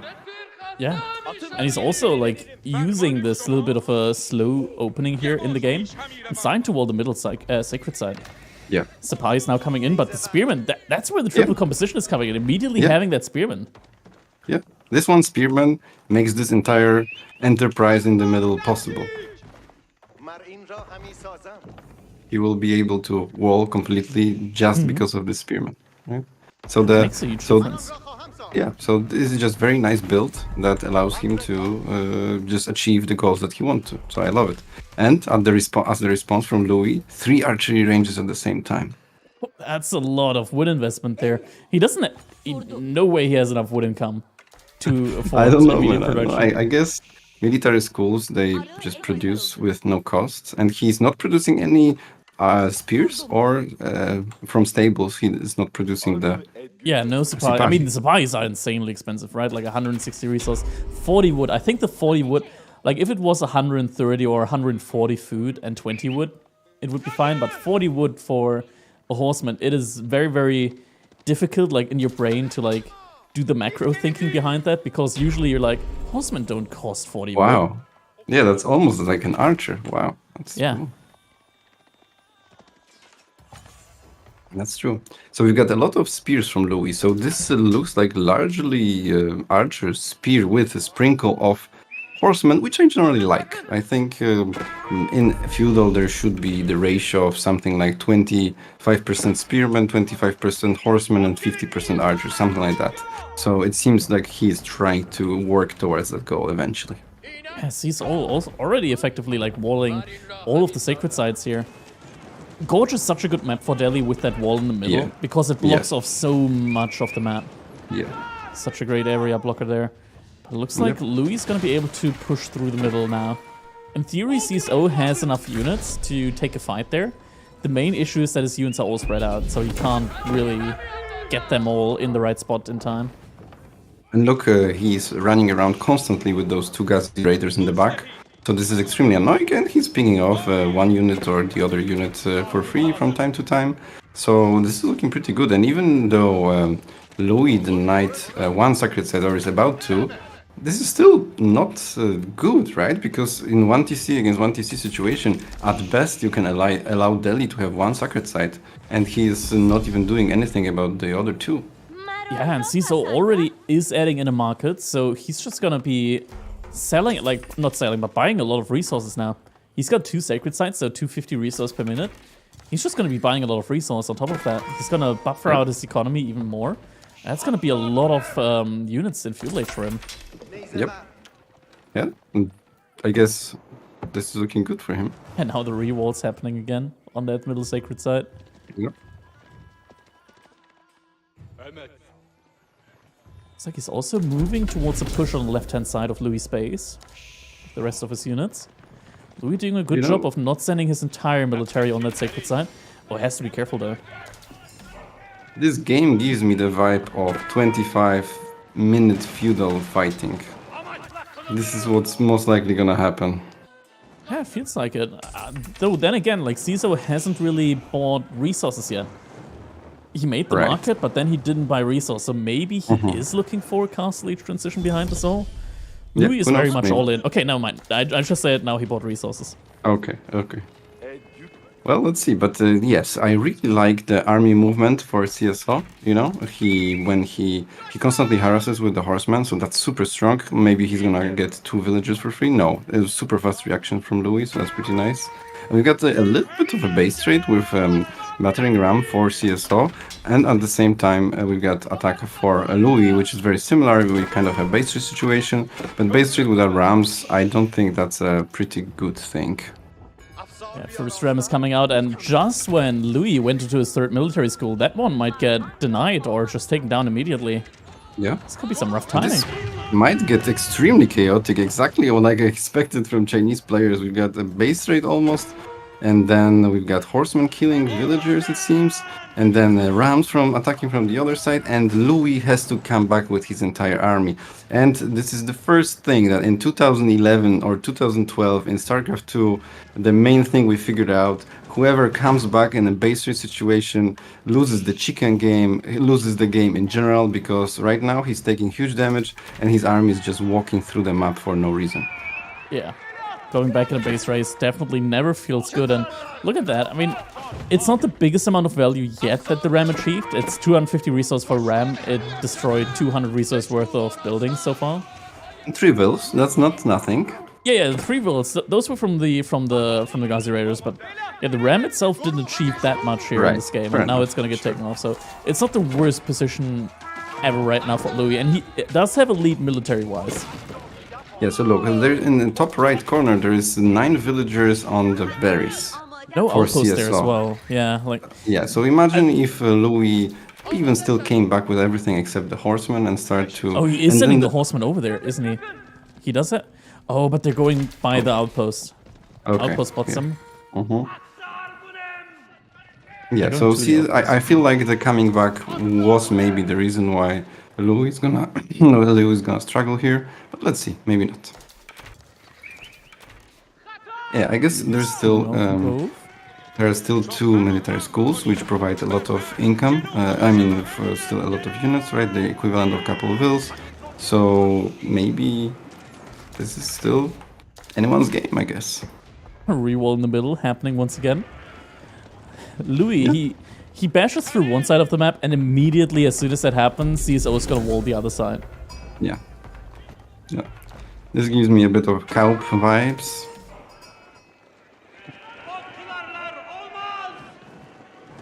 And he's just gonna burn through it once again. Ghazi Raiders are able to hit the Sipahi every now and then, because the Ghazi Raiders do actually have more movement speed than the Sipahi. I'm not sure what Louis is going for right now, if it's gonna be like the push on one of the sides. Actually managed to decap the 3rd sacred side. Oh, and CSO once again just running into the base of Louis with the Ghazi Raiders. Yeah. Reaction though. Might lose villagers again at the same time. Louis also pushing in through the middle. Yeah, this is extremely high skill mechanical game, right? Where you've got harassment fighting everywhere, right? It's pretty high intensity game. Yeah, Louis just called the Janissaries. This might be like a big push now that he's going for, but he needs to keep the Janissaries inside his base. I don't think he can push with them, because inside his base, that's where he's like weak to cavalry.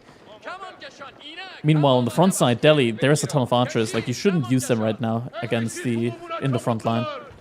Yeah, but on the other hand, you kind of want these Janissaries in the main fight, right? So these horsemen that CSO is putting, they can just come back and clean up the army, so you kind of need to connect the Janissaries like he's trying to right now. But there's a risk that Yeah, I just don't think that they provide enough damage there in these fights, You think? considering that the archers can just pick them off really easily. But look at that big surround now coming out from CSO on multiple sides, multiple control groups here with units, and now he's pushing in.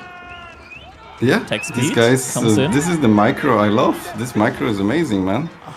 The meta aura, it's on attack speed. I would have preferred it right now at the moment if it was on Pierce armor actually instead. There's just so many archers there. There's a significant archer advantage right now for CSO, in which case I think that the Pierce armor would actually be superior here for him. Janissaries cleaned up the Ghazi Raiders so hard it wasn't even close. Yeah, they got taken down. That's a lot of destruction value there. And Louis, he's just gonna fall back for now. He got more destruction value out there, and now he's falling back. He did lose a couple of archers though. Villagers at the top. There's one, literally just one Sipahi killing a bunch of villagers. 6 villagers lost during all this fighting. Right. CSO has notes yet. That very hurts interesting. a lot. Yeah, and as I said, they just don't plan to go H3, because why would you? One Sipahi is actually getting so much value in. Yeah. 8 villagers. I think. Do you think all the 8 villagers that he killed is this one? It might be. I wouldn't be surprised. Like, nah, it can't have been right. Like that's too many. That's too many for one There woodland. was quite a bit villagers there, I guess. So who knows? I mean, right now, CSO, he's 7 villagers behind, and more villagers are dying to that one Sipahi there. There needs to be another like attack ping sometime. Yeah, now another attack ping happened. The CSO noticed? Yeah. No, still no reaction. Like he just got another attack ping. He's pushing forward now with his army, but Louis is almost caught up now once again with the archer number. Still has the Janissaries in there as well. Is he just gonna attack now? Now he does. Yeah, okay, now he pulls the villagers to attack. But man, that's a lot of villager losses. Yeah. For sure. Rewalds coming in though. Third Sacred Side once again getting cute. Louis actually now putting the shifts against the Ghazi Raiders in the wood line. Ooh, but this is 4 of them. They're gonna kill a bunch of vills, I think. Especially no textiles. They might. No oh, textiles, they didn't. Yeah. They didn't. They killed maybe 1 or 2. I guess 1 or 2 is still significant. They killed more than 1 or 2 there, actually. I think they killed like 3 or 4. Oh, okay. Yeah, looking at the villager count, like now it's only a 3 villager difference between them. Right. Like, a lot more villagers must have gone down there. Third Sacred Side now has been captured. Oh, it looks like CISO is going for an all-in here. Actually, no. Not an all-in. He's sending his units forward, but behind this, he's actually going up to the next age. 1,000 food in the bank, 300 gold in the bank, 3 Sacred Sites capped. Villagers killing and the he started, Ghazi yeah, he Raiders. started sending villagers over to gold. His TC waypoint is Q to the gold. Ooh, he's getting a lot of vills right now. See, so that is. He just killed 3 or 4 on the berries, on and the berries, he's just yeah. for free running away. Yeah, it's a lot of idle time because right now Louis' army just it can't really decide right now where it should go. Yeah, feels CSO has very interesting playstyle with his units. He's just running around all the time. Spearman on the right hand side isn't decapping the sacred side. Now he is. This looks like Louis just wants a full frontal engagement, and he can't get it. Once again, CSO hitting from the left hand side. This time Spearmen are gonna be there though. CSO is gonna have to back off. Oh, might lose 1 or 2. Actually, yeah, only lose 1 of the Ghazi Raiders. But now the archers are there as well. Where's Louis' archers? They're in the middle. Louis might lose his Spearman here. He just doesn't fight. This is how Zerg plays in StarCraft 2. You just refuse to give the fight to your opponent and you constantly backstab. Is this how you play this game? It might be. I love it. Yeah, it's absolutely amazingly played here for him. And now Compound of the Defender is going to be coming in. Questions, what's going to be the follow-up here now from CSO? It's going to be Man-at-Arm push. There's only 1 berry patch remaining, but there's still deer out on the map, so he should, in theory, have enough food for a lot of Men-at-Arms. But now it's coming in. This has to be a Man-at-Arms, right? Against Janissaries especially, you have to play Man-at-Arms here. And Louis has no money to go H3. upgrades are coming. Actually, CSO, he's got... Never mind, they're all inside of production buildings. I thought he had like 6 scholars right now. If you just put all of them inside the mosque and then a couple in the production buildings, he could rush up his veterancy upgrades. They are actually coming in relatively quickly. 2 minutes. That's pretty quickly for... Huge raid coming on the wood line of That's a Louis. lot of vills going down. Holy. Oh, even more going down. And the entire army now gets called back. Yeah, again, and it's just Louis wants to. The entire story of this game for the last 20 minutes is Louis wants to attack, and CSO doesn't let him. It's crazy. And just 3 archers on the right-hand side, finding out the food villagers, killing 1 villager and sending the others idle. And they're going back, but the armies... Where's the army going? CSO might find even more villager kills here. Oh no. The villagers go out of the outpost? Giving him the run around, but that's a lot of villagers going down. And even more Ghazi Raiders are coming in. Elephants in Q1. Tower elephants are coming in. Yeah, I guess they beat 70 archers, man. Louis is getting close to PopCap here when it comes to just units. 160 units out of the field, 70 archers. But Louis just doesn't have the resource right now to go up to the next stage. And army on one side, and on the other, once again, CSO just making sure that Louis just... He's doing the wrong moves. Like, he's actively making Louis do the wrong moves. The way he's directing his army. This entire game is not story of builds or macro or whatever. This is about army movement. It seems the thing that they focus on the most is just army movement. And it's something that maybe we don't care as much about as we should, or they just want to play like that. Maybe. First elephant out on the map. I guess this was something that we talked about in terms of Magic, right? Where his army movement was also very, very good, right? But this is even more interesting. I'm at Imperial Armory now coming in, so age up for Louis. It's gonna be on its way. The question is though, is he gonna be able to hold against this push? 2 elephants, they have 8 pierce armor. The archers right now, they do 6 damage, and even with upgrades, even with veterancy, they're only gonna be doing a maximum of 9 damage, so still only 1 damage each shot. These elephants, if the front lines are depleted and there's only archers remaining, if the elephants are still alive, that might be the game-ending play here. And now, I guess Janissaries will deal additional damage to cavalry, right? Because they will. Yeah. They will do bonus damage to the elephants, but right now, like, there's only 8 Janissaries out, and the military school is also getting taken down now.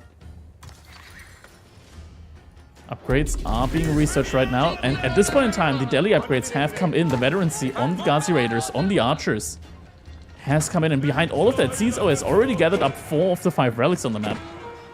Yeah. I guess this is benefit of going faster each 3, right? And this push with 1 elephant and this composition of units, I love it. It's just it feels this elephant is not random. This is something that he probably practiced, or he knows that it's a good thing to add to his current composition. Louis, he can't take the fight yet. 15 seconds until the veterancy upgrades finishes on his archers.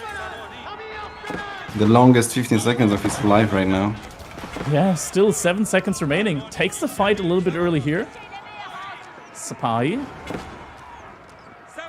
Not taking the battle right now. Now they are. Sapai on the archers.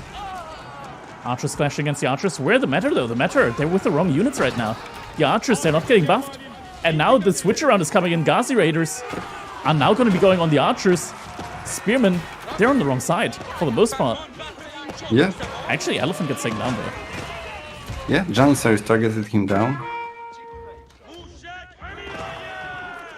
Okay, so Louis defends, and Where were the other elephants? There were 2 more elephants the entire time. There's one in the middle, and the other is lost in translation. Oh no, it's just sitting there next to the base of Louis, next to the destroyed buildings. Maybe just wasn't in the control group. Behind this push, CSO already has 1 keep on the 1 sacred site. There's a second keep on the other, and then this is looking super good for him, man. Because right now he's just gonna go soon for this villager production, I guess. This is a And he's, super methodical play, yeah. yeah, man, this was super This is good. what Eliona versus Magic should have been. Yeah. Yeah, it's just the relics. Eliona was slower with relics, he was slower with keeps, you know.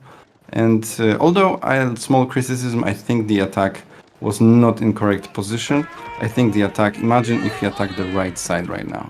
There's gold there, there's a lot of food, I think, and all these villagers are very, very vulnerable, right? So I think that possibly this could have been a better place to attack. Yeah. Agreed. But on the other hand, look at the army population. So still, there could be a little bit of a problem here. Yeah, it's a lot of units still here for Louis, mostly archers and janissaries as well. So with this many janissaries, there's no way the CISO can make any more cavalry, right? So it needs to be something else. It needs to be either siege play or mass men-at-arms, something like that. Probably. A huge Ghazi right at the bottom right, killing a ton of vills right now. Maybe not a ton, but a significant number. 25 vills in total killed, so that's huge. And yeah, right now this is kind of like a checkmate situation because all the keeps on the sacred sites and the villager production. Right now, Louis would need to pretty much go 2 TC on top of his initial TC to.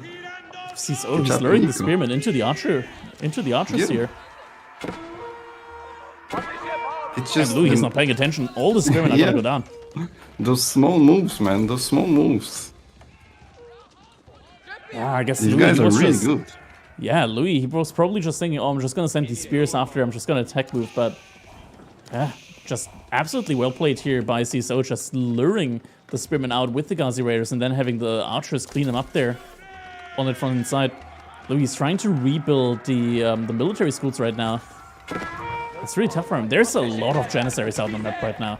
And CSO is making crossbowmen. I'm not sure if that's the correct play, because the janissaries, they attack really, really fast. They still deal reasonably well with crossbowmen. It's not that great of a counter. Yeah, but what else are you gonna make? I guess men-at-arms, probably? Yeah, men-at-arms, I think, or siege should be the way to play here. And yeah, Okay. CSO is just now queuing his first mangonel. Yeah, I guess horsemen as well. I mean, the Ghazi riders still. And we've got elephants. Couple of elephants, yep. Oh my god, Louis, he didn't have horticulture this entire game. Yeah, and I'm not a huge fan of all this mass ram play. I feel like against Delhi, it's better to go traps, because there will be so many keeps, and diving the keeps is still extremely costly, so... Oh, and we've got a lot of janissaries dying here to just mass archer. Although the archers are dying to mangonels, so... Okay. Bit of a back and forth now between the two players.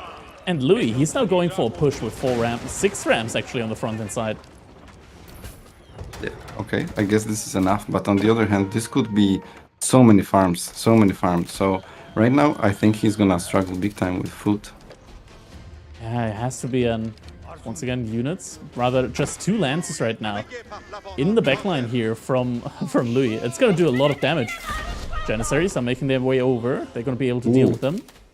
Yeah, these lancers, but okay, he called in some janissaries and he's gonna clean them up. So this push is scary. So we've got another situation where where Louis wants to do a push, and let's see if he gets to do one. It's 4 mangonels, 5 mangonels. What the hell? Okay.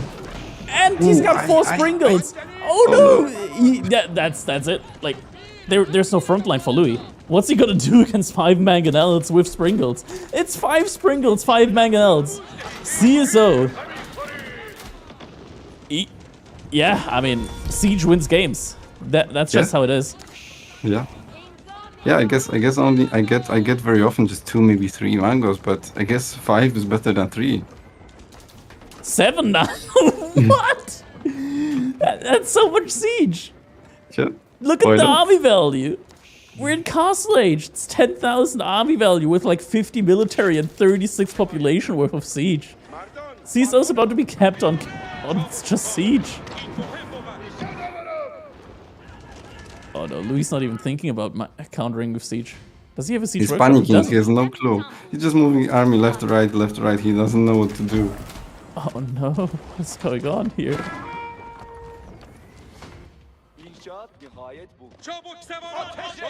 Hasi Raiders hitting Janissaries.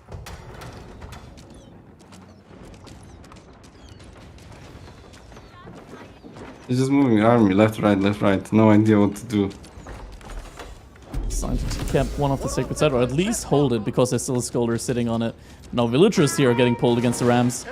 And yeah, this is gonna be one last big fight, I feel like, but judging by the amount of siege right now that CISO has, 8 Mangonels, 2 more in queue, and 5 Springles. There's no way for Louis to win the siege war here. You just look at this mass and it's just like, what am I gonna do? Even if I have like 4 Springles right now, my opponent still has more Springles than me. Good shot from that one Mangonel on the villagers, but even killing all of them is not gonna be enough, because Caesar, with all of these keeps right now, also has a major economic advantage with the Delhi tech turning all of these keeps into town centers. Yeah, and look at this. This is... well, I guess the one thing he could do is just build 40 horsemen and hide them, you know, and bam, suddenly 40 of them shows up. I guess that cleans this army. Yeah. But it's just something he can't Not do the because food he has for no it. food for that. Yeah, it's... And behind that, CISO is going up to Imperial Age. Yeah, wow, okay. Yeah, this is really While good Louis to is Delhi. building a second TC. Yeah, it's just all these rams. I said it. I think those rams were just a mistake. Yeah. There was a lot of wood invested there. 1,500 wood. Yep, those could be TCs, those could be farms, those could be 20 whatever. farms, yeah. Yeah, Keep 20 going up farms then, is though. enough to produce a ton of Sipahi right now. Yeah, and all of these Mangonels right now, like, they're just taking down houses as well. Like, Louis' popcap, or not popcap now, but he's about to be popcapped soon. Yeah. He's below his 200 when it comes to the potential. He is now making a lot of Sipahi, but now the H-up has come in as well. And now it's a forward keep. Louis, his hand is now getting forced. He has to dive this. This keep cannot go up. And he is diving it. But the Mangonels in between 2 keeps. Oh my god. Oh my god. And also there are... holy... Oh, Oh no. Yeah, all the units just disappeared for Louis. that was painful. That They was all so disappeared.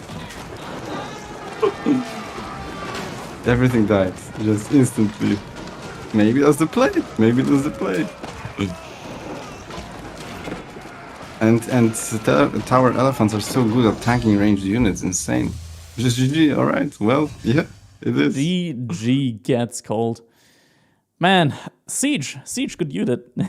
I guess keep plus siege, right? Because keep allows you to, like, you have to dive the siege, and it's difficult to dive the siege. So yeah. Wow. Okay. All right, okay. That was interesting game.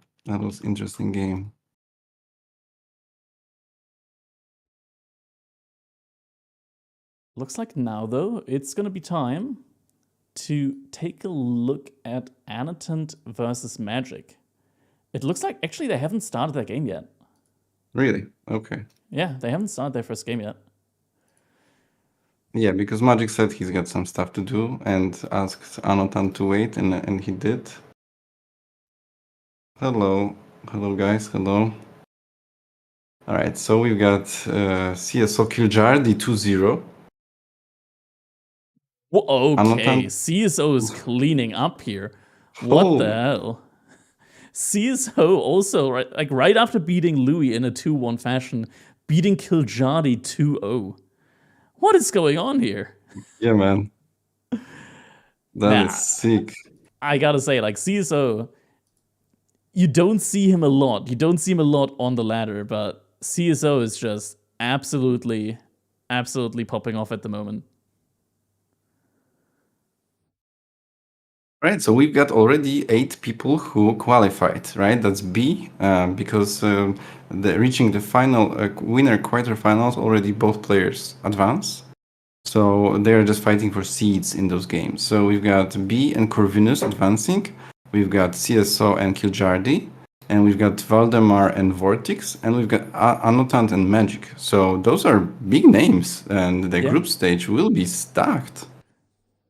Yeah, so already having a lot of players that have qualified. Redman Puppy not playing. Unfortunately, they did sign up, but they overslept and they missed a check-in. Very, very unfortunate for them.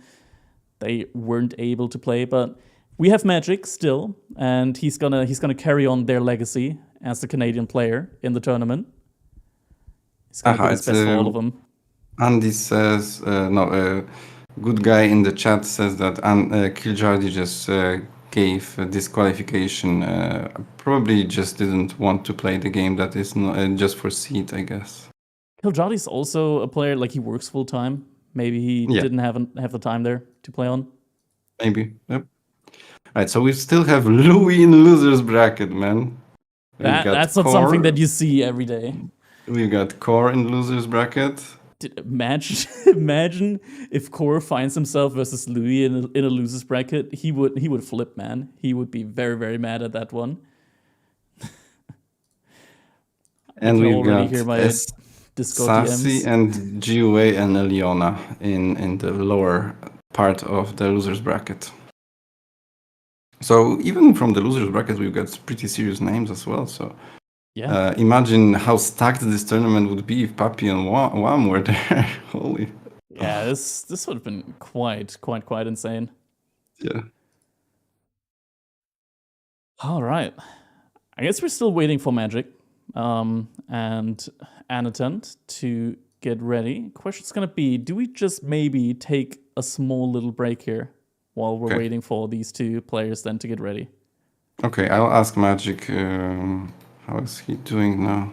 Yeah, maybe you can give us an ETA, and then we can decide whether we're just gonna take a small break here, or if we're gonna be able to jump straight into Anatent vs Magic. Okay.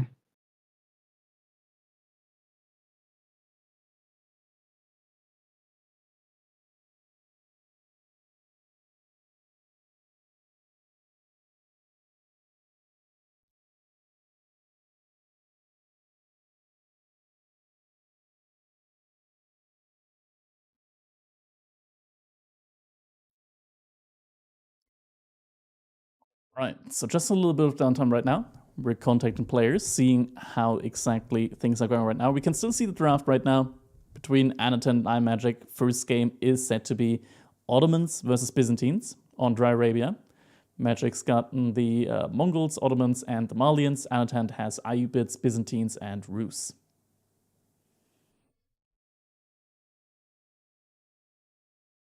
Yippers. Yeah, I just messaged Magic. Still no idea.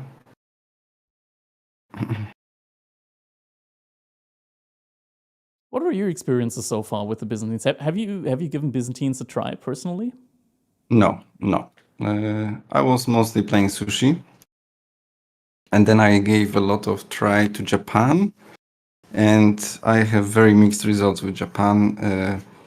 Anytime I go full 1TC, full feudal all-in, I'm doing extremely well. And anytime I try something else like fast castle or 2TC, something like that, I struggle.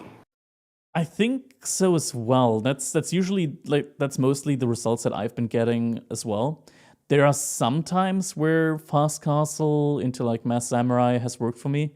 I've played I think fast castle samurai works really well versus 2TC play. Mm-hmm. If you just send your samurai immediately onto the goal and stuff like that and just deny resources there. And yeah, I think samurai overall, like with the +4 damage to infantry that you can research and the early Bannerman. It's massive. It's so strong. Yeah, like many times we see players just like trying to mass up units and in feudal age to like hold against your early samurai spam. The thing is that with Japan, the spam doesn't stop. It just keeps on going because you're getting all the farms, you're getting really good food income from the berries, and usually you would expect, like with the Burgrave play, for example, oh, it's going to slow down. It's only going to be like, 15 men-at-arms. After that, it's going to trickle in. It's going to slow down. It doesn't slow down. Instead, it keeps on ramping up, and that's where Japan is like really strong. Yeah, but it's not. You can't do it against every civ, right? Yeah, I would say you can't do it against like Knights. It's starting. Yeah, I feel like Japan is quite weak into Night Sieves and really good against everything else. Yeah. Unless we find a way to play against Night Sieves, but I haven't found so far. It can be very difficult. I feel like it's very hard for them against Jeanne d'Arc sometimes as well, because Yeah, because you want to mass, right? And you want to get this big infantry ball going. And Jeanne, they just make Jeanne players. They just make a lot of arbalètria, get the +5 melee armor, and suddenly you're like, okay, what do I do now? The +5 melee armor in part, let's be fair, like it gets mitigated by Bannerman plus the +4 damage against infantry, so that pretty much completely negates that.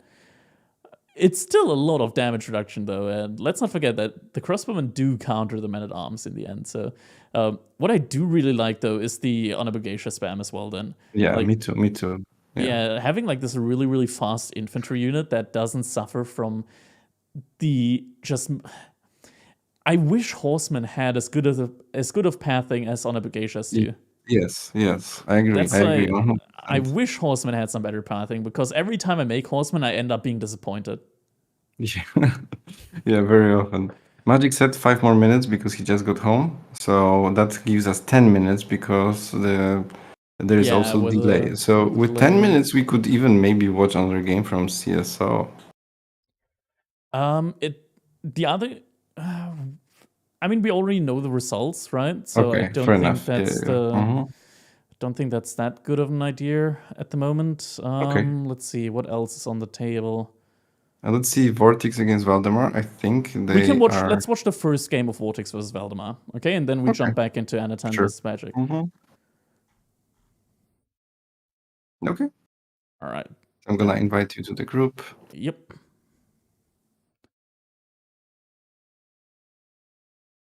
Yeah, Vortex said that he almost got Hossein. He played against Hossein, so maybe he lost almost Can to him. you re-invite me? It just said group unavailable. Okay, 1 second. I already launched the replay. Oh, okay, maybe you And Vortex lost 1 game to Nuggify. Nuggify, okay, actually surprising here. Coming in as like a dark horse, taking down Core 2-0, and then winning a game versus Winning Vortex? a game against Vortex? Oh. Who is that man? Okay, invited you to the group. I have to say there are some upsets. I mean, mostly still reasonable results, right? Yeah, but like expected Nuggify, results, but some of the like that's surprising me. That is surprising me. CSO, that's a big deal, right? That's the secret story of this tournament. All right, I mean, you can start. Okay. Valdemar Vortex, okay. Wuskase, thank you very much for the sub. No, Mr. they just Pessimistic finished. earlier coming in with the sub as well. Oh my god, our timing. Thank you guys so much for the subs. It's very much appreciated. Actually, let me quickly go over here, get my alerts over, so we're not missing the alerts anymore.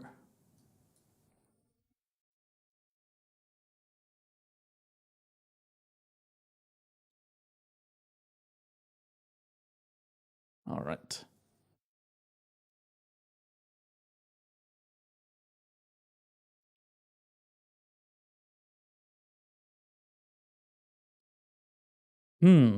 Okay, what are we doing then, man? We got scammed. Okay, so there's B versus Corvinus, I guess. I'm not sure what's that gonna be about. We could watch the first game of B vs. Corvinus, because I think we're still like very much on track for Anatan versus Magic, right? Yep. All right, let's do that then. Let's go into the first game versus B and Corvinus. Are Okay, they inviting playing? you. I'm already in group. You're okay. Oh, they're not playing yet. They're still drafting. Okay. Yeah, I guess this happens. All right, I guess we can just wait for Magic. Yeah, let's just wait for them. I mean, they're probably starting relatively soon. The draft is already done for them, right? So Yep. They already know what they're going to be playing here.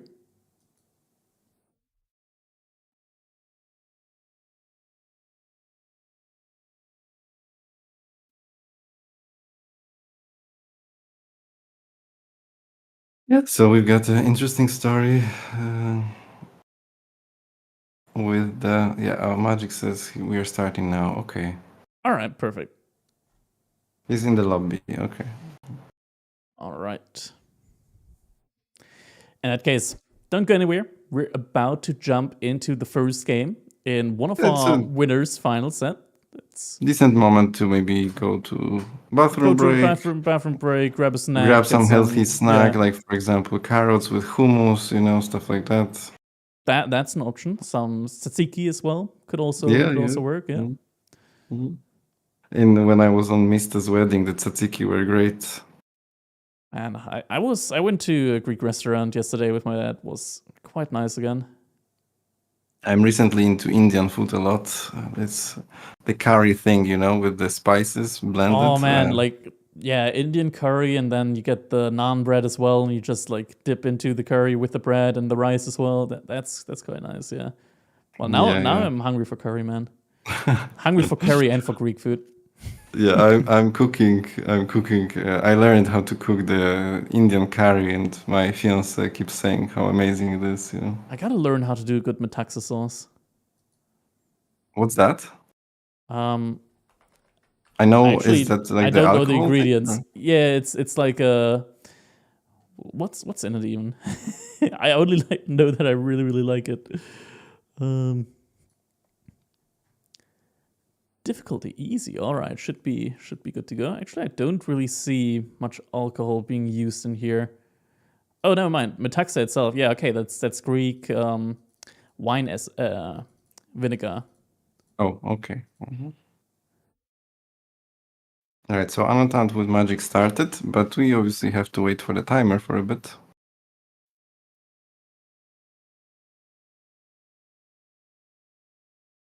They put Cool Whip in Metaxa sauce. That's interesting. Okay, 3 minutes 30 seconds. Oh, not bad. We're gonna have a game soon. All right. Perfect. So just thing until we're going into what's this now? Our fourth set of the day? I think that's our fourth set of the day.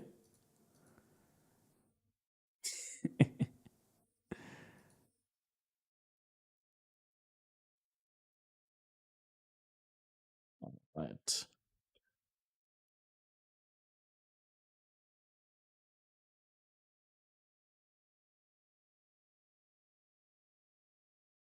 Who's CSO? Big upset beating Louis. Yeah, CSO is actually Louis' teammate. They're playing team games, like a lot of team games together. And CSO has always been very high on the ranked ladder list. He hasn't been performing that well so far in tournaments, at least not that well that he's really brought attention to himself. But yeah, he's played very well today, beating Louis MT. So very good performance from him.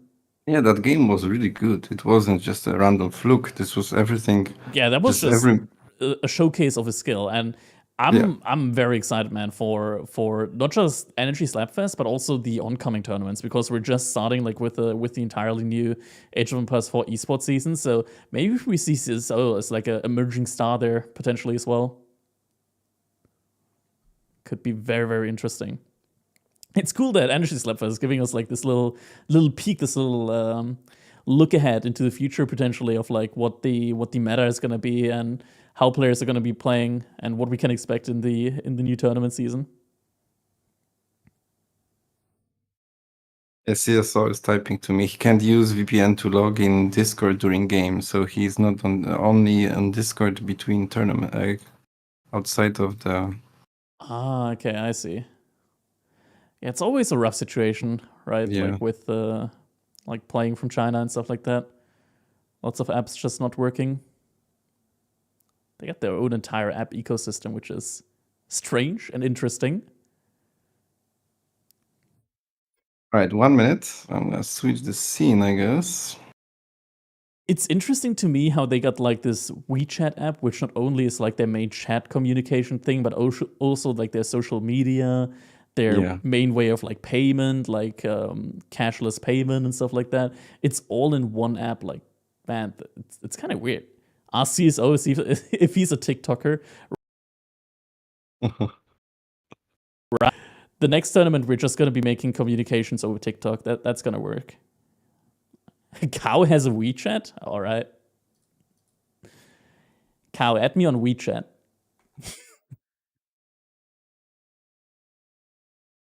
Yeah, and the mobile payments are so popular in them. I heard in Germany you still use fax. Is that true? Yeah, so official institutions, they Okay. from time to time use fax machines, which is very, very awkward. I recently, like for work, I helped set up like a therapy center, physiotherapy center, and for like medical stuff, they still have to use fax to interact with Okay. the medical care system. Yeah, I think China is getting really ahead of us, isn't it? It feels like it. All right. Enough of that, though. We've waited long enough. It is time. We're going to be jumping straight into Annotant versus I Am Magic right now.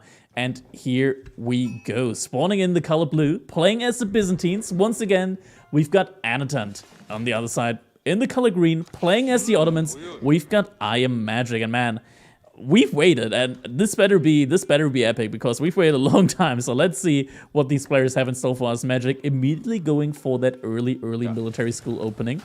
Annotant, on the other hand side, opening up with that cistern, isn't sending any more villagers out to stone, so it's just going to be going for that one cistern play here. Yep, I feel like Magic is maybe has a little bit different skill set than Annotant, although both players are extremely good. But it feels to me like Magic can be described a little bit as maybe cunning, you know, where what I feel about this game already, this draft, I think Magic outdrafted Annotant here, right? Because it feels like Ottoman is just a perfect sieve into Byzantines because you can just mass feudal units and you're supposed to just kill Byzantines, right?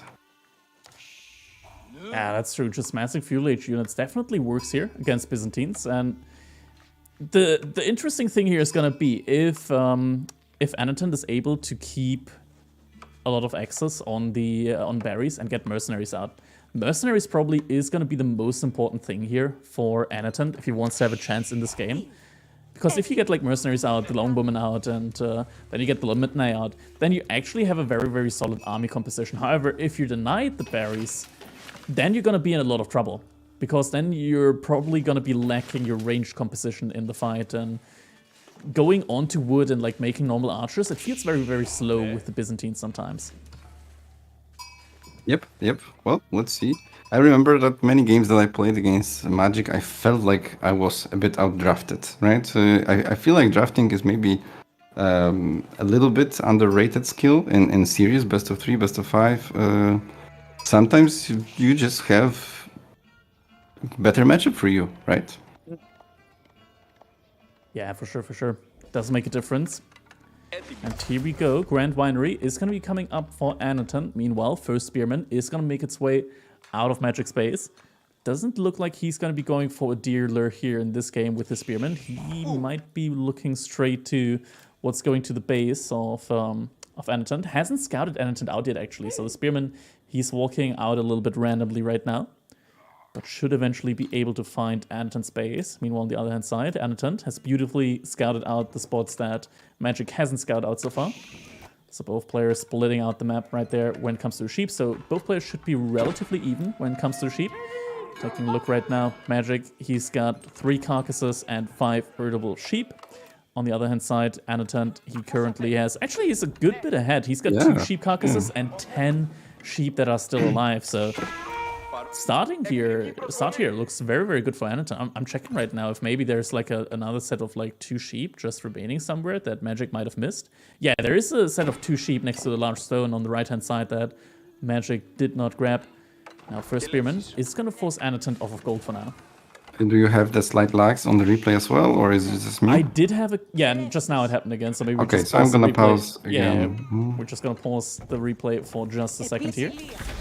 Does it happen on EGC streams as well, or is it just us? On EGC streams, we immediately pause, usually, whenever we go into a game, and then just wait a couple seconds. Oh, okay, that's smart, yeah. Alright, what's really good here is that Annotant, he managed to get 100 gold. With that, he's probably gonna immediately grab Horticulture.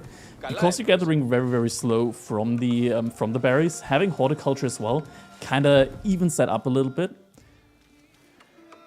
Does have the 100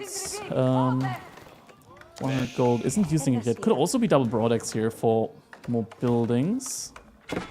Interesting that Magic is getting the landmark, the Twin Minaret Midres, only with 3 villagers. I usually see Ottoman players doing this with more, usually even, I would say 4, maybe even 5. Yeah, looks like he's not in a hurry right now to rush that one up.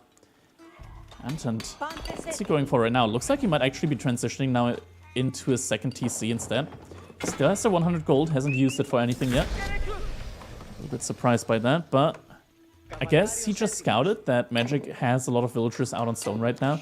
This might still just be a 1 TC play here for Magic. I would be surprised. I think this is a bad choice from Magic right now. I'm not gonna lie, I think this is a really bad choice from Magic, going for a 2 TC play against Byzantines. Because then what you're doing is you're playing into their strengths. Like as long as the game gets prolonged, Byzantines is going to be in an absolutely beautiful place there for them. Like 2 TC Byzantines against 2 TC Ottomans. I favor Byzantines every day of the week. Yes, absolutely, right? Like we just said that this was supposed to be outdrafting Annotant because of how strong Ottoman is in H2, but we don't have this. Unless he's gathering all the stone for military schools immediately? Is this possible? No, not really, right? I mean, if he were to stop now, then yes, like right now, if he stopped now, but no, he keeps gathering, so this is definitely going to be a second TC behind this all, and I would have really liked it, actually, if he just stopped there, went for, like, just kept the stone in bank, and just went to, like, mass archers, like, immediately get a ram out and just burn down the town center. Yeah, I don't think this is a good idea. Maybe he's not that cunning, as I said before. Yeah, we might have to reevaluate that one. But for now, gameplay is just going to continue. The 3 spearmen are actually slowly but surely going to burn down the bill. I'm surprised that Anatan still hasn't started researching horticulture yet. That's such a crucial upgrade, actually, when you're on the berries, because it takes so long to gather from the berries. It's really, really slow, and you do really, really want to have something that kind of, like, evens out the gather rate a little bit. Also, no additional cisterns have come out yet. Definitely has a stone yet for another cistern. There it is. Cistern is coming out. Might have to have a word or two with Anatan about his cistern placement, though, but at least he's getting the second cistern now. And this harassment is actually quite painful. It feels like... yeah, it's doing a good bit right now. I mean, once the cistern is up, at least Anatan is going to have access to Akratoy defense. So then the villagers can actually start taking some fights against the spearmen, but until then, it's going to be annoying. Yeah, and this thing is actually very, very strong. And an outpost rush here from Magic now on the other hand side. Sending the villager request. Actually, does Anatan see it? He doesn't see it now. He has the scout there. Oh, the scout is pulling away. Anatan did not see the villager there. And now Magic is coming back for that. I love the idea, but I have doubts if it's gonna work. Maybe, is there enough? Yeah, there's enough olive oil for the set of mercenaries. So I'm pretty sure they're gonna get built faster than the tower. Although, actually, maybe not. No, it takes a while. It takes a good while, especially with only 2 cisterns. And you have to also first research the contract, which takes 20 seconds as well. Yeah, the outpost is definitely gonna go up. It's incredible that, like, Magic managed to hide that villager there and Anatan did not find it. That was so close, like, just on the edge there of the vision. Yep, this is really good, yeah. And maybe this is a cunning move, after all, I guess. Yeah, so the thing is, let's see. To invest into military. Maybe he can keep it in feudal age. I don't think Magic can keep it in feudal age. Because, oh my, yeah, no way Magic can keep it in feudal age. Look at the gold from Anatan at the gold spot. Walls and double outposts. No way Magic can keep this game in feudal age. Actually deletes one of the outposts. Unless he cuts him out of food. But the problem is that he cannot cut him out of food because Anatan found much more sheep. First outpost is now getting emplacement. Second outpost is being built.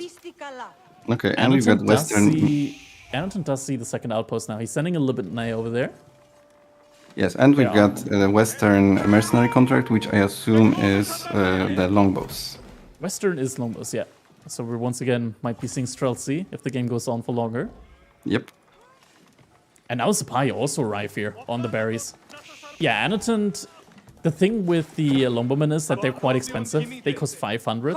They cost actually 50 more olive oil than they should. So Anatron is only going to be able to get a single pack of Longbowmen out. Yep. Yep, but the problem is here that this might just not be enough. I mean, this is a decent pressure, but it might not prevent Anotan from going for H3. Although I guess maybe he's just going to go full all-in after the second TC. So maybe this build actually is decent, because look, he also made these 2 military schools before the TC, which allowed him to actually apply already a bit of pressure early on. So maybe this build is actually pretty nice. Magic is playing this long game. Look at the walls that he's pulling right now. Right, He's playing this for the long game. He actually wants a late game against Byzantines. This surprises me, and I'm not sure how I feel about that. I think Magic is just essentially misjudging how this is going to go. There was a game where I played against Magic, Byzantines versus Ottomans, and he won that one only for one reason. I specifically refused to make sprinkles. I specifically refused to play the Siege War. And he played the Siege War. Yeah, you have to, but I'd rather lose than play the Siege War. Okay. So I'm not sure if he has the right grasp of this matchup, because Anderson doesn't shy away from playing the Siege War. Yes, but the idea is right that there's a lot of talk recently how overpowered Ottoman is in late game, which I really don't agree with. I don't agree with this, but people say it's the case, so maybe this is what Magic tries to abuse. Ottomans are pretty strong in the late game, mainly because you usually go for like that free production, right? And what that free production actually entails to is that with Great Bombards and having your units on Janissaries, you're actually roughly getting 1600 resources per minute for free. Yep. And that can make a pretty big difference as well, especially if you're getting relics, if you're getting sacred sites. And I think more than any other civilizations in the game, there's no civilization that can create as much of a devastating death ball with Great Bombards than Ottomans. There's just not another civilization that can do it anywhere nearly as well. Like if Ottomans get like their 3-4 Great Bombards out, their front line, Sapahi, and the Janissaries as well, there's not really a lot of army compositions that can deal with that. Sure. I guess you have to be Culver and Civ to some extent, right? If yeah, Culver and Civ could probably deal with that in a much better way. That would make a pretty big difference there. Yeah, so attacking into longbows pretty much doesn't work, right? So maybe this is the reason why Magic was not thinking about aggression. And I think those towers still works, right? Because I think if Magic went for these outposts earlier, with aggression combined, like Anatont wouldn't have been able to even get the first batch of Longbowmen out, I feel like, if the outposts came in earlier. And then it's like no Longbowmen at all. With the only limit May. I think this game could have been over really quickly if Magic went for 1 TC all in aggression. Not sure if he's just really set on playing this long game, like getting to that death ball. Byzantine music is pretty good. I didn't play Byzantine, so I didn't know what I'm liking. I'm digging it. Alright, so we've got the same idea as last time, where he's using infantry to just slowly take the relics, right? And that is for Anotant. And let's see what is the plan for Magic. He's just... Magic is just going fast Imperial here. Really? Yeah, look at the resources. Wow. It's just going to be fast Imperial for him. That's so fast. Yeah, that's a game plan with Ottomans in this one. And he's gonna really quickly, like, 4 minutes from now? 4 minutes from now, he should be getting his first Great Bombard. That is pretty good, I guess. Yeah, I mean, 17 minutes in and having a Great Bombard, it's gonna be pretty tough to hold for Anatan. Like, overall units-wise, it's looking good for him. So Magic game plan seems to be similar to give you anxiety. Yeah, except one played it with Rus, the other played with Ottomans, yeah. Yeah, okay. Alright, let's see the relic situation. I think Magic looks like he might take more. Yeah, it has to be, right? He walled in one, he walled in the other. The other one is relatively close to his walls. He's already got a monk walking in that general direction, and the other one is towards like his corner. Yeah, he's got a monk picking that up right now. I think Magic should be able to get like at least 3 relics in this one. And now Fast Imperial should be coming in now. There it is. Istanbul Observatory. Mm-hmm.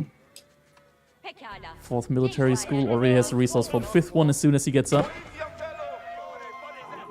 And it's university, so it might already boost the units, right? Yeah, you're immediately getting the boost out of it. Yeah, so the bombard gets, I assume, boosted by chemistry, is that right? Yeah, the bombard does get boosted by chemistry, so it already does enough damage to be like probably stronger than like a range, like really, really high range mangonel. It's just doing a lot. So the problem with countering this is that the spring guards are not population efficient enough. Yeah, is that right? The Great Bombard, I think it got buffed recently from being worth 4 population to 3 population. So it's incredibly population efficient as a siege unit. Because it's like a bombard, but it also works like a mangonel, like a really large range mangonel. With a ton of health as well, so even if you dive it, like it takes a while for it to go down. Oh, Anatan, he's making a lot of Varangian Guards right now. An issue that I have with Varangian Guards is the massive, massive gold costs. They cost 40 gold each. Like, sure, they cost 10 food less, but having a 40 gold price tag, it is so expensive throughout the game to be making Varangian Guards. For a Man-at-Arm unit, by the way, that isn't even that strong. They have less health than normal Men-at-Arms. Yeah, like, they die really, really quickly to crossbows. Yes, for sure. Although in H4, maybe there might not be that many crossbows because my opponent can go, for example, hand cannons or threads or whatever. In this case, I guess maybe Janissaries. Yeah, still though, the gold cost, like, the main issue that I have there is that Byzantine's is a civilization that can't generate gold through any, like, bonus method, right? Oh, Mangonel shot. Clips a couple of the longbowmen there. So you don't have any extraordinary amount of gold, and then having... Oh my god. That's a couple more longbowmen there. And then having a Man-at-Arm unit that costs double feels really, really bad. Okay, now the push is coming in. Anatan looks like he wants to, like, really, really hurt Magic right now. How long until the Great Bombard comes out? 2 minutes remaining. He actually let the Mangonels finish off first before he switched over to the Great Bombard. This might hurt him a lot here. Anatan is really pushing in right now. Is Magic just maybe gonna die? The army population is twice as big or even more. There aren't many crossbows, and Magic does have a lot of Men-at-Arms. He's getting the Elite upgrade right now on the Men-at-Arms 12, 15 seconds until that finishes. Yeah, Magic is gonna hold here, I think. Yeah, it looks like Lose a couple of units, but like villagers, but it doesn't matter losing villagers as the Ottomans at this point in the game. Well, it obviously hurts a little bit, right? But losing the 2 mangoes, I would say, is a bit painful because those 2 mangoes will still be shutting down the longbows, and now they're still dealing a lot of damage. Right, Men-at-Arms are out now. Get the Matter attack speed upgrade buff as well, so they're attacking really, really quickly right now. Once again, Men-at-Arms are also being affected a little bit differently than other units by attack speed upgrades. So they actually attack a little bit faster than the plus 15% attack speed that the meta provides. Oh, meta gets sniped though. Yeah, the longbows are doing pretty nicely, and there's also Langknechte that are countering the Men-at-Arms, and it seems like, yeah, okay, well, I guess Magic is still holding on, and Anatan will be able to go H4 reasonably soon. What about big gold mines? It seems Anatan tries to control both of them, so this is the big advantage of being aggressive in Castle Age. When you rush H4, you kind of give up the big gold mines in the middle of the map, so this might be problematic in future. Let's see how... Yeah, I guess technically Magic has 2 small gold mines on the right, so this is not the end of the world. However, I can still... Maybe this is gonna be a problem in future. What happened with that wall there on the right-hand side? They both just decided that they're gonna allow... How did the villager get in to put that wall down? What is going on there? And I think he went through... Near the mosque of Magic, there's a small hole. When he was attacking, it must have been this one. I don't see the other way. Relic is getting sneaked by. And just gonna close the hole in the wall for Magic there. But yeah, first Bombard is out now, and look at that. 190 siege damage AoE with 11 targets of range. 11? Oh, that's a lot, I guess. Oh, Yeah, and it has it's pretty splash damn damage, strong. right? Yeah. It is splashed out. It does a lot of damage. Like this one, if you have hand cannoneers that are like bunched up, this one can take like down 5 hand cannoneers with a single shot. Yeah. Yeah, but you pretty much have to have 7 Springles in front of your army, right? But that's 14 Pretty population. much. Yeah, it's a lot. You realistically can't one-shot it with Springles alone. It's just not worth the population loss there, I feel like. Right. Alright, Foreign Engineering Company has come in. Once again, like I'm not the biggest fan of this landmark choice overall over the Palatine School. And the men arms right now from Magic, they're doing really, really good work here. Actually, like just pushing back Anton's gonna be able to hold up, but even more units are coming in. 8 range armor, that's something, that's serious. And the Keep has gone up on the large gold for Magic, so he does have that one secured. Yeah, this might look decent for Magic actually, let's see. Yeah, he's doing a good job here right now. With just not taking massive engagements. This is what he's doing right now, basically. He is distracting Anton long enough for him to prepare his death ball with the great bombards behind all of that. And once you get to like this big death ball composition, that's when, like, no matter what you do, you just can't win the game anymore. Yes, but it's still a long time until Magic gets it. He's currently at 130 population with very low food income right now. I feel like he's just That's barely... the thing though, right? Like, you add all the resources onto each other, and right now Anatant, he's at like 3.8k resource per minute. Magic, he's sitting at roughly... Actually also sitting at like roughly 3.4, 3.3k resource per minute.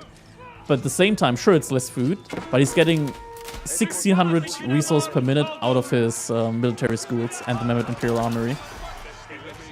1600? 1600. Yeah, okay, that's a lot, I guess. And to some extent, the Byzantines also get for free units for free, right? So true. The olive oil, yeah. And we've got Royal Cannons, so maybe this is gonna be a fight of Royal Cannons against Bombards, but I think Royal Cannons has less range. Cannons, yeah, they have 10 range, and I think they just about get one shot with chemistry. Okay. Not ideal then. Yeah, like Royal Cannons actually got an activatable ability where they do AoE damage with a single shot, but that has like a minute or 2 minutes cooldown. And these Bombards are so cool.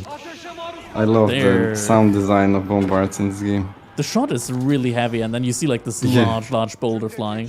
What's also really great is once you see like a keep with the Great Bombard emplacement, it's just these large boulders being hurled across the map. Yes. Ooh, here, Landknecht are killing a lot of men-at-arms, I think. Yes, getting some good hits on. Also crossbows as well.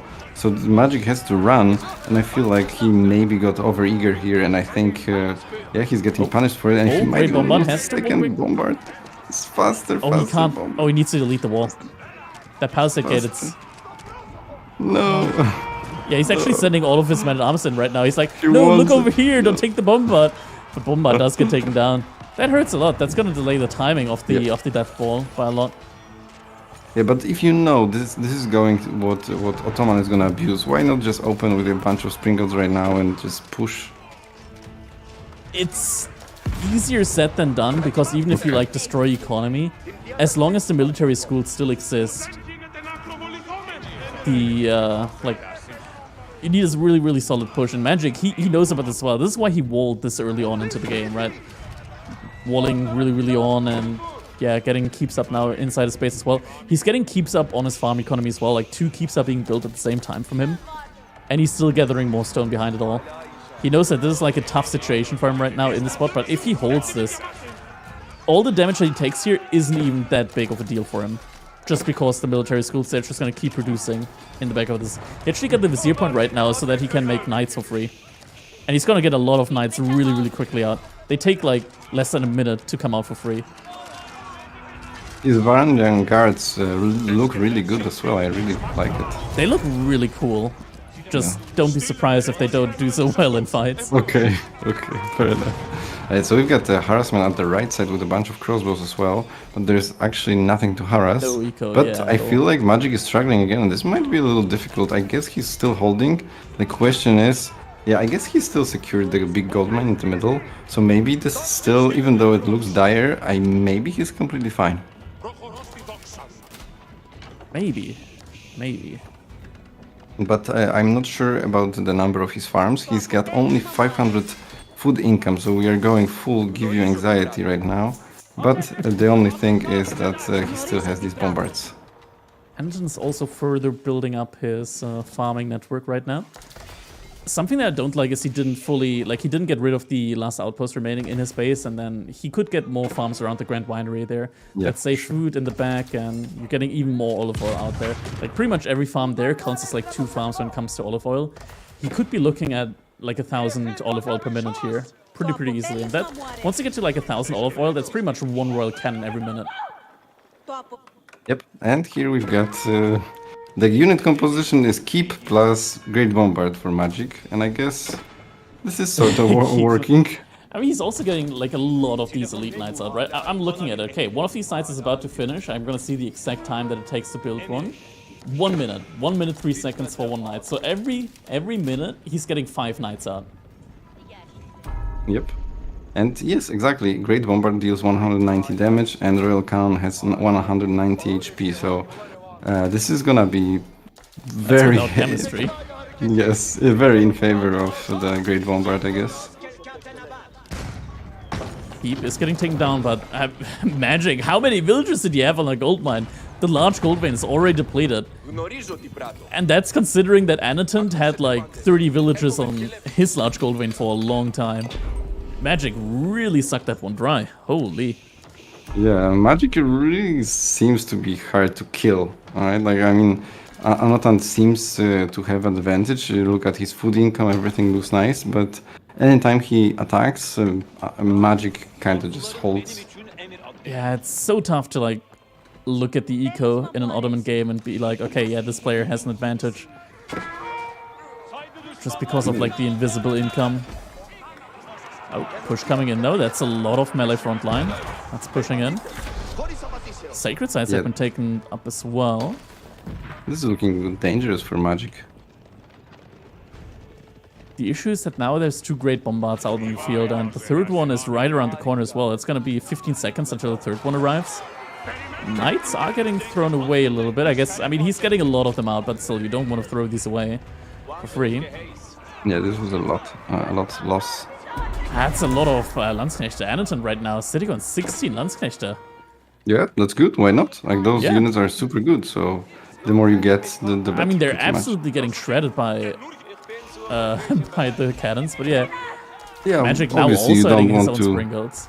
get too many of them, but if you get Just even spread up out. to 40%, even up to 40% of your army in Landsknecht, I think that's completely okay. They're doing a lot of damage as well. 28 damage with every attack. Couple gods killing some villagers here. More farms coming up. How many farms does Anaton have got right now? That's a lot. 66 farms. No, actually he has 78 farms. These can't all be working, right? Like that's a lot of food income that he's gonna have. I think he's about to spike in a short little bit. Yeah, that's actually completely fine because it gives him the olive oil, right? Yeah. Oh, but here we go. Fight's about to happening now. In the base of Anaton. In the base of Magic, can Anaton make it out? Yeah, he is going to be able to get out there. One shot though. It's on you to get some damage out. Okay, let's see how broken these bombards are, if there's 3 of them. But Magic is getting close to being maxed out, and his unit composition is getting decent. 40 crossbows, and we had a comment in my chat that Magic is dead. Maybe, but maybe not. Yeah, no way. Magic is not even close to that right now. Look at those bombards. Firing on the front line. Mangonel-like damage coming out. Yeah, this gives me the vibes of the Chinese bombards in early game, in early Age of Empires 4, you remember? Yeah, those were the bomb variants, the Kulvards, so to say. Yeah, They were a brutal. little bit of both. But yeah, even though Anton had significantly more, I would love to see a feature where we can just select a unit and see how many units that one was killed. Yeah. Because these bombards, it feels like just absolutely wiped up Anton's army. Look at those couple of crossbowmen over there. Gone. Right. Okay, maybe Ottoman is actually good in late game. But why is there no spring outs still? I don't know, like, Anderson, you gotta make the Springles. It doesn't work any other way. I tried. I played the game where I could swear that I had magic, like, dead, completely dead. And then he just kept getting these straight bombards out, and I just couldn't kill him. Yeah, I guess this is maybe what you said. It's just the mass Yeah. bombard is gonna work. And like, where is Anderson supposed to attack from? Magic is now just getting stone walls up on all sides, and Magic hasn't got siege. He doesn't have siege. In my opinion, this has to be won through siege war. It just has to be, right? Because if Easily, there's if this is 3 bombards, that's still a lot of population. So that justifies your own Springles, for example. I guess Anton, he just thought that maybe he could just overwhelm Magic based on his like own economy judgment and like the amount of units that he was able to get out. But Or what maybe you if there's can one never bombard, underestimate- but if Yeah. there's 3, you just can't. I don't think so. Now there's 4. a 4th one. Oh, and that's also so annoying. Like, you can't group up your units when you're on the retreat as well. Yeah. Because they just sponge up and then they're all getting killed. Single What about lines well, horsemen? being annoying. What about horsemen?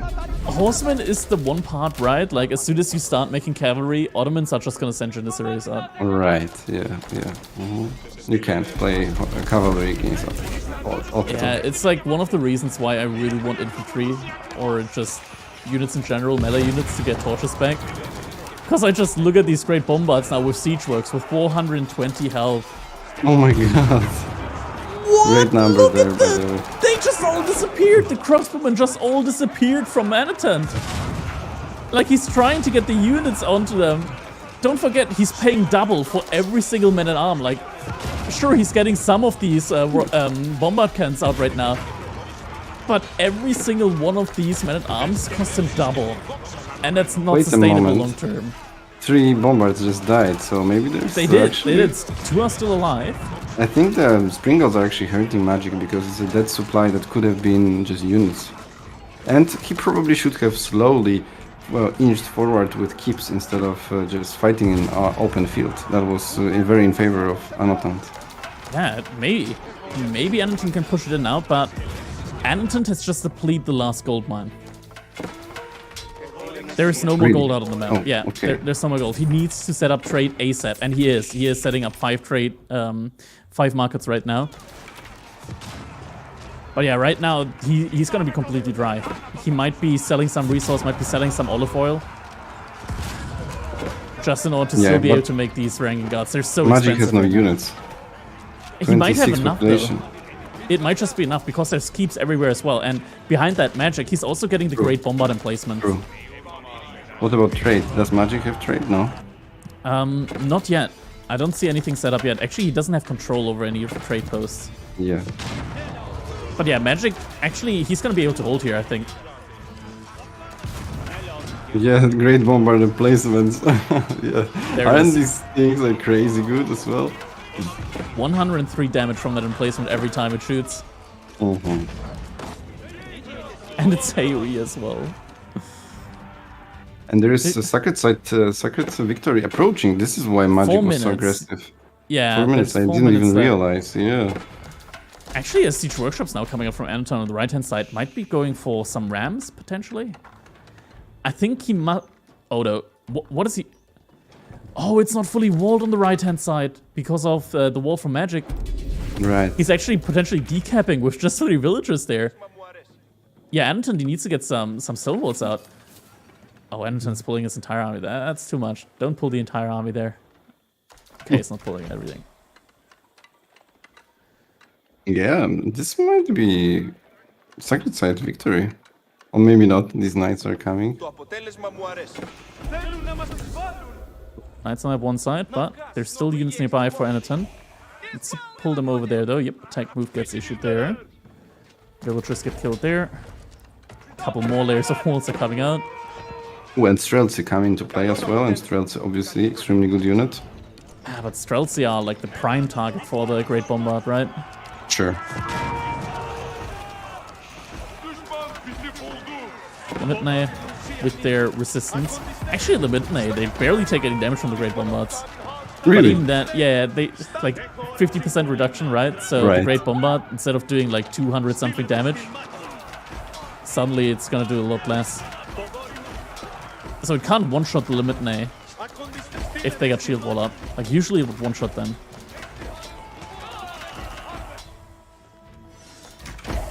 The magic refuses to die. And this gold situation, I guess this is all about trade right now. If Magic doesn't establish his own trade, and he doesn't manage to deny Anotan's trade, that's the win condition for both players right now, Seeing right? some Revoldicans coming out right now as well. But it looks like Magic is about to try and push out somewhere. He's also sending some Knights out. This is still not fully walled, so the Knights are just going to be able to immediately go on the Sacred side, but they are relatively weak already. Yep. Yeah, but the strong push seems to be coming soon from Magic, maxed out.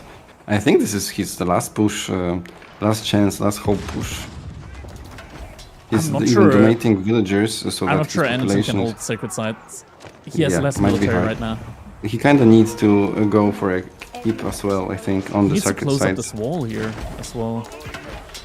Oh, the armies are split right now. Anaton, does he still have military in the middle? He doesn't have any military in the middle. None at all. He might just get decapped in the middle. Yes, the entire military is at the bottom side. Yeah, the decap is coming in now. Is he sending units over there towards the middle? He is now. He's sending villagers as well to try and stop the decap from happening. But now all the military from Magic is going towards the other side. Yeah, so this is classic Magic. He's just attacking in one place, you overcommit there, and he's attacking in another place. Yeah, he did that to me many I think times. that's going to be a decap. Yeah, Military and the just isn't decap there. means Magic is back into the game. However, there's still the problem of the trade situation. So I still think Magic is all in here. I'm not sure. Like, I'm looking at the... I'm just thinking, okay, Great Bombards, they can make anything happen. Literally anything they can make happen, yeah. Well, like, look at that. They just took down 6 longbowmen with a single shot. Oh man, he's gonna do it. And look at the bank of Anotant, man. It's a pretty large bank. Actually, can he potentially pull this one back? There's still a Revoldican alive. I love Reboldican, they're so strong, so underrated. Great Bombard just catching off reinforcements. Yeah, it feels like Anaton just isn't able to produce enough here. And that's the And he point, doesn't have right? Like the siege. front He's line going- from Byzantines this week. He's going full Crackety, he's not getting any siege. Yeah. It's not working out for him here the same way it didn't work out for me. And Sacred Side did get decapped. Like, why do you go for the engineering landmark if you're not getting out any siege at all? That's what's confusing me around. Like, he could have had 30% more Varangian Guards, 30% more Levitne out right now. Right. Oh, this is really, really tough because now, like, Anaton just exhausted his resources, right? He just exhausted a lot of his food bank. And Magic immediately, as soon give him a finger and he takes the hand. Yes, Immediately yes. sending villagers out to stone there and just taking the forward stone. He wants more keeps. He's doing a run by with one great bomber at the bottom right side to break the trade. 3 great bombards out once again. One randomly on the bottom side, just taking down outpost there. Man, Magic is winning. This is the win. He's depleting the entire gold doing it, food yeah. bank and gold bank from Anotant. That is crazy game, man. He did it. He did it. Ottoman late game. I told you, man. The great bombards. Oh man. Wow. Oh, he's just gonna immediately like speed take down these cisterns. And he's just like, he's got villagers out in front as well, just repairing. You dent in one of these great bombards, it just gets a little bit of a dent in there. Villagers immediately just gotta repair that one. Magic has way less villagers. Like, even though Anaton has been losing a lot of villagers, Magic still has less, but it doesn't matter. The free military just completely makes up for that. Yeah. Well, I always say to my students, why build bad units when you can build good units? And I feel this is a really nice example for that. So Magic just knows what's good, and he just does it. Yeah. Ottomans in the late game. Great bombard. It's so strong, man. What the hell? Yeah, but 420 L.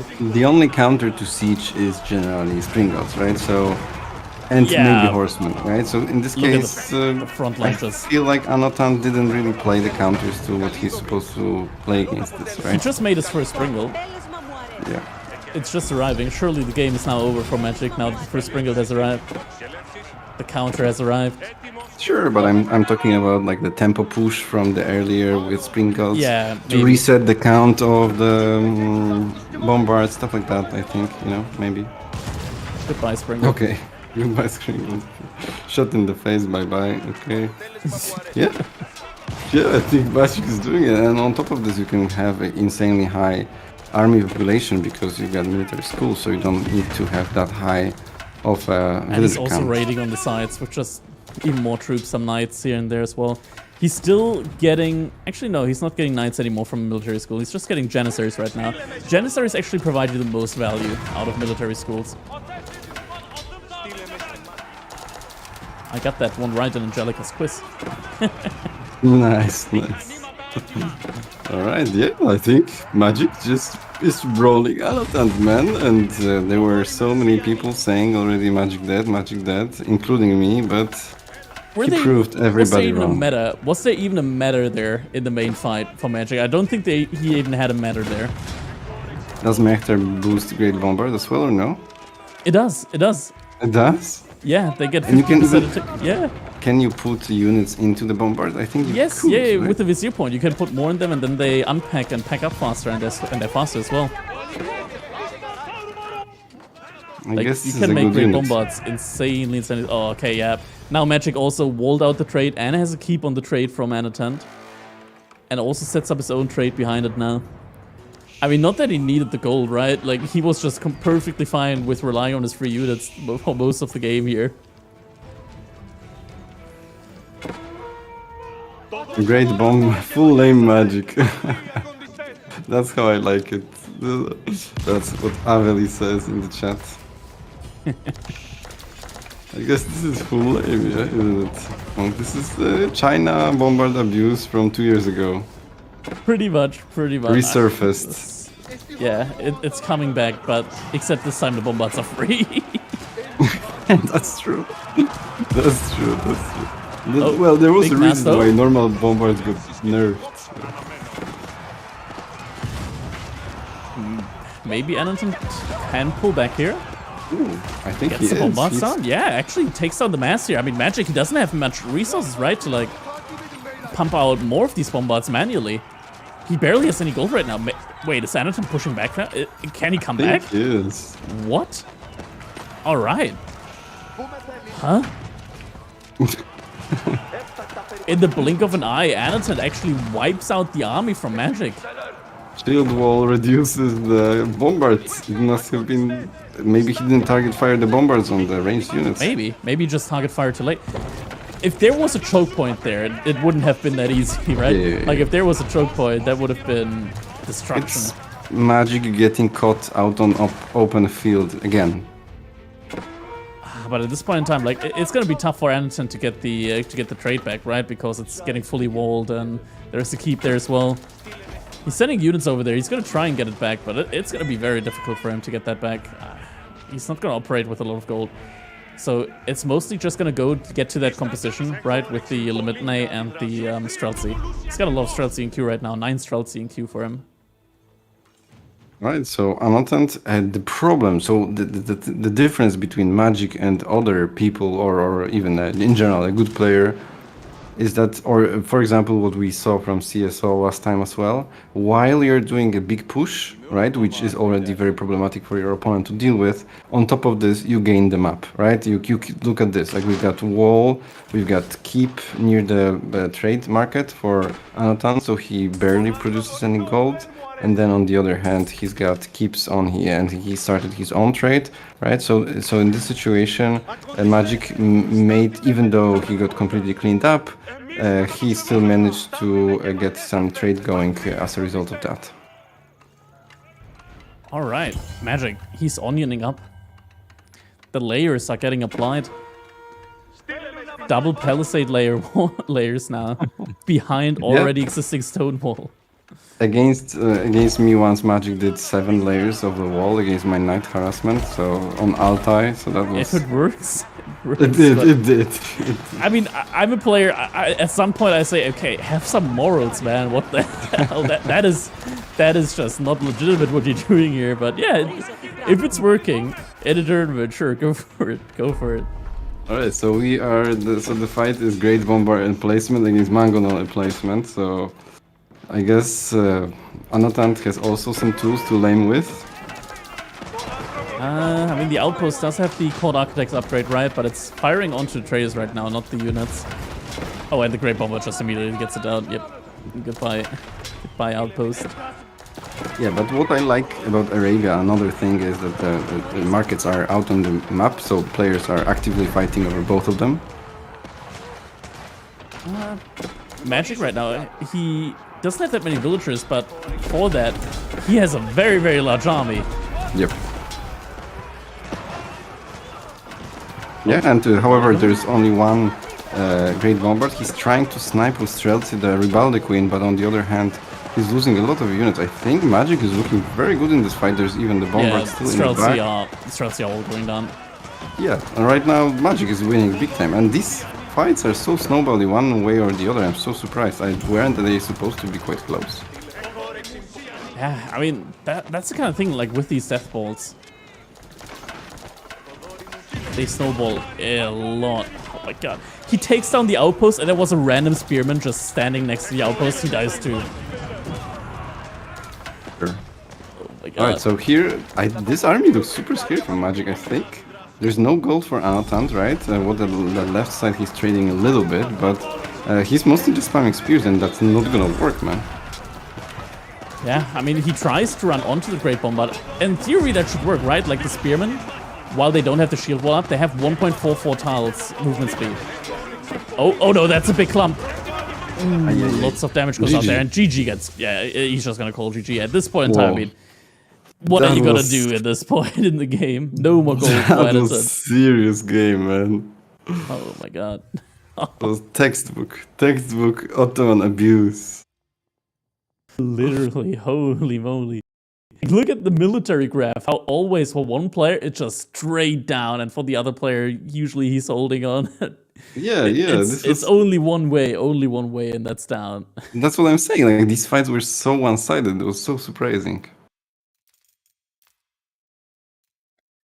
But yeah, right. I mean, this was an entertaining game. Like, I didn't know who's gonna win for a very long time. Yeah, that was a great one, and we're gonna jump straight into the next one because now it's gonna be Ayubits versus Malians, and that's gonna be on Lipany. Nice. Oh, I like that. This is one of my favorite maps as well. Yeah, Ayubits on Lipany. That sounds like a pretty good match, right? Yeah, with the berries, right? What I'm wondering right now is, are you even gonna with the Ayubits in this matchup? Does that make sense?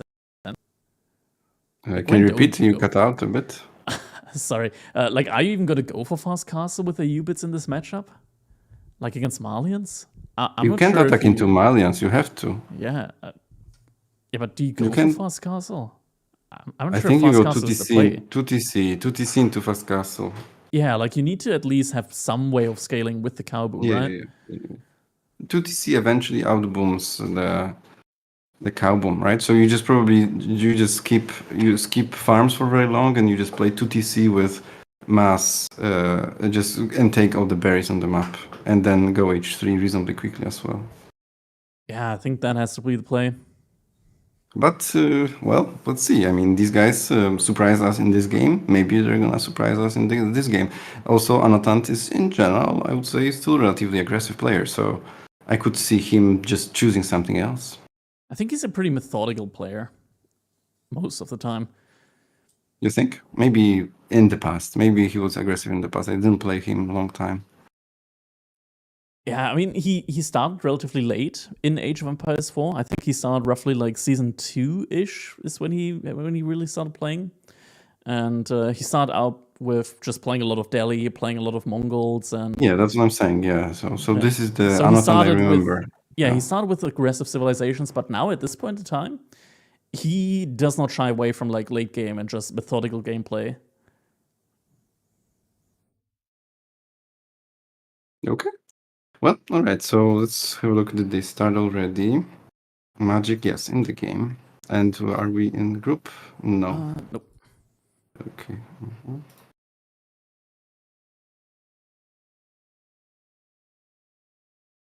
Right, I'm joining. All right, I'm in. So Lipani, one of my favorite maps. Pretty nice. I wonder, would Abbasid be still not good to play here? Abbasid is still very, very good to play, right? Like you're playing against Malian, so Abbasid Military Wing 2TC is always going to be a very, very great set. Core has to play versus Cat right now. Good luck, Core. Best of luck to you. Good luck, Core. For those who don't know, this is a very historical matchup, and the players have a pretty serious rivalry. I don't even remember the beginnings, honestly.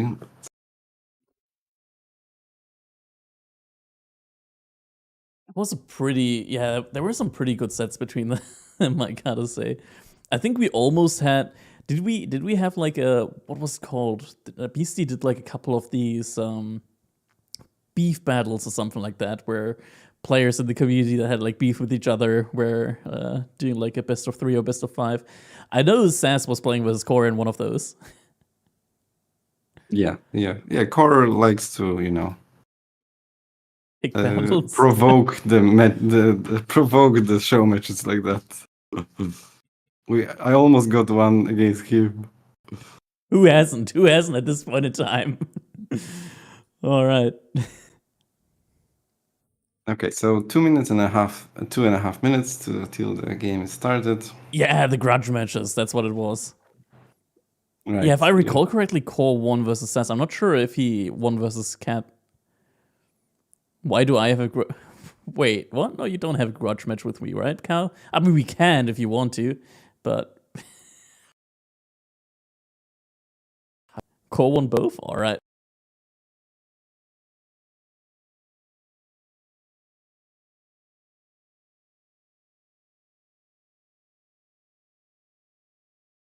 Okay, so we've got. So how are we looking with the bracket, by the way? So we've got Core against Cat, and we've got Myriad still playing against Raman to play against Louis.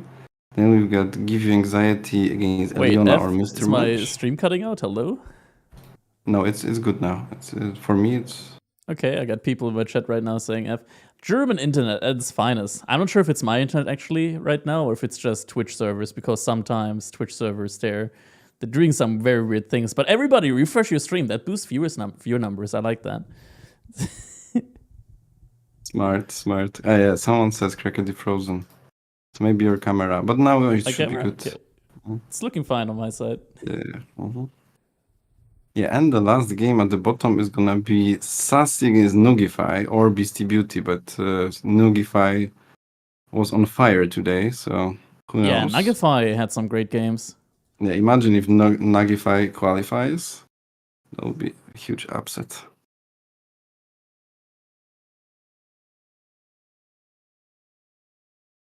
Yeah, and Myriad won against Ramen, so it's Myriad against Louis. All right. Cat against Core. Vortex 2-0 against Valdemar. And B 2-0 against Corvinus. Okay.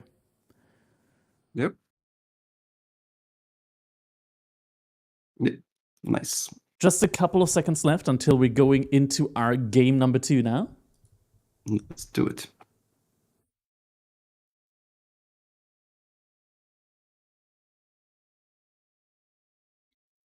And here we go.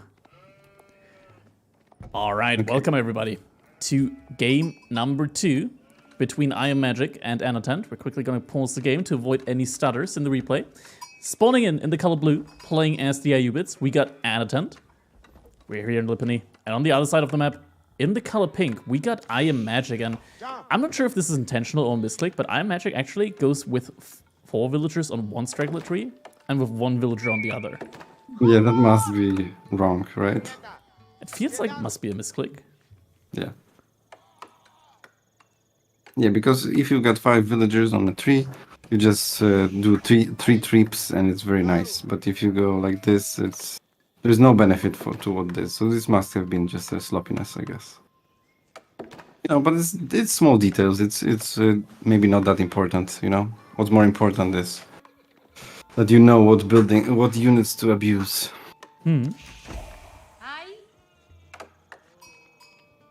Oh, we got CSO in chat actually right now telling Myriad that he believes that he can also win versus Louis. All right. Okay. You heard it here, Myriad. You got the chance, right? You can do it. You can do it. CSO believes in you. He did it for you. Now you know how it's done. You can follow his example. Sure. Okay, so Magic goes for just a standard 8. Actually, wait a second. No, 6. No, 2, 4, 6, 7 houses. Ooh. Wait a moment. Yeah, that's why he's gathering like this. All right, Magic with the. I'm not sure if I want to say big brain stuff, big brain play, but it's definitely a brain play. Use his brain for that one to make sure this is going to work out. Is it going to be another house or a mining camp? Looks like it's going to be neither. Shouldn't you be able to fit one more house? He one can more fit another than house, but I think he wants to go. Yeah, for I mean a 2. mining Sorry, camp. I meant 2. I think. No. Like it's 1 tile over too far. You can't fit another in there. Yeah, but I'm saying that I think if you move to the right bottom house to the right. Oh, you meant like. No, I don't know, but I felt like maybe, yeah, this actually. is a little weird way to build the houses. Actually, no. He still wouldn't have been able to fit more than 1 in, because it would have been blocked still by the house. It would have given him one more tile, but you need 2 more, so he can't. All right, I mean he's gonna get a lot of gold, right? From that, age up feels like it's gonna be a little bit delayed. Maybe actually not even that much. It was only 1 villager that he idled for that. So the age up is going to be coming in now. 5 villagers are going to be on that. Should be roughly a 4-minute 20-ish age up from Magic with 5 villagers, since a lot of villagers over to wood now as well. Yeah, it's a little bit late, I guess, still in comparison to normal. And it's going to be the expected play that we thought was going to be coming out from Anatent. He is going to be going for a second TC. Unfortunately, right now he's going up with the economic wing, and he depleted one of his berry bushes. The economic wing in the feudal age makes it so that your orchards, that's the boosted up berry bushes, get 50 more food on them. But if you deplete one of them, then you're actually going to be losing out on that. Sure. Maybe the logic here is that there's so many berry bushes that he doesn't care, but I guess I'm not sure if that's the good one. Right. Okay, so there's just no other way against Malians. You have to play to DC. That's it, right? So yeah. He acknowledges this and he made a correct choice in my opinion. And on top of this, play like there are a couple of civs that you can play 1 TC with, but yeah, Ayubids, I wouldn't be considering them one of them. For sure, yeah. So here we've got the situation where, I guess this is just gonna be 2 TC. Is there any way that Magic is gonna play something different than Cow Boom? I don't think so. Nah, right? He wouldn't have gone for the play where he's getting more gold if it wasn't for a Cow Boom. And in fact, this is gonna be a very greedy Cow Boom for him. I feel like he, without even initially scouting what his opponent went for, yeah, he's only just now scouting that Anatent went to stone.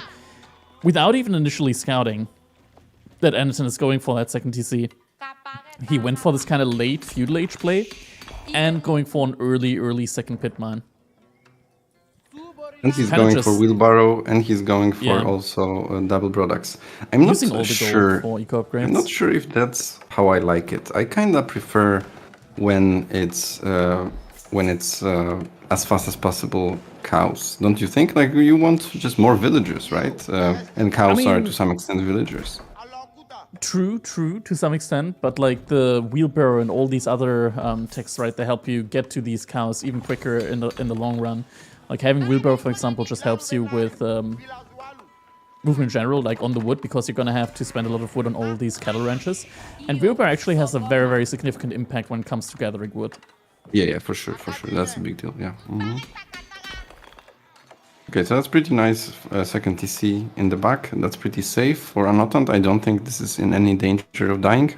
And we already have as well. archery range in the already. So I think he's gonna maybe go for the camel riders. Desert riders, so that he is gonna harass here and there probably. It's getting horticulture. Magic's getting horticulture right now as well. There was a patch where now the cattle they also are affected by horticulture.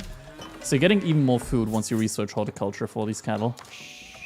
Very interesting approach. I was when my cow build is completely opposite of this. I get nothing else and I just rush as many cows as possible, as quickly as possible.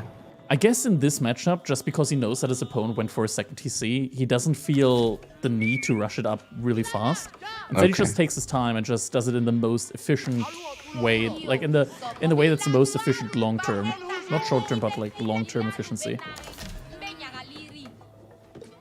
Who knows? That probably just needs to be tested, what generates more income, whether rushing more cows or rushing all these upgrades and second pit mine and stuff like that, right? Because at this point you could easily have 10 cows, I think. Maybe even more, maybe 12. Could be, yeah.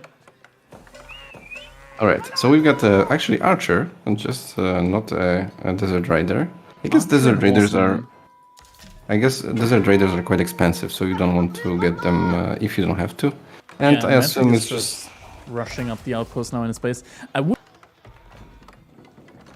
sorry over to stone for a little bit to get enough stone for an emplacement on the outpost. For sure, I agree 100%. There's still a risk that he might poke from the left side, although archers have a smaller range than longbows, so this not necessarily is gonna be that painful. Oh, and then there's also a small wall, which is pretty good. Yeah, villagers just gonna ignore that one archer. One archer not gonna be enough. Actually, body blocking there, the wall though, okay. Yeah, that's a pretty good move. Is Magic just gonna kill the archer with villagers? Didn't switch the monster quarry over yet. More units are gonna be coming in. Now he actually had to make his own production building. And that wasn't planned. Like this one production building here from him, you can tell that it wasn't planned because he was actually struggling with the wood income for another cattle ranch there for a moment.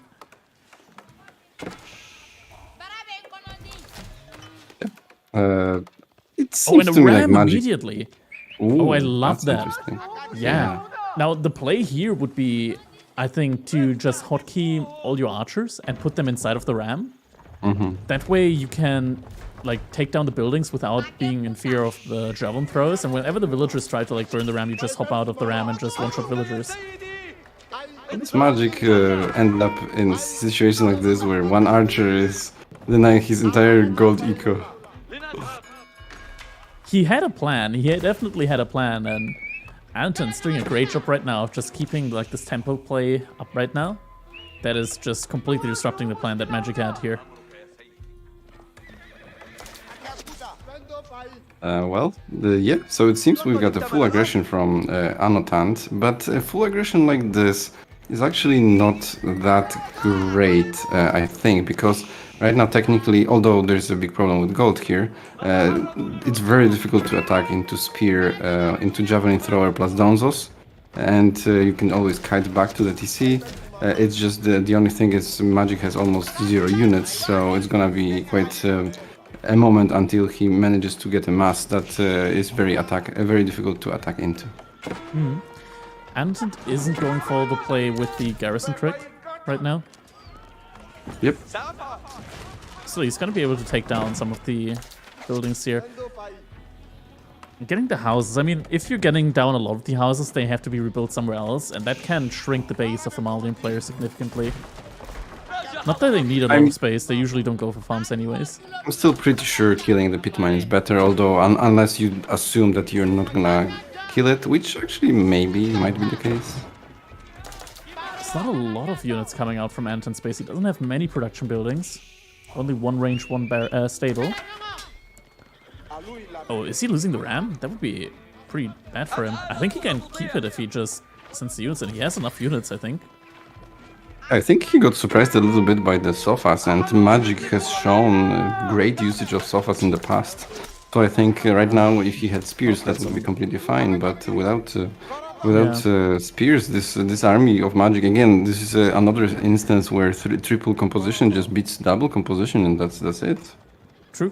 In Feudal Age, though, sofas still only have the same amount of armor as the normal horsemen do. But it looks like now it's just going to be Castle Age for both players. And I think this might still be Advancement Wing for Annotant. I'm not sure. I think Logistics Wing could also be very useful here. Getting like 3 dervishes immediately. But no, it is going to be the advancement. So Anton just clicked up behind this. And he's going to be going up to Castle Age very, very quickly here. Just 1 minute remaining on that one. Yeah, but Magic will, I think, also go there quite quickly because he's got huge food income. Like the cows are kicking in, there's already a lot of them, and there's also a lot of villagers on the sheep, so his income is going to be through the roof.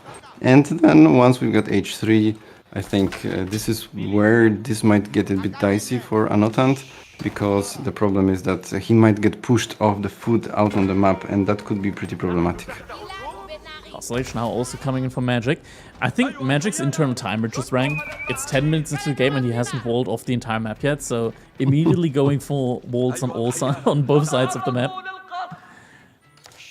Yeah, I guess this is good. I mean, if these walls go up, look at the relics. He would be able to secure 3 relics with these walls. Yeah, why not? Why not? There's always counter argument that walls, instead of walls, you could be building production, right? Because at this point he's gonna have so much food income that he just literally needs, 9-10 production buildings in order to in order to spend his food. But on the other hand, I guess this wall is just so cheap that and so useful that it's worth it. I might have just had a little bit of wood left over. A couple of sofas are causing some idle time on the gold. Might actually kill a villager here, potentially. Villager does get taken down. Blue to fit connecting. But Annotant, he went up to next age with still over 1,000 food in the bank, and now he's going to be able to put all of that into military. Just needs the gold right now for it. Yeah, I'm very curious what's the composition for both players. I assume it's going to be heavy sofa or Magic, which is what he likes to do. So, in my opinion, the natural counter would be just crossbow, spear, archer, men at arms, which is one of the best armies against Malians that you can build. Golems are also just really, really strong against unarmored units. I actually don't know if, how Golems do versus Musafadi warriors compared to normal men at arms. I think they must be doing a lot better, right? For sure. But it's still, Musafadis are still way better. But the problem is that there was a serious push with 20 archers at the beginning, so he still has a lot of leftover archers, which means that Musafadi warriors are not gonna be that great. Infantry army from Magic is pushing along the right-hand side. 8 javelin throwers, 7 donzos. And a Manjanik is being built at the front now for Anton. Manjaniks against Malians are actually really, really scarily strong. Because if you go for the incendiary shots against the pit mine, you destroy all the houses around it insanely quickly. Oh, that's decent. That's nice. Yeah, that's a good point. And Magic is a bit unlucky with having this gold in front. Like, it's caused him so much problems in the past. A couple of villagers to get sniped there. Mm-hmm. Manjanik is firing, yeah. All of the houses are getting hit here.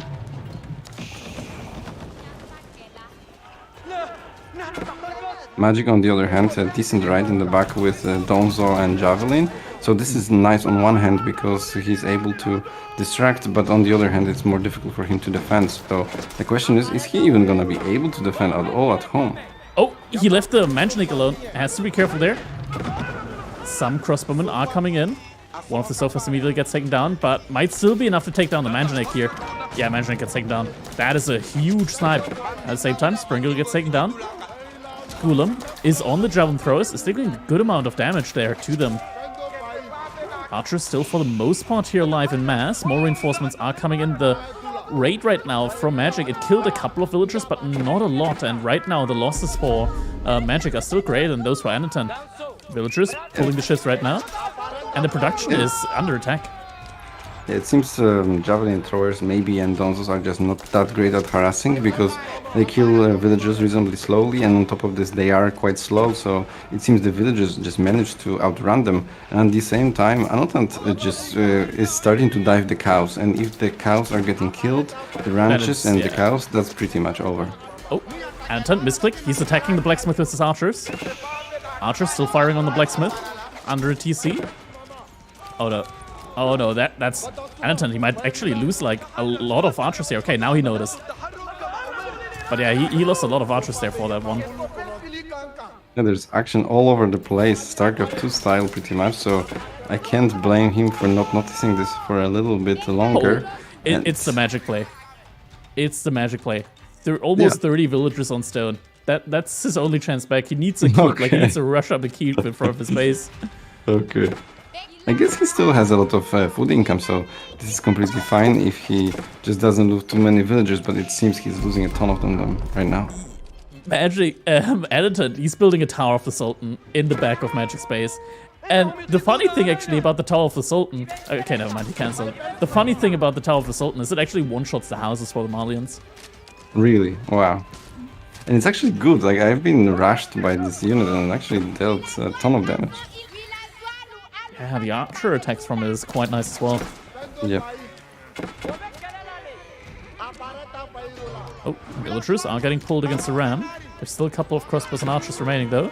That's gonna be even more villagers going down, and behind all of that, there's still 21 villagers completely idled by a couple of archers here from Magic. Yeah, this feels over at this point in time. The thing is though that both players almost have no army. We got 18 population of army not a lot of for food income right now. Anotant. Oh, and Anton's got... doing a... This is weird. Anton's doing a huge farm transition right now while there's still like major berries on the top hand side of his map. For sure, yeah. Well, on the other hand, that's a very good question. No way Magic can come back right. And we already said that many times, but so... I am very hesitant to make this call right now. He still has the cow boom. Yeah, he still has the cow boom, right? So. But look at the villager. It's not possible. There's no way. There's no way. Surely not. Surely not, right? Surely not. Surely. Yeah, no way. No way. Has to be over. Has to be over. Yes. Yes. Yeah. And there's another Manjanik. Yeah, you get like 3 of those, and it only takes them like 40 seconds to completely destroy Pitmine, maybe less. Yeah, so Magic was trying to harass a lot, but he only got 9 kills on the Vills. So I think this is... and on the other hand, Anotant managed to kill 23. So that's kind of entire story of this chaotic situation, is that Magic, even though he had significantly less villagers to lose, he still lost way more, and that's probably game over, that's why. Alright, Pitmine has been taken down. Houses go down with it. More incendiary shots coming out. This does so much damage to buildings. I think this is like probably one of the greatest parts about the RU bit like early tempo build. Having the Manjanic is like this kind of ranged ram, I would almost say it. Like it's way more useful than Trebuchet. Yeah. Because it's also being used against units as well when you need to. Right. Very useful. Very strong unit, it seems. Although the range is quite low, right? So I guess against Keep, you probably can't use it. I mean, it has 20 armor. As long as there's no Springald placement, should probably still work. Yep, sure. Able to body block onto it. Sofas. 2 Sofas are now able to hit the first Manjanic. Grooms aren't able to kill the Sofas quick enough. 1 Manjanic is gonna go down. Yeah, I guess there's not many crossbows, and Sofas are extremely good at tanking archers. Oh, there's no imported armor yet as well, for Magic. Oh. These Sofas, they only had 5 armor. I guess this is time to tap then. I don't see it. I don't see it. Oh, Manjanic, left alone though. Sofas, see a chance. Surely, as long as my opponent doesn't have any siege units, I will win. But at this point, it feels like Editon, he's just spamming hard spear. He's just spamming Spearman. He's gonna get the Spearman upgrade, and then he's just gonna flood the base. Yep. Magic, he's trying to get more production buildings out. He still has a good amount of food income, but at this point in time, Editon almost doubles that. Yep, valiant effort from Magic, but the numbers don't lie. Yeah. Sometimes they do when you're up against Ottomans, but Sure. in this sure. one they don't. So for taking the fights here against the hardened spearman. Veteran C is now on its way as well, again together with a phalanx upgrade as well. Yeah, I mean, Magic, he's trying to raid still with a couple of sofas here and there. But at this point in time, he's just never going to get a standing army back up again. Yep. Yeah, I guess sometimes it's difficult to judge how behind you are, right? And on the other hand, Magic is just basically a fighter, right? So he doesn't want to give up too early. Lots of sofas though, getting surrounded now by the spearmen. Villagers on the gold evacuate. Oh, however, look at this. One sofa at the top, killing already 5-6 villagers, so maybe. Oh, you're right. And here he found some And as well on the right side. Yeah, but he would need to kill 40 villagers right now to come back. Yeah, true. And his entire economy is being idled out. We're getting to the point where Anatant, in theory, I think he shouldn't Anatant shouldn't even have made any archers, I feel like. Instead of making archers, it should have just been spearmen and golem only. That way he has a lot of torch damage and he can just burn down all the cannon ranches that are remaining. Yep, for sure. I guess he just wants to use the archery ranges that he has. Still one sofa on the right corner, killing villagers. Yeah, fighter indeed.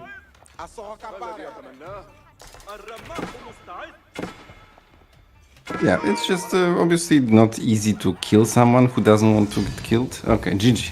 Finally, there we go. Okay, Magic sees some reason here now. And yeah, now that's going to be an equalizer. 1-1 now between these in a best of 3. And best of 3s, they can be quite punishing.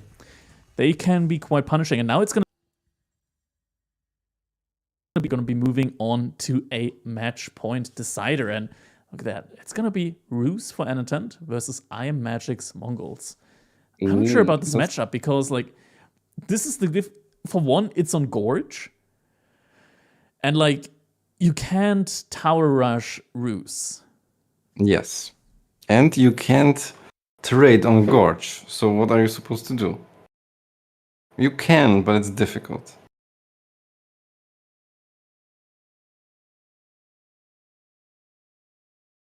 So I think the Mongol pick on Gorge is really not great. Although it's Magic. Aha, it's Magic. Okay, well.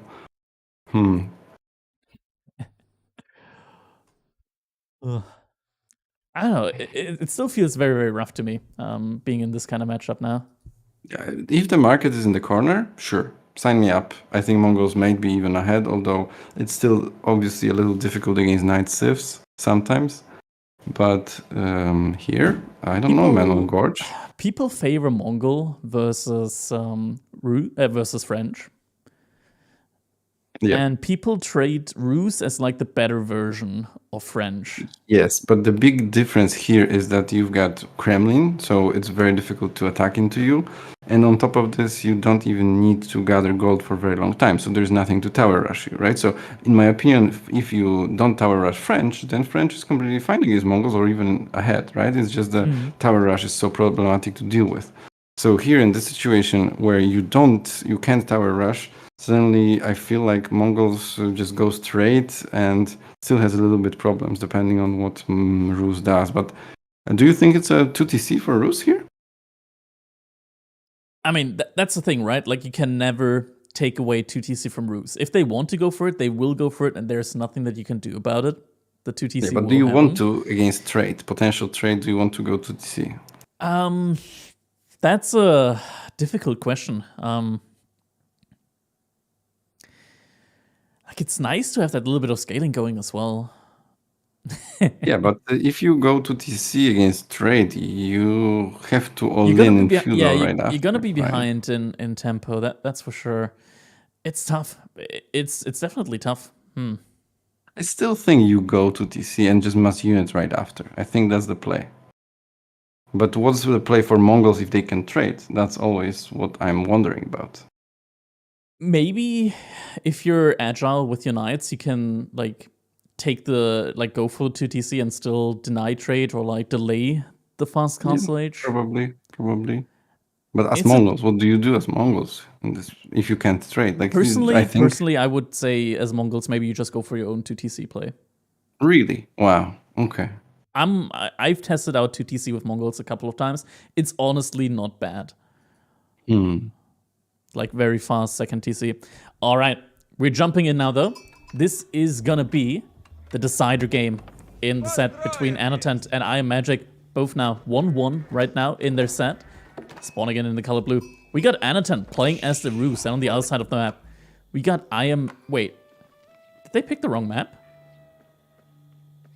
It's Arabia again. This was supposed to be Gorge, wasn't it? Did we play previous game on Arabia as well? Yeah, the previous game was on Lipony. The first game was on Arabia. Right. Then this should have been Gorge. Well. Let's just roll with it, right? Like. Yeah, I guess so. Yeah. I guess all the things that we talked about, they just kind of go out the window. And by the way, I missed it earlier. Demu came in with the sub. Thank you. Very much appreciated. All right. Okay, that's funny. But I guess, yeah, probably just didn't. Yeah, I guess. Well, so since this is just mostly for seed, they are fighting for seed in the groups, which is actually still important, obviously, right? But right now they are. This is not the most important game in the world, so we're just gonna let them roll with it. I assume they both agreed to this, so. Yeah, I mean, neither of them calls the rewrite, so yeah. Guess they're both fine with it. I mean, Arabia is like a neutral map, right? So there's nothing really to complain about. And I mean, considering where the trade posts are on the map, right? You could say that it's still a bad trade map for both players.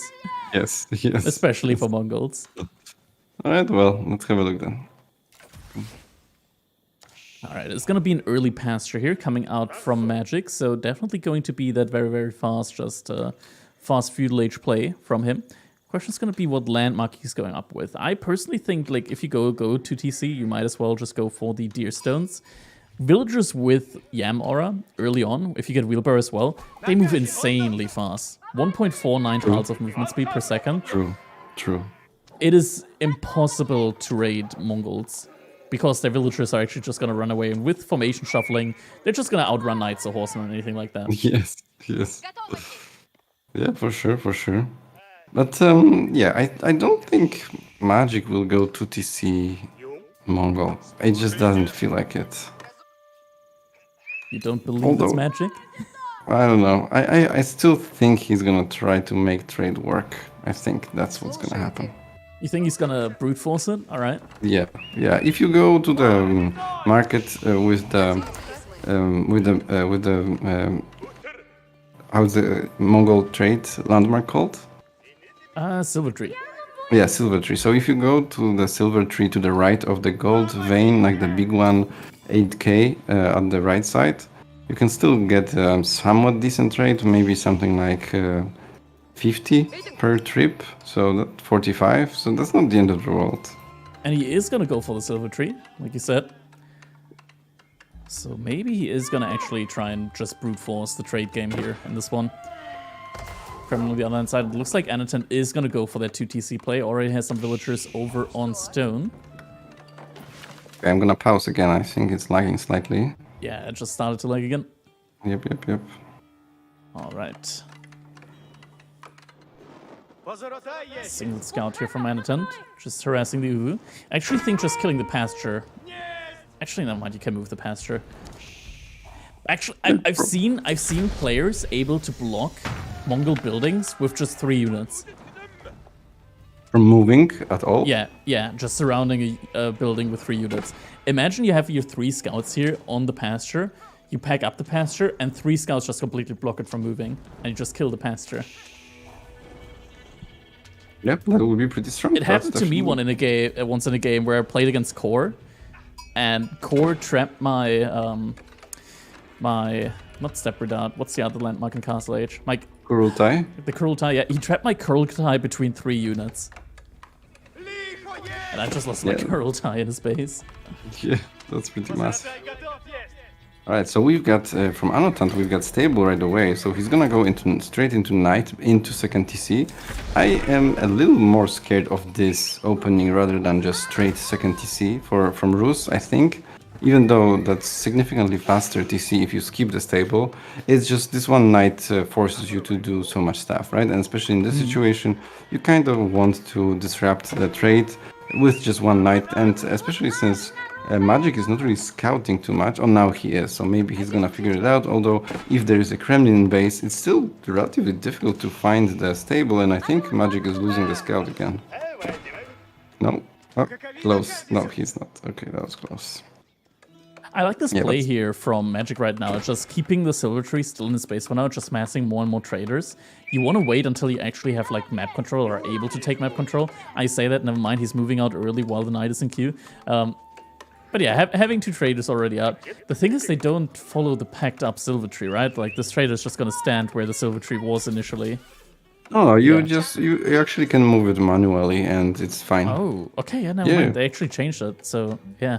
Yeah, so you just move it past the Silver Tree, and when you're close to Silver Tree, you just click Restart Trading, and it's gonna trade like nothing happened. It just needs to begin the journey, I think. So yeah, and it already did. Yeah, so it already touched one market, right? The neutral market once. Yeah. Right, he's gonna go for it safely at the beginning, and double produce some Kashyyyk. So even that one Knight isn't gonna be able to really do anything there early on. Yep.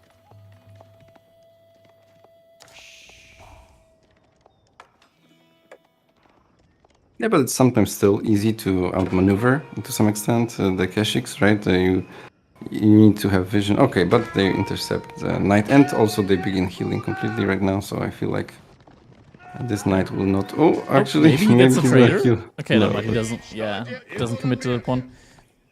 Would probably not be worth just losing the Knight for that one for free. Yeah, but that's probably a very nice idea to just hit it once and then run away, because he can always come back. 31, okay. Not the best, but it's something. More double produced Kashyyks. Double producing Kashyyks just feels so strong. Like if you go for like a fast field age, just having 4 Kashyyks immediately out on the field. Yep, for sure, for sure. Yeah, so the problem with 2TC is that you can't really fully disrupt the trade. But at this point, do you even have to? So normally I would say you have to harass a little bit and then you just do a full frontal all-in to deny the trade. But here this is only 31 gold per trip.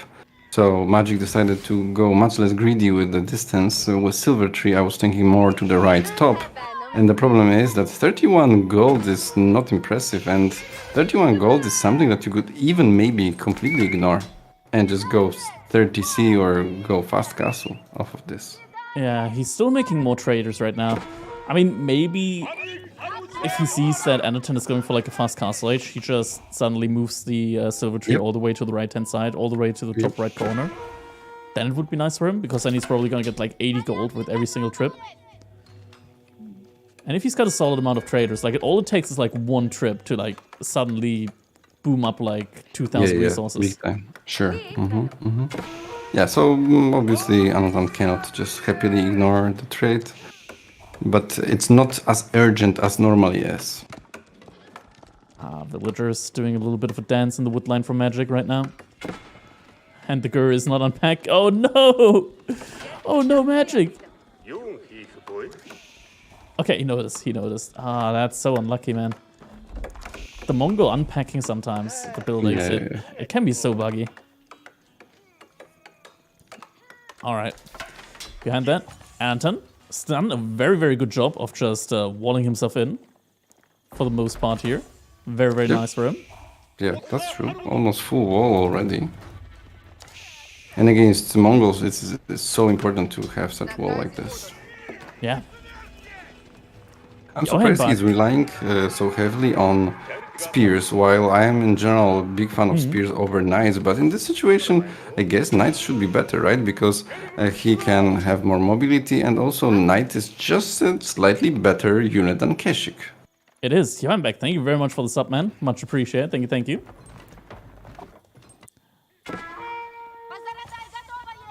Well, I guess spears allow you to just sort of cheaply defend and stay at home and go h3. So maybe that's the plan.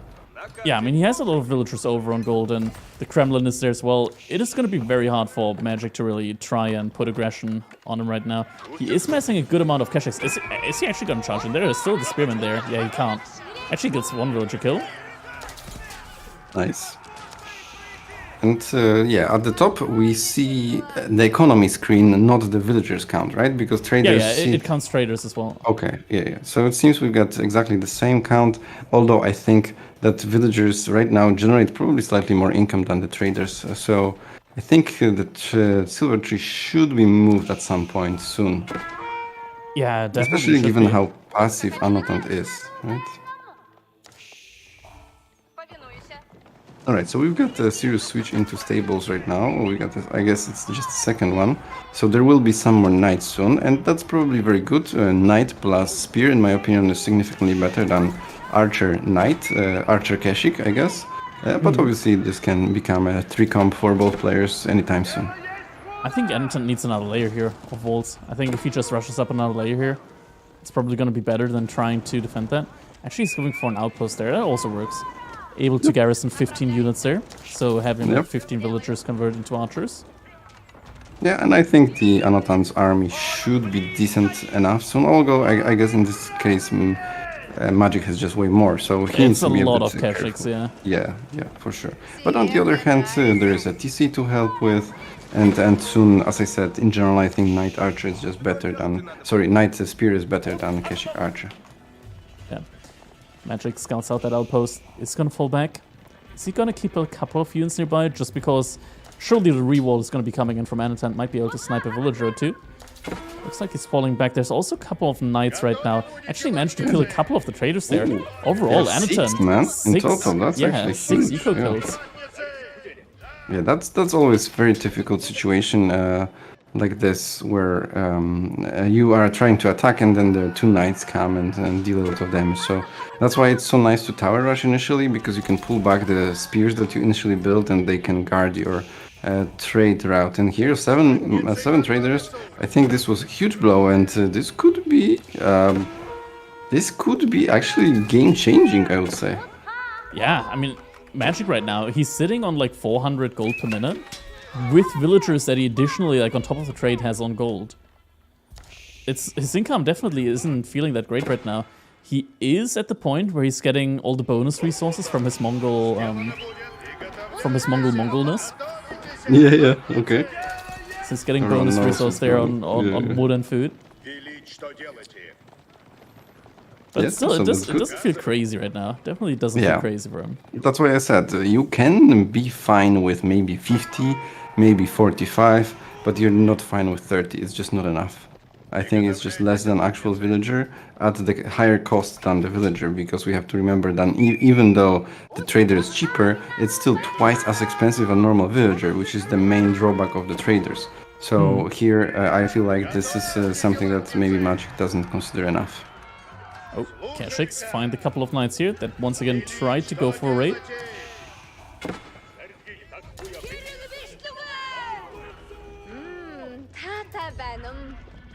Keshiks coming on. Actually, right now he's just making Keshiks and archers. Meanwhile, looks like Annotant is starting to slowly but surely go for a Castle Age play. More knights though on the left-hand side. Might once again kill some traders. Does have them in position. Traders arrive. Knights should auto-focus on them. There we go. Yeah, very nice harassment with Annotant. This is just so good play. But I guess as Magic here, if I notice that this is happening, I would just probably pull back and focus more on defending my trade. Suddenly Militia got called. Magic, he was going for a little bit of aggression towards Annotant space, but that gets completely blocked out by the Militia now. Yeah, but almost all the traders are going down, I guess. There's still 9 of them, but this is not nearly enough, especially with this trade route. So I think Annotant is completely crushing Magic right now, man. He is, and now there's also no bonus wood income anymore. The traders, they're not bringing wood back anymore. Now they're below 10. Yep.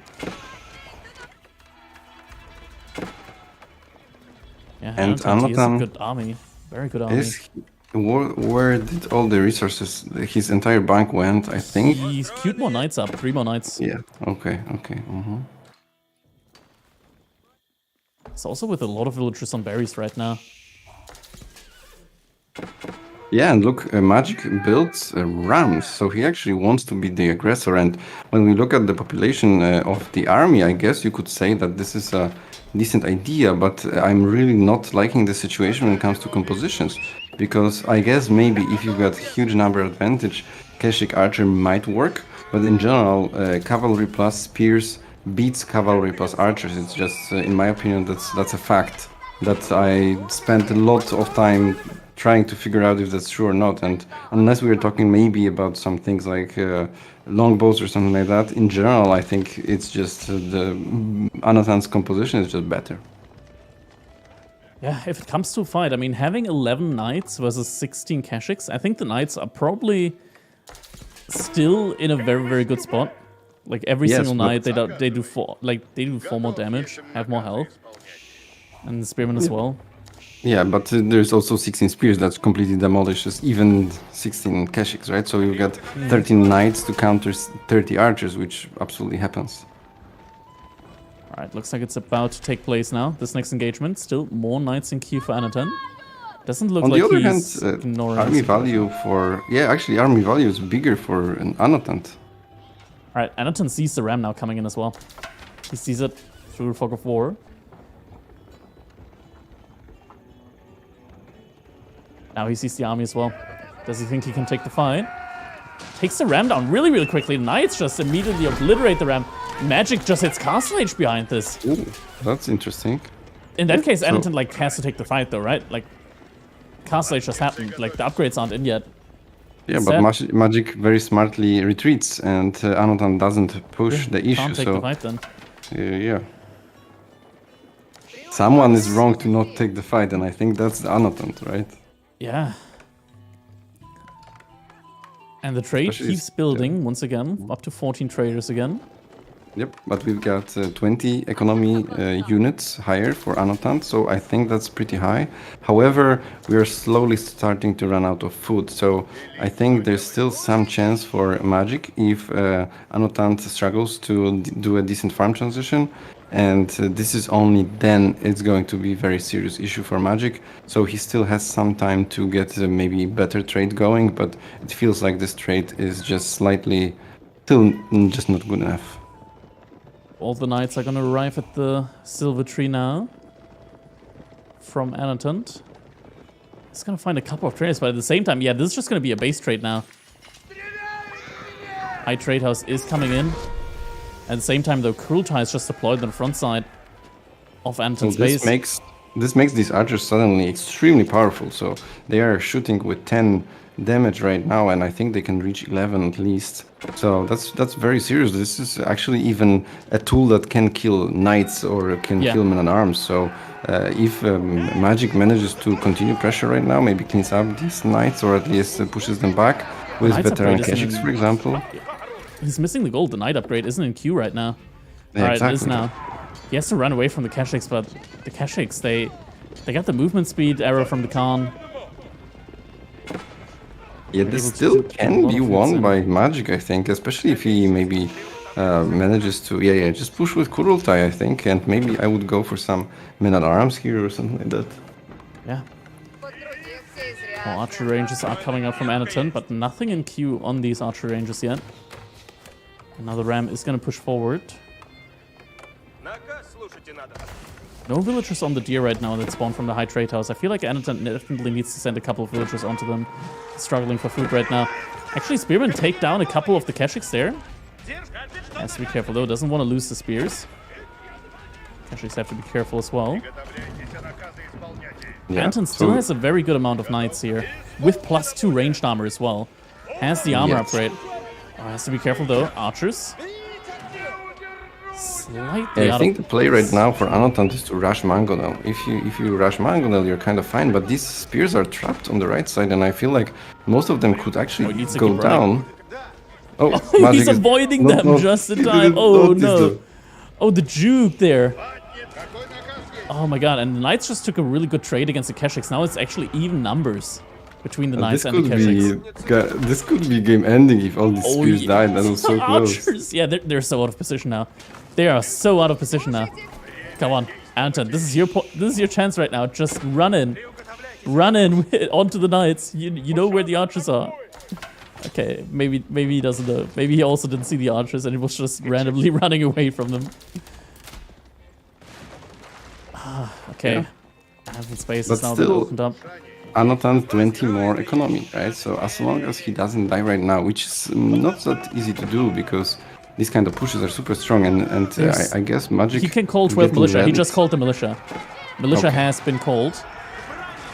It's all in range of the Kurultai though. That's gonna be the tough one here. Knights pushing in, Spearmen pushing in, Wall gets deleted. Surround is coming in. And it looks like Anton might be able to get the cleanup here. It's hard to tell though, because the archers, they're doing a lot of damage as well. Yeah. Ooh, he's actually winning. Yeah, definitely Anatan is winning this. Is he? Is he? Is he? Oh. How It's is so this tough to tell with the unclear? Kurultai. Oh my god. And more Keshiks are coming in. How many dead bodies? It's so close, man. Okay, the crossbowmen carry this. Actually, the Yeah. crossbowmen carry this now. Wow, okay, that was so close. That was so close. Anton I almost lost that. Yeah, I usually can tell very easily who's winning the fight, but this one was, for some reason, so unclear to me. Oh my god. Yeah, Like army movement wise, damn. yeah, and on top of this, he managed to even win in the Kurultai, which is one of the most difficult things ever. So what's the play for? He's trying to what's surround the the play? Kurultai. Yeah, that's He a can't good get idea. it. He can't. Yeah, he can't get it. What's the play for Magic right now? I feel like he's in big trouble right now, right? So he doesn't have many postures. The trade is still Medicore at best. So I feel like Anatan already probably a decent farm. Yes, he's got 40 already. So that's and a high trade house. He just doesn't have the relics yet. So this is a bit of a problem. But I feel like if I think Anatan just got a decent lead after this push. Yeah. Magic though, he's up to 23 traders. If he like takes this moment now, after he gained a little bit of map control, like he's still leading military-wise. If he just repositions the market now in the right-hand corner and like 2 trades go through, his resource bank is gonna go through the roof. He's gonna have so many resources. He could have done this already 2 minutes ago. Yeah. Before the fight, right? Like we were praising him in the game before that while he's pushing, he's also doing other stuff to develop his eco. And in this game, he doesn't do this, right? Like he's very slow with taking relics. He's not repositioning the silver tree. So he's very tunnel visioned on this push. And I feel like that could be his problem. Although the army size, the population size is really big and Magic has a ton of units. So this could still be scary. The food income is there, just not the army count right now. How many tickets does he have? Only 2 tickets right now for militia. Anton has to be incredibly careful here right now. Ooh, nice flank, but on the other hand, it's a bit mistimed because the other group is not really firing. Crossbows aren't getting focused down by the archers right now. And that leaves them very much open to just sniping down all of these Keshiks right now. It's still so close, but this fight was definitely very good for Anatan. Yeah, managed to just buy himself more time. Very, very important in this situation. Villagers could be sniped on the wood line though. This is also not a position in which Magic can overstay. Gold has been the though from Anton's base. Anton, he doesn't have any more gold access. Yeah, I think it's also time to start maybe some Spring Gold towers here and maybe even Mangonels to make it a bit more slow push instead of just trying to kill him right off the bat. Oh, this is so difficult. Anton, he needs to sell resources in order to get gold right now. Mass crossbows could actually still work out here against the archers in this mess right now. Most of the army actually from Magic right now is reinforcements that are trailing across the map. This entire army isn't here. Yeah, I think Anatan has done it, man. Well, at least he defended the push well enough, and right now, if he manages to stabilize the situation, I think he's got bigger army supply right now, and he's going for crossbows, which are, I still think, better than archers in general, right? So And yeah, still some knights. I think is looking very, very good for him. Yeah, and now the Keshiks, they're all getting killed very, very fast. Kurultai is getting blocked from unpacking. Very, very important against the archers here, especially. Oh, Spearmen have to still block. Nope, Kurultai is gonna unpack. But I think at this point, Anton has gained the position that he needs to. Horseman coming in as well. He's got the food economy to keep up with horseman production.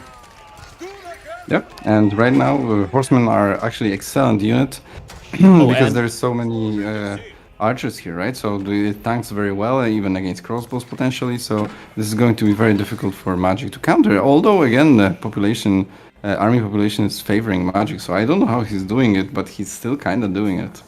Behind all of this though, look at that, right-hand side, 21 villagers from Anatan are going to be building a keep on a large gold vein. Not only is that going to secure gold for Anatan, but it also means that Magic is now too late to reposition his trade. Yes. Maybe Magic just decided that it was too risky to reposition and he deliberately is doing this. Although I'm not sure if that was just a correct call. Imagine right now he's got 2,000 more of gold. He could have been gathering through the corner easily for another 5 minutes, I think, right now. It's like Anatan behind this, also going for some raids with the Horseman Veterans, the upgrade on them coming in now as well. He's already gotten Boyer's Fortitude behind this. Yeah, and we've got literally just 5 bastions right now for Magic, which is a very big issue. However, he's getting more of them, but still without the boost from the Uvu, I think they're generally, you need just a ton of them. Barracks have been built on the trade line. So Spearmen are going to be in production to help buff it against this wave of horsemen right now. But a lot of the trade has been idled for Magic. Yep. And behind that, Anatan sending a couple of horsemen around the other side as well. So tries to attack from both sides with the horsemen. Yep, it feels like it's pretty serious issue right now to even hold the trade altogether because you've got no walls and you have to rely on what, maybe towers and just actual mobile units. But if you rely on units, you can't really push, and the longer the game goes on, the better it is for Rus because they have strelts and everything. So I feel like Magic is in a very tough spot right now. He actually made a secondary TC behind all of that. Something though that he's missing right now that I wish he would have gotten is Yam Network. He definitely has the resource to upgrade it, so that way all of his units also get more movement speed. Oh, the villagers and the berries have been found. Has to pull them back. Villagers aren't muffed up by the Amora, so not that quick at running away. Now it's starting to become really, really tough for Magic. As the Mongols, he doesn't really get a lot of like these defensive buildings right now, defensive emplacements in order to keep his base safe. Usually you rely on like vision and movement speed as the Mongols for that. Although I guess Anatan is sacrificing a lot of units to make this happen, and Magic is kind of cleaning everything up, so maybe this is something that can help him. Oh, it's fine for... Look at the food income. It's absolutely fine for Anatan. Oh my god. Yeah, that's GG income, pretty much, right? Food income, that's... You can't compete with this. Like, he can easily go H4 and keep up the pressure just the same pace right now. Like, he's fighting with horsemen against spears and it's fine. Hilton, thank you for the raid. Much appreciated. Thank you. Hope you had a good stream. Yeah. Okay, so we've got two keeps on big gold mines, so everything that Anatan can dream about, I think he's achieving in this game. Yeah, economy completely secured. Horsemen flanking around the other side again. And Magic, he just can't have his units on all these different sides. Horsemen are just too agile here. Has the Spearman on one side fighting with villagers even for some part there. Still has good economy numbers, but Anatan still having more, and looks like he's gonna go up to Imperial Age next. And it's gonna be the High Armory this time. But on the other hand, Magic is still holding on. He's a fighter, 4,000 gold, so he still has quite a bit of it. The question is, yes, I don't see him going H4, that's the problem. So I think at some point Anatan will just build a ton of H4 units or at least upgraded H3 units, and then he will be able to roll him over because Magic will be just halfway done in his quest to get H4 or even not even started altogether. High Armory about to finish, and that's when also the Streltsy might be coming in. Antant still just splitting up his army in these different kind of positions. Going for raids on multiple angles. A trade. It's idled out for the most part, actually. Wait, where are the traders even going? Is there another market that they're going to? I'm not seeing them right now on the silver tree when I select it. Oh no, never mind. I just had the wrong player selected. Yeah, They're going somewhere else. Yeah. They're going to. Oh, he made another marker in the right corner. They're carrying over 100 resource each. Oh, 120 resource with every single trader. If this trade gets through, then maybe Magic's still in the game. But there's a lot of units between them and the market. Ooh, he bought food to get H4. That's actually very smart. So maybe that's what keeps him in the game. It's just he went for Kagan and Palace in the hopes of maybe getting good units. What is he getting? A Hugh Power Trebuchet. Okay, that is not what you want to see at this point in the game. You wanted to gamble, that's what you get if you gamble. It's just imagine if this trade was going for 10 minutes. Night, something like that, but don't give me the Hugh Power, man. Oh, this trip is continuing and it's kind of working despite the still keep 18 being traders. Yeah, they're just running past the keep, actually. Yeah. The strip is perfect. I just hope on the way back they're not going through the keep. Man, if he comes back from this... Yeah, how many resources is that gonna be? That is gonna be a ton of resources. Anotant is not expecting this. He has no clue. Yeah, how would he expect this? Yeah, that is just not something that you expect. 80 trade. He's gonna get 1800 resources here in a second. Wow.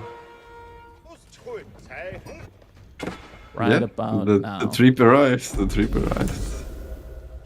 It's gonna get everything. How many relics does he have? He's going Ties Barons. 3 relics. Yeah, 3 is decent, but not. Gold just went up so much. Just 5 minutes more of this, and there's hope. There's hope. Now he's getting a Nest of Bees and Elite Manga. Yeah, okay, the RNG is not looking favorably upon Magic right now when it comes to the Kaganet Palace. I guess Hui Paio will help with that keep on the right side. That's something. And the left side, yeah. Okay, he still didn't Magic's spot out of position though. He's losing so many villagers here actually to these horsemen because his army is completely out of position right now. Yes, yes. And the reinforcements, they should find the traders, I think. Like, No, there's a they're lot not. of stealth forest there. Actually, there's a ton of stealth forest there. Yeah, Anderson actually didn't see them throughout the entire path that they took there. How is this possible? Like, this is happening for 3 minutes already, and Anton still didn't spot it. He's gonna spot 2 now. Okay, now he spots all of them. Yeah. Now he spots that there was actually a huge amount of traders. He does have Yam Aura movement speed now, so at least the Spearmen, they're moving much quicker now. The lead Mangadai from the Kaganet Palace as well. Hui Pao is pretty good. 18 range and 1 volley. 18 range, but like it's actually not that. Wait, is Byzantine Yu Power weaker? It feels like whenever I get Yu Power, the Byzantines they barely do anything. Oh, this is Kurultai. It's boosted by Kurultai as well. Oh, true. Yeah. I mean, if this trade continues, I mean, this is 4th triple already or something Magic like that. has just way more military right now. What? Look at that. And it's all in Kurultai. No way, as long man. as the Kurultai, yeah, there's no way Anatan beats this army right now with this many units that he has. Sure, it's Streltsy, but If Magic the mass. does a route by like a comeback again like this. Ooh, but on the other hand, there's huge move by Anatan to keep on the left side, denying the market. So this could be a big problem for Magic. It's gonna deny the trade for quite long. But on the other hand, the traders are completely opposite side of the map, so he doesn't really care that much. Can Magic turn this around with this insane trade? It's a production right now for Anatan. I feel like he needs Spearmen as well. Needs a better front line. The Horseman as a front line against the Spears just doesn't cut it. Maybe Man-at-Arms as well. Could work. Does have the food for it. He has so many Horsemen in queue right now. Actually, he doesn't have that much gold income right now. He's getting pushed off that 1 gold vein. Not a lot of gold remaining in it anyways, but it's a good bit. Oh no. He built the keep, sure, on the trade on the market, but guess what's in the Kaganet right now? It's another Hu Power. No way. Well, maybe gambling is actually maybe Magic was actually really really good at playing poker at some point in his life. So you know. I mean, that's why Puppy Paw owes him $80, right? I guess it's a skill game though, right? It's not gambling. So. Well, there's no RNG right. in real-time strategy. Yeah. Oh, another trip just finished. That's another 1800 gold that Magic just got. But yeah, the Cruelty actually did also boost the bonus damage from the Fury Power. Yep. That's why it did so much damage there. Can Anutan run out of gold? It feels like it, right? Like he would have to start his own trade. 5k on the left and another 4k in the left. 4K so there, yeah, so there is 4k in the middle. So he should be fine. And now he's trying to finally, after 5 minutes, catch the trade. But it's already benefited Magic so much that maybe he's doesn't even care that much. He's definitely still gonna care because from the trade, that's also his main source of stone at the moment. He didn't go for the white stupa, so he's pretty reliant on trade right now when it comes to stone income. Right, for sure.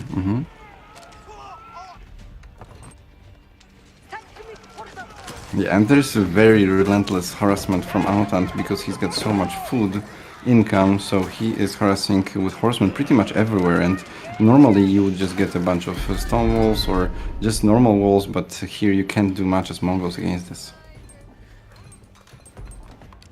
Yeah. Anton actually managed to save the keep there on the left hand side next to the trade. Managed to send in horsemen, sniped siege, and had villagers there to repair. Yeah, the main problem here right now for Magic is that he just doesn't have stone. Like at this point, as Mongol player, you have to cover the map with tons of towers with cannon emplacement, and he cannot do this. So right now he just has, and the keep was repaired at the left side. Actually, the Hui Pao and Bombard were killed by the raiding horsemen, so the keep is still there. Yep. A couple of the traders have been taken down. How many traders are there currently? Okay, so right now Magic, he's only sitting on 13 traders at this point in time. Lost a lot of them. And however, food income for Magic is still decent, you know. This is 2.6k, it's not maybe amazing, but it's good enough for him to kind of stabilize the situation. He's had some very good trades, so yeah, it's definitely good enough for now. Oh, but this army might just completely kill him right now. Might be.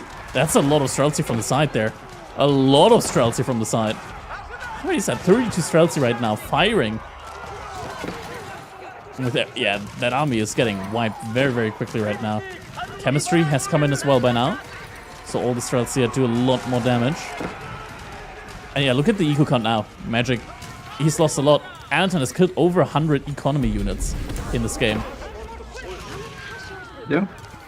Yep, it's just, and on top of this, the army value is twice as big. It's just this is the death ball of the hand cannons. This is 35 Streltsy, man. I think this is going to be super hard to break through. Look, he's absolutely killing every single unit of Magic big time right now.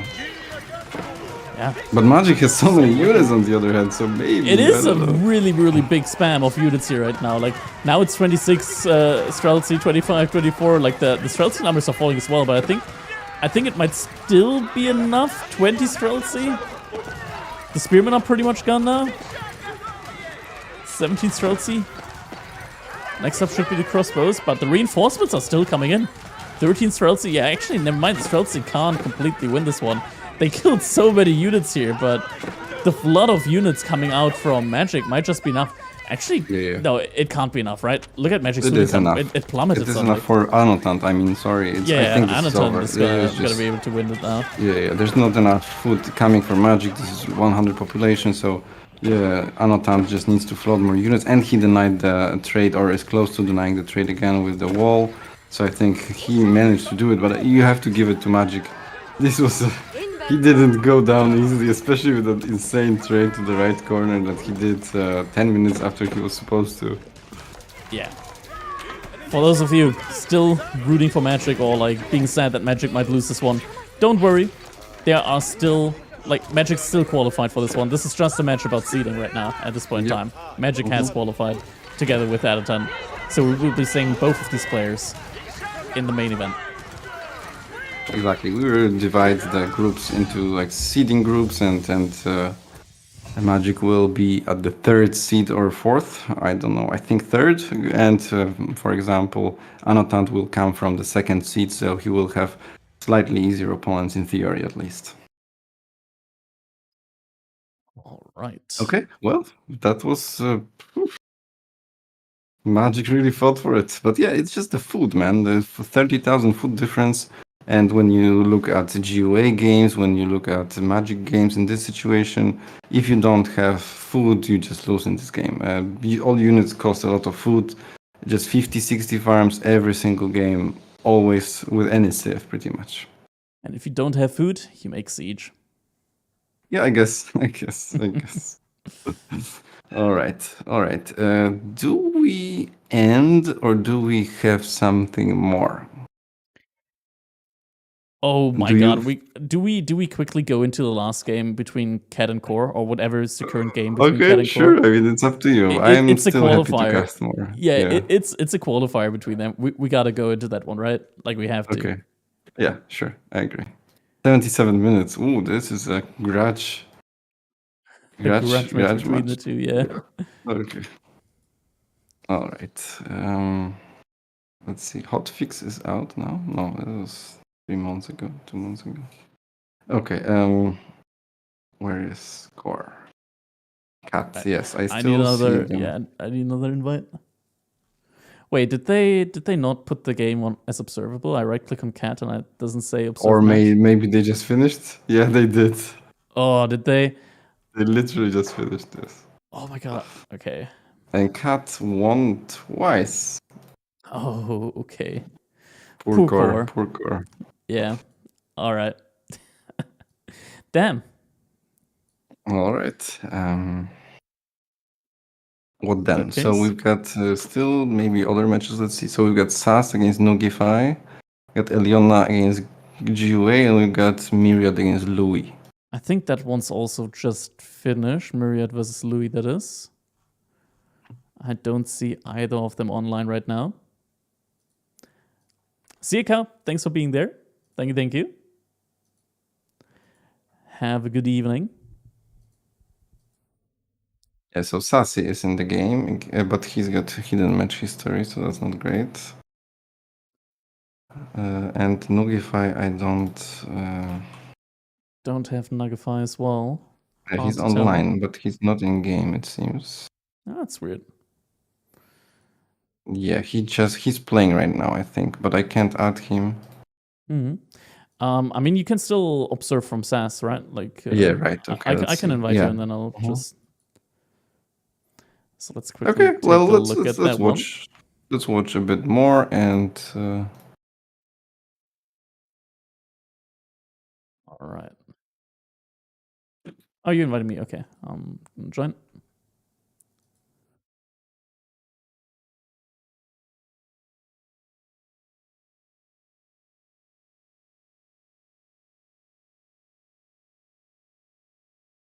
Okay, invited you. Okay, and let's go. Observe. Right. Ooh, China against English. Ooh. That's a tough one for China usually.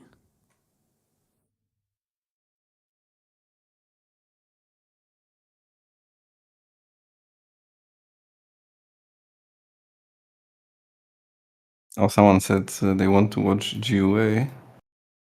Maybe that's actually a decent idea. Well,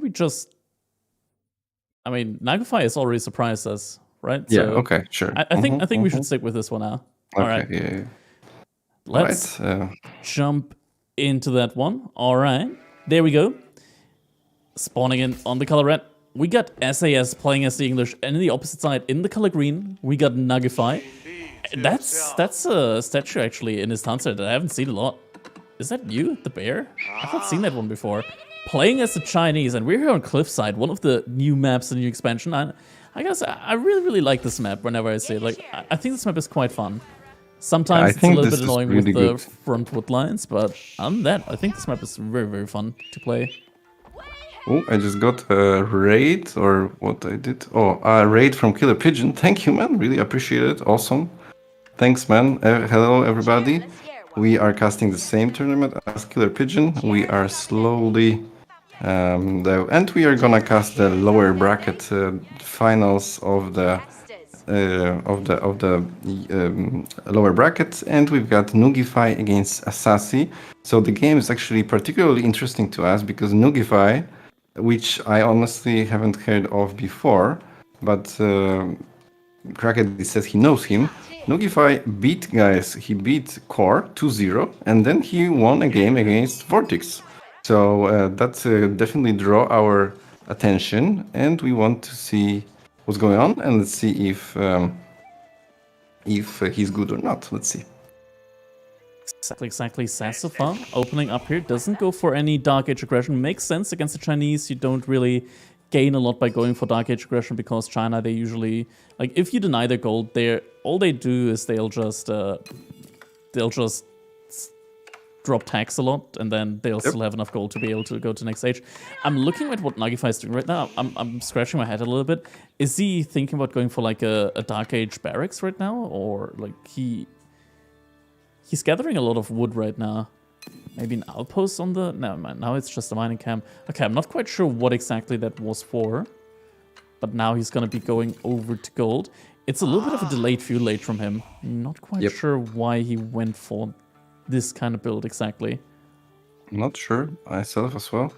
But when you were mentioning the map before, and I have to say, Cliffside is probably my favorite map out of the new maps in general, because the good part is that you've got food in the middle, right? So you've got, look at this, there's 2 boars in the middle, and there is at least 2-3 deer packs in the middle very often, and even some berries. So, and then also a lot of goats. So what that means is that this map extremely favors map control, right? So if you want to have a playstyle in which you delay farms and you just attack, and try to play the map with just food on the map, then it's just perfect map for that, you know. So sometimes when I play Japan and I'm very aggressive here, I take both boars and I take opponent's deer and I still roll with it, you know. So that's pretty nice, and I really like this about this map, that this map really rewards being active on the map and being aggressive. So I think this is a good thing, because in general nowadays, especially a couple maps that there are,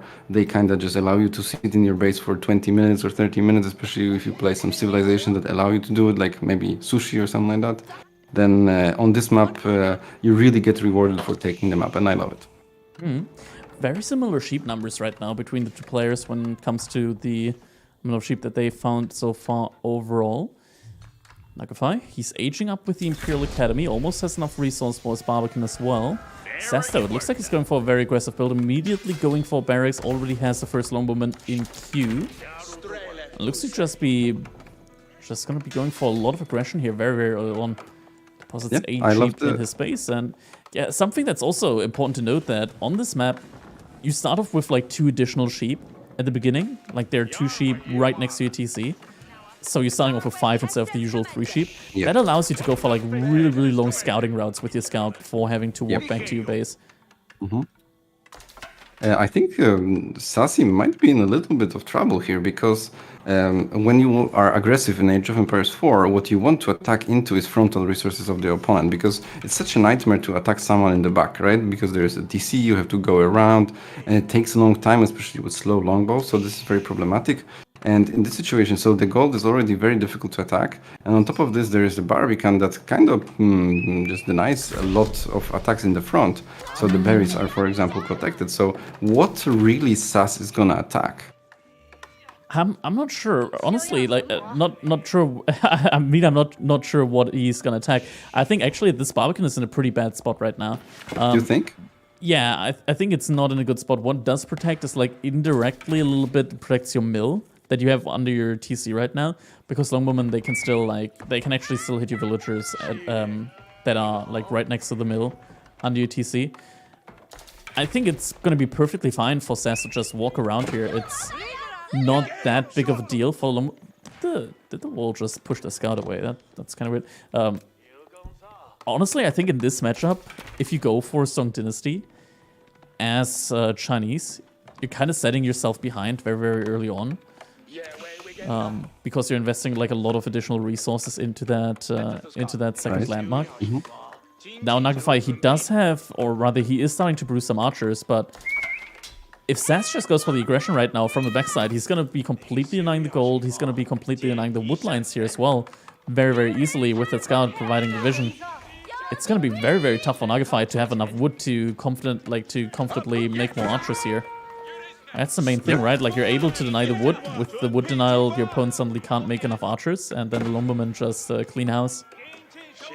Yeah, this is actually a good point. So I feel like, and there's also notice that there are 2 gold mines near each other in the back. So what that means is that if you deny one, you kind of deny all of the gold of the opponent. So that might make a situation in which Nuggify will even have problems at all to even gather any gold. Although obviously there are taxes and stuff like that, right? So what I like about him right now, though, is that he's going pure archer, and I think pure archer against opening with spears, I think it's actually a very, very nice idea. Yeah, you have to go archers here, because if you go for Jugunu, the Jugunu have the same movement speed as the Longbowmen, but they have much less range. So if you open up with Jugunu, you're just going to lose most of your Jugunu here very, very quickly. And we now see the problem here that Nuggify has, right? Like, he had to evacuate the wood line, had to go to the other one. And meanwhile, SAS, he's messing up Longbowmen on the other hand side. He knows right now that that wood line is not being used right now from Nuggify. So he's just going to go around with the Longbowmen onto the other wood line, and then he's just going to completely all out. And that's actually the best thing that you can do against the Chinese, is deny wood. Yeah. Denying wood is probably by far the best thing that you can do against the Chinese. Like, if you try to deny external food sources, they're just going to do the farm transition. If you deny the wood, then they can't do anything. Yes, and on top of this, denying wood makes you not able to produce archers, which is exactly, or even just production buildings. So right now I feel like, but again, he kinda is back to gathering it. So, but he has been slowed down quite significantly. On the other hand, I don't see... Yeah, there's a huge army in the middle. I was wondering why there's the number of longbows is not growing. And I feel like these actually maybe... this can be pretty problematic for Sassy, because he just lost the tempo of the attack, and you can't really delay your attack like this. So these units not coming to help the fight maybe will allow Nuggify to really get enough archers to repel the next attack as well. Actually, I'm looking at what Nuggify is doing right now. He's going for stone, so he might be thinking that now it's time for him to go for his second TC, now that the push kind of stalled out. But this might have just been a little bit... this is just a little bit of false sense of security, because Sassy still has a lot of units right there in front of his base. And Nuggify didn't see how many units exactly he had, and look at that, now the archers find out how many Longbowmen there are. And now that second TC kind of suddenly feels like a very, very foolish decision from Nuggify. Yeah, so secretly, what I just described as a Sassy's mistake, maybe this was actually secretly genius, because right now he hid the number of longbows and he gave, like you say, false sense of security to the opponent, and right now he's gonna just get too greedy and he's not gonna build enough units, which he could have and should have. And right now Sassy's pretty much still all-inning, except he's got a couple farms, I guess. But I don't think you're supposed to go second TC in this situation. You just need to mass a ton of units, and this is how you defend a push like this. However, he can, I guess, try to intercept reinforcements like he's doing right now with horsemen. So this still could be pretty dire situation for Sassy, but I guess the push is succeeding. So let's see if the harassment is gonna do much or not. First villager going down, and it's actually the one for SAS, and behind that, I mean, with China, Song Dynasty, Nuggify actually has gotten a solid villager lead behind all of that. So that's looking good for him. Ooh, this is 3 villager kills on top of the Song Dynasty initially, so I feel like Nuggify is in really good spot, assuming he manages to complete the TC, or doesn't die right now, because that can happen still. Yeah, I mean, archer count isn't that great for Nuggify right now. SAS also getting some economy upgrades and is sniping some of these archers. I would have really wished to see SAS like get a ram at this kind of point in time, because when you take a look at like where the villages are positioned for Nuggify, all of these are in very, very much rammable positions right now. And if you deny China their villages, then they're just going to be population starved. Yep, and I would say another thing is I would maybe like to see the second TC on the wood lines so that you can safely gather wood. And this could be quite problematic for Nuggify right now. Like he can kind of just die. He's got Sassy has got twice as many longbows as he has archers, and you're supposed to have more archers in this situation. So I feel like Nuggify, if he doesn't, like if those two armies connect right now and he doesn't kill either of those, I feel like this could be pretty problematic for Sassy. Sorry, for Nuggify. Yeah, I agree. Nuggify, he's once again going out with his horsemen. He's gonna snipe a couple of reinforcement longbowmen here. No blacksmith upgrades yet for either player here. Longbowmen finding some villager kills here on the berries. That's the first couple of villagers that do go down for Nuggify in this game. Yeah, so it seems Nuggify is completely out of food. So he can't really produce any even horsemen in future. He just needs to build a ton of archers and try to defend through archers, which don't cost as much food. But I think this is actually looking decent for Sassy. I think he managed to still be aggressive. And okay, now we've got an attempt to take a berry in the back, but sheep randomly. It's gonna find him. Yeah, this could be. And Sassy immediately pulls all the units. Yes, that sheep could be MVP of this game. But as you see, it's still a nightmare for Sassy to push into the situation. It's just so difficult. You have to connect your armies. You're so susceptible to counterattacks. You're losing villagers to counterattacks, and you really want to connect your armies right now. If all the resources were in front of Nuggify's base, I'm 100% sure he's gonna just be dead already. But since they are so much in the back, there's still hope for him, and I guess he's gonna gather all these berries at very rapid pace. So maybe with these towers, maybe he's gonna actually still stabilize, and if he manages to gather all these berries here, I could totally see him reaching 30-40 archers, which maybe could be enough. However, there's also a problem here that archers counter longbows only to a certain point, because at some point English will start adding men-at-arms, and then suddenly archers are just not that great counter to longbows anymore, because how do you target fire 40 archers well enough in order to kill opponents' longbows? If you have tanking in front with men-at-arms as well. Yeah, great. Sassy finds the villagers on the berries, but outposts with emplacements are there right now. I don't think Sassy can stay around there for too long. I mean, there is a sheep now, so in theory, from the other hand side, Sassy, Nuggify could have at least 8 villagers on food working there for him right now.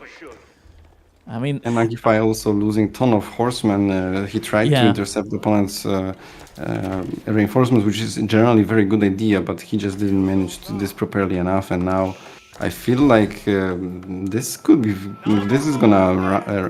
but he caught a bunch of longbows that he can actually kill relatively freely, so if he micros it properly, if he kills a lot of these longbows, then and now he can come back and deal with the back group.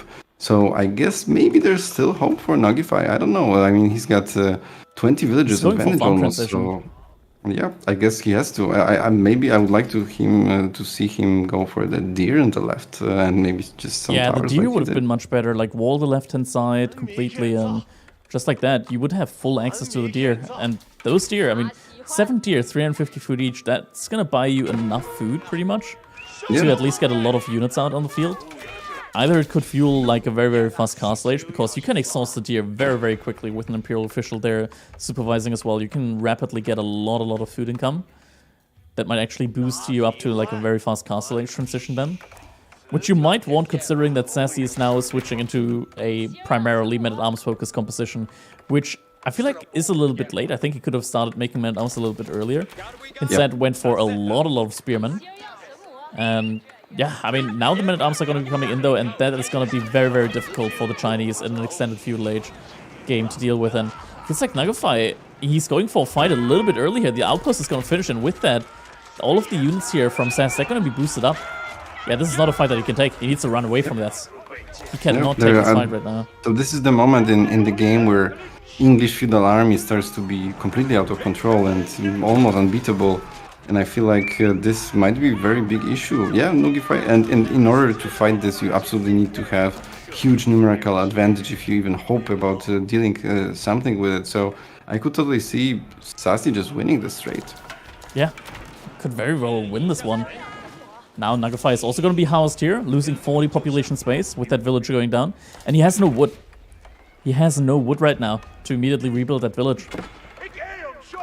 But yeah, this is classic English, very nicely done push, where you don't let your opponent go into Castle Age and you just keep him in feudal for so long that the feudal English army gets so unbeatable. That's why I'm so hesitant to go 2TC against English nowadays, where I kind of want to go quite fast castle off of maybe food on the map, and this is the only way that you can fight the English army. Like you can't win H2 fight against English with most civs. Yeah, and not an extended game at all. Now another outpost, the outpost troll with the network of castles coming in as well. Villagers could potentially get sniped if Nuggify pays attention. Doesn't do so though. Outpost is gonna go up. And the men-at-arms front line. The Zhugalu just not doing a lot of damage to them here. Yep. And with that, the longbowman just doing so much damage to the backline here. Yeah, Nuggify can't hold this. Yep. It's just it's not even a numbers game here. It's just a unit composition. It's literally just better for Sassy. Yep. Nuggify is now once again trying to go into Horseman.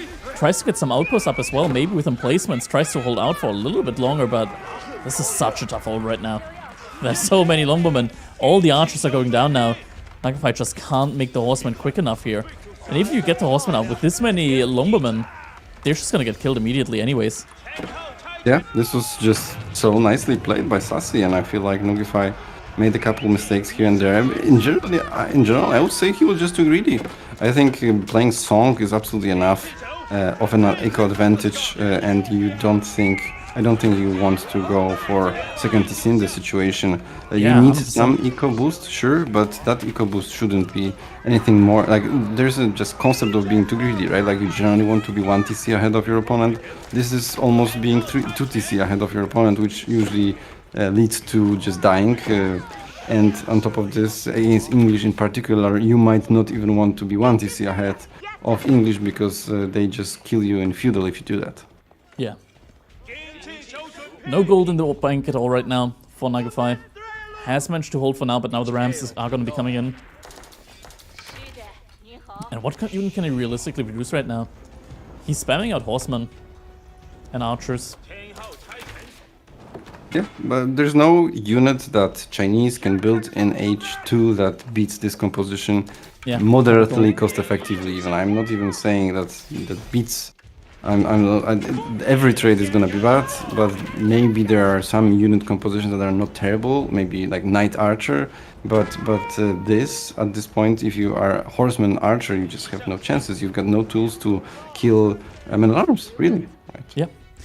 That's why either you outmass your opponent with the archers like 1.5 to 1, or maybe even 2 to 1, and just go pure archers, maybe. Then you can probably get to a point where you can one-shot the men-at-arms.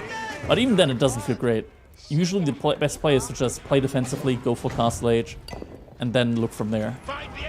Yeah, the counter to H2 men-at-arms is very often, if you don't have access to knights, the counter is to just mass archers. So you go, opponent goes for 20 men-at-arms, you go for 60 archers, that's fine, right? But the problem is that if you go against English for this strategy, then you're just gonna get also killed by the longbows, right? So, but for example, when I used to play experiment with HRE all-in and feudal, just mass men-at-arms. One of my friends just did mass archer and he would kite me through the entire map. And generally, I feel like this is actually very good counter to mass men-at-arms. The problem is that the longbows make it impossible, and then suddenly you're stuck in a situation where you just have literally no answer to this composition. That's it. Is going for it. Another attempt to push out of his base, but Horseman against the men-at-arms, we know how that fight is gonna go. He's trying to push out, trying to make it look like he's got a lot of units, but SAS knows that he doesn't even have to micro here. He just A moves, and the units go down. It's also just army value. Men-at-arms and longbows are quite expensive, so it looks like you've got, just 20 units of each.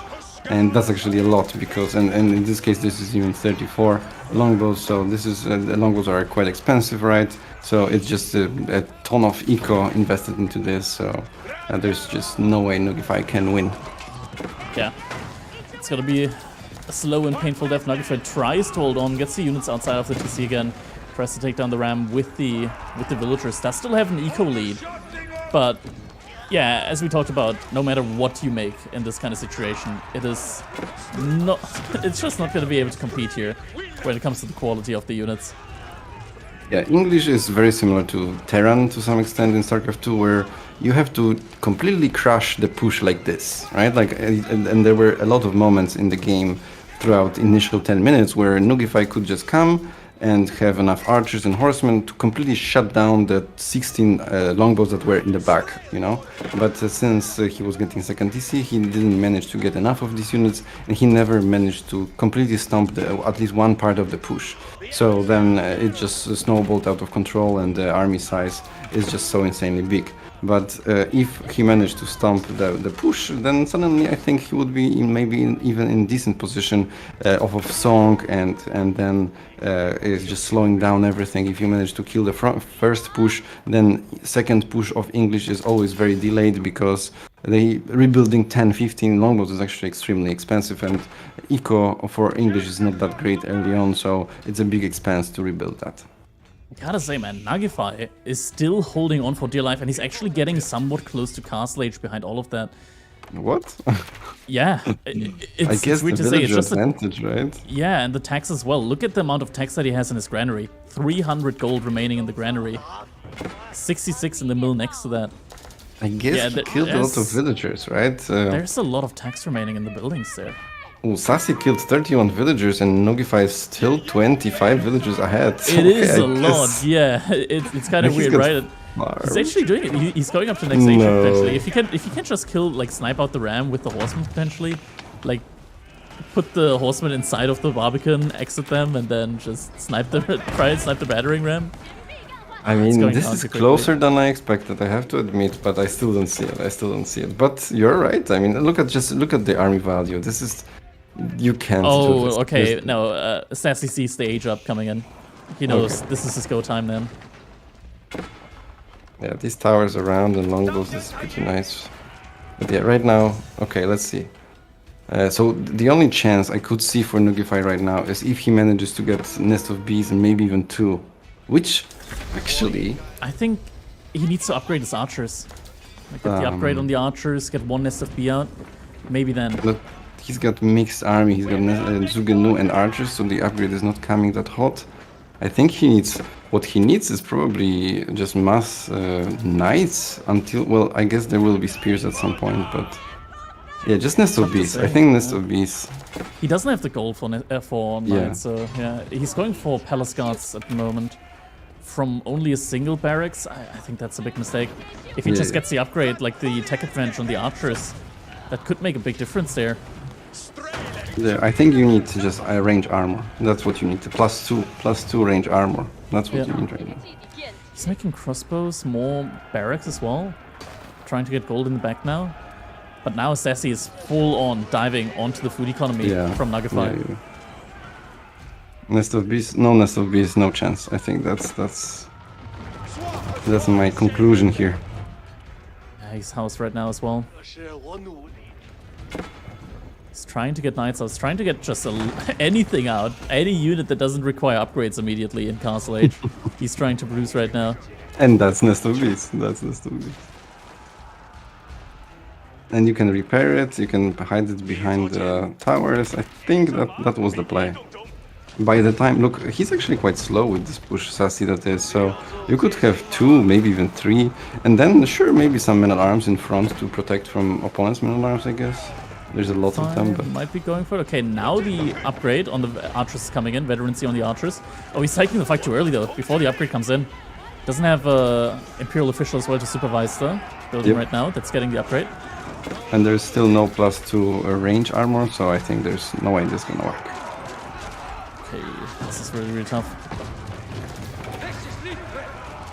Is the range actually getting taken down before the upgrade comes through? It might be. There's 2 rams on it. Holy, that's close. 10 seconds? Yeah, it's going down. The range is going down before the upgrade comes in. How is the army value getting in favor of Nuggify? How is this possible? There's a lot of palace guards. What? And there was a couple of knights as well. What? What? And No Nuggify way. is actively focusing not the man-at-arms with his units right now. No, he still doesn't do it. But this was surprisingly close, I have to say. Yeah, he almost came back there. Impressive. Yeah, it's just what he needed is +2 range armor. Yeah. Or Nest of Beasts. But this was super close. I guess the outpost with hand cannon emplacement, they are insanely strong as well. They don't do Second, that much is he DPS still- overall. Oh, he gave up. Yeah, GG gets called. I mean, this was really close though. Gotta Yeah, hand it wow, to him. I'm surprised. Like he went for a Absolutely, yeah. greedy play, almost found himself like completely dead. Like being able to stay alive like that, I'm impressed. Like the multitasking there from Nuggify was absolutely great. Like keeping the economy going behind it all, absolutely great play. Well played. But look at the resources that he has. Like even though he had so many more villagers for a long part of the game, food is pretty much even. Yeah, I can see that. It's just because he was running around, he didn't have access to food, he didn't have any other things, right? So, and he had to build farms. Is this cat harassment? Okay, well, so let's go into the second game. Or was it second game? I don't know if that was the first one. Let's I'm have a not look. sure either. Let's check. Yeah, I don't see it because it's match history, but I think they're already in the second game, another game at least. So All right. I'm gonna invite you to the lobby and let's jump in. Let's jump into it. Yep.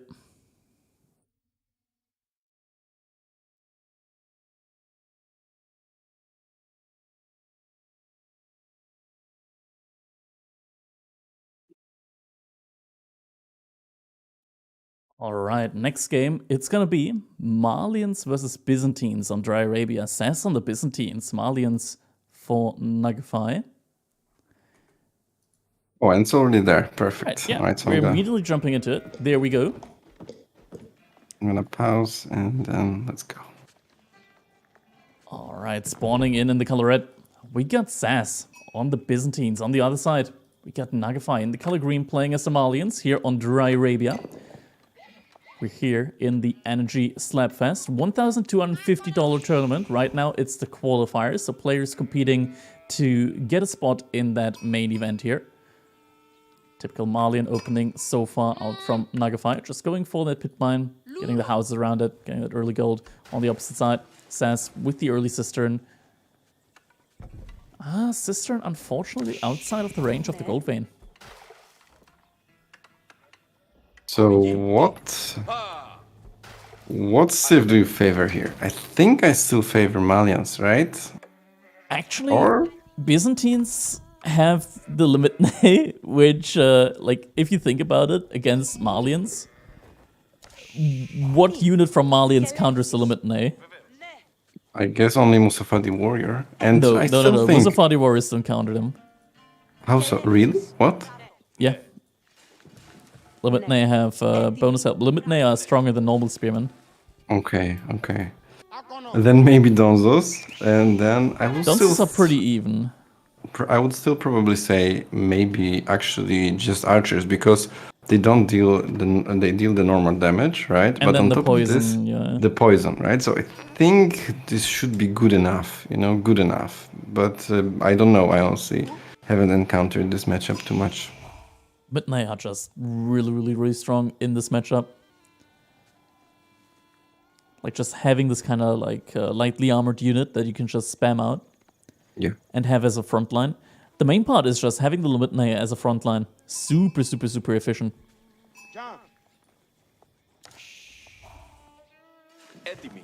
Okay, well, so we've got frontal gold for Nuggify, and we've got back gold for Sassy. So this is Nuggify also has double back gold as well. Yes, that's true. And frontal deers. Well, let's see. So I kinda would prefer maybe to not even go cows as Malians. I would maybe just go either full 2TC, full 1TC all in, or 1TC into fast castle. Maybe this Lucifer Vortex style with the how it's called with this. With a Farimba garrison. Yeah, maybe, but I'm not sure. Like, what are you supposed to do as Malians, right? You never want to. Like, if you go cows, you give Byzantines too much time, I think. Yeah, the thing is, like, if you think about it, like, villager-wise, if Byzantine goes 2TC here, with 2TC, and then they go, like, 2TC fast castle age, the Malian landmark counts as, like, roughly 20, 25 villagers. The Byzantine landmark counts as 11, plus they have the second TC at that point in time. Okay. So it kind of makes up for it, and you get the mercenaries out as well. So what is your point? I think that in many situations, Byzantines always have an answer for anything that Malians do. I think it needs to be a mix for the Malians out of early aggression and then a castle age transition. Mm-hmm. So what about maybe just normal warrior scout opening into cows then? I don't think warrior scout makes a lot of sense because the main one unit that Byzantines want to make in the beginning to start off with anyways, it's gonna be Limit and we immediately see SAS going for that early barracks here. So I think it needs to be like either like Archer Dunzo kind of opening, and as soon as you see your opponent also going for range units, then you start making javelin throws. I don't know, man. I think you just go straight cows again. I think this is just... We're actually seeing some scouts here, some warrior scouts coming out from Nuggify. What if you go fast Imperial as Malians? There's so many options, man. I think cows into fast Imperial. I think that's the way then, because I don't think Malian H2 aggression is that good, or is it? I guess it's still gonna be better than what Byzantines can muster usually. I don't think actually no. I think in general I think H2 Malians is really bad. What? No way. You think it's good? I think it's pretty damn good. Like you get the Dunzo, like the best spearman in the game. You get the javelin throw. Dunzo is good, but my point is that when it comes to H2, Malians really struggle with countering archers, right? Because both javelin throwers and warrior scouts and sofas are actually very bad at tanking archers. I mean, javelin throwers are good, but they have their own problems, I guess, right? But I'm saying that Malian's cavalry is just not that great. That's true. That's true. The cavalry ain't the greatest. But that's in H2 and in H3 it's good, right? But doesn't need to be. How so? Like so, imagine you still have like you can't see the sofa as like a quote unquote knight. Instead, what is it's like an in between of like the horseman and the knight, right? So in that regard, like it's still a very solid unit. Like sure, it gets even better in Castle Age with the +2 armor, but it's still pretty solid. But in my opinion, in this matchup, Malians won't have an issue with mass range units because Byzantines rarely go for mass archers. You could go for mass longbow even. The thing is, you can't mass longbow, right? Okay, like the initial berry bush, that's gonna give you 10 longbows at most. Any additional berry bush is gonna give you maximum 5 longbows, plus a little bit of change. Yeah, the thing is, so in my opinion, if you go super heavy H2 aggression against Byzantines as Malians, I don't think you break Byzantines. Maybe you deny resources, maybe like a tower here.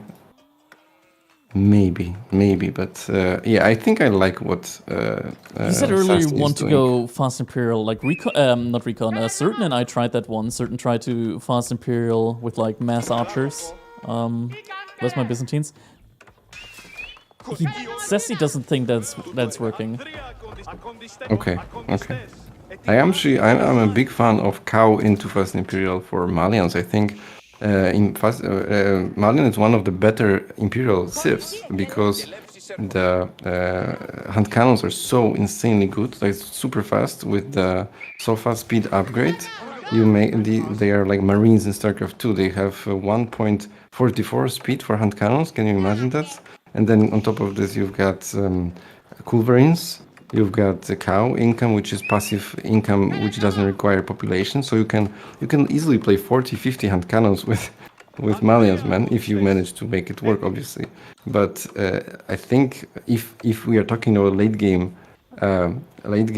death balls, I think Malians can easily make one of the better ones. Maybe. The mercenary house from SAS is actually in range of the trade post from looks of it, so he has access to both Sipahi and Arbaletria. Sipahi are pretty good there. Yeah, I guess Arbaletria could be good against Mas Sofa as well. Yeah, he's got 3 out already, so 3 Sipahi he has there out on the map. That's, And look, he chose the other path than we've seen normally. We see Javelin Thrower, Camel Rider, and Grenadier. I'm not sure I agree with this. I think it is an option. Like, it's a tough one, but like I get where he's getting at, what he's getting at. Like the Camel Rider, it's a cavalry unit which you can still make versus the versus Musafadi warriors. Like it's better than a horseman. It's in the matchup versus the both Sofas and Musafadi warriors. It's gonna be a very nice unit. Then you get the Javelin Thrower, which counters the Javelin Thrower, so you get an answer to Javelin Throwers in that sense, as well as an answer to archers. And Grenadier in the late game you just don't make. interesting. Yeah, I guess Camel Rider against Sofa, I think that's the biggest deal I think that he's aiming for.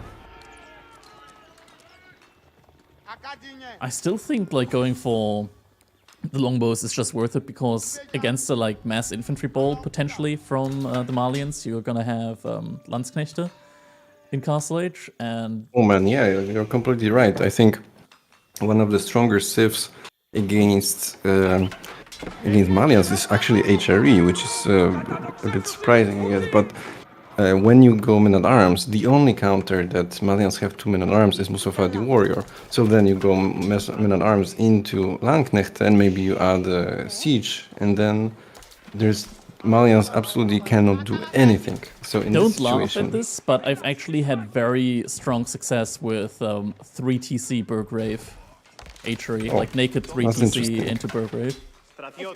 That's interesting, and I'm not laughing. I'm open to the idea for sure. Yeah, but my point is that when we look from perspective of unit compositions, I feel like Malians have no answer to Landsknecht Men at Arm composition in H3 and in mostly H3, right? So if you can get there without being too behind, and I think Byzantines absolutely can get it with longbow defense, then I think this could be very, very deadly against Malians. So I think that's the play. All right, let's step back to the game though, because things are happening right now. We were talking a lot about the theory here, but SAS, he's actually made a lot of units here in the meantime, and Javelin Throwers are sniping out the Javelin Throwers from Nuggify. They're doing bonus damage to each other, and with that, they're like countering each other out. The front line from Nuggify, it's kind of crumbling here. He still has an outpost with emplacement, which is helping him buff it the back right now. But SAS, he didn't really get any eco damage in there, but he did kind of show, hey, wait, you can't just naked Castle Age here. Yep. Which is kind of catching Nuggify with his pants down, because he already has a lot of cattle out right now. Like, yes, but this is good for him. A serious problem for Sassy, I think, in this situation, because he doesn't have a second TC, is that right? He doesn't, yeah. Yeah, so you're literally just you're playing a naked 1 TC with maybe some eco boosts like cisterns or some farms from Grand Winery or whatever, but the problem is like you're trying to push into cows and you can't push them. And so the problem is that Nuggify is gonna go H3 in 2-3 minutes or maybe 4, and then he's just gonna outproduce Sassy big time. So I feel like that could be a pretty big problem, unless Nuggify dies right now with the frontal gold. That could be a problem. But I think Sassy is on the timer and he really needs to do something right now. He is going for Kira Siphon. Now, Kira Siphons, I mean, they're a ram that costs 100 bonus gold. Like, that hurts. Like, early on in these stages, paying 100 gold for a single unit that is not able to attack units definitely hurts a lot. Sure, there. But does it deal significantly more damage to buildings? I think so, right? Or no? It does do pretty damn well against buildings. What it doesn't do well against the stone, it's actually weird, like, Kira Siphons take forever to get through stone walls. Like, literally forever. But against these normal buildings, they actually do quite well. But it looks like, yeah, I guess it's killing this faster than a Ramwood. And it's also the range damage, that's pretty big deal, I think. It feels like Nuggify might have enough here to hold. I'm not 100% sure. Like, there aren't that many javelin throwers out there right now for SAS. Yeah, this is looking extremely good for Nuggify, to be honest. Although I guess he doesn't have counters to the Limitane, so that could be a little bit problematic. But he does have I think he's... Yeah, we are approaching the moment in which he's vastly going to outproduce Sassy. So I think that Sassy, this is not... He's winning this slightly, but he's not winning this hard enough. They're walking through fire. Oh, they're standing in the fire. Dunces have to watch out there. They can't stand the fire there from the Kira Siphon. They're taking a lot of damage. Burning, you're taking damage. Oh, I was always wondering, do you take damage from this or no? And actually you do. You do. You take damage if you're directly in the stream of fire, and you take damage if you're in the ground. Okay. Yeah. Nice. I didn't know if you're in the stream of fire, you take incredibly fast damage. Like, it kills a villager in like 2-3 seconds. Oh, so this unit is good. I think it's good, this RAM. It's... one of the main issues is its cost, and it has less armor than a normal ram and a lot less health. So it has 70 less health and 20 less armor. The main issue with armor is that this ram actually gets destroyed by cannon emplacements. Right, okay. But in H2 pushes, it feels like pretty strong. Not only does it cost a lot in Feudal Age, it also costs too much gold in like late game to reasonably spam it out. Right, fair enough, yeah, for sure. That's so it's definitely weaker in H3-4, but it feels like in H2 this could be abused quite nicely with this fire thing. It felt like it was actually significant. Although, as I said, right now it's starting to be numbers game, and we've got a lot of cows for Nuggify. This is what 6. That's 18. Yeah, and I don't think SAS is anywhere close to getting to H3, so I could see this game being strongly in favor of Nuggify right now. Yeah, right now it definitely seems to be that way. Grand Falani Corral is now going to be coming in. SAS is still amassing more and more units here in Feudal Age, but looking at the income right now, SAS is sitting at what, 1800 resource per minute? Meanwhile, Nuggify, he's sitting at 2.5k. Yeah. Exactly. And the thing is, this is so difficult to just attack into javelin throwers, right? Because they're gonna throw a javelin and they're gonna kite, right? Throw a javelin, kite. Are you able to dive that main TC in Feudal? It's usually very difficult, unless you're Luciferan, then you always somehow make it work. But still, in general, in my opinion, attacking into javelins is just not the greatest idea. I think javelins are pretty bad in late Castle Age, maybe. So if you see your opponent or force your opponent to spam a lot of javelin throwers, that's completely fine to just take the game into later stages. But in order to do that, you need to have an economy to back it up, and I don't think Sassy has it. I think he's just overcommitting to aggression, which is not succeeding. If he was full all-in and that worked, then that's fine, but he is right now gonna all-in into H3 units, which might be problematic. I think SAS is actually about to age up soon as well. Like, he's just feigning aggression right now. He's totally fine with just walking back right now. He's fully vault behind all of this. So if he falls back now, the aggression is going to take a while to really come in. He can just sacrifice the Kira Siphon as well if he wanted to further cause delay here. Like, it takes a little bit for that one to go down. Yeah, but look, okay, well, let's see. But it seems to me like the number of, like the income for a Nuggify should be insane in a second. The thing is, behind all of that, SAS, he actually made a lot of farms around his Grand Winery. So he is getting a good amount of olive oil right now behind all of this, and he's going to be able to age up as well. So the mercenary play might actually be coming in here for him relatively soon. Nuggify right now, he doesn't have a lot of Dunzos out, so the Camel Riders as well could actually do some good work there.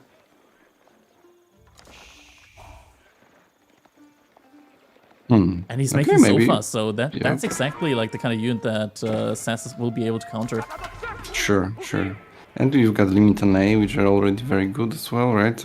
It's just always it's so difficult to decide what unit to build against Byzantines. But to me, it seems like Men-at-Arms should be very, very strong. The problem is that Milan Arms are just not that great unit, and any time, at any point, Byzantines can just spam crossbows and kind of deny them. Yeah, Malians don't even get men-at-arms.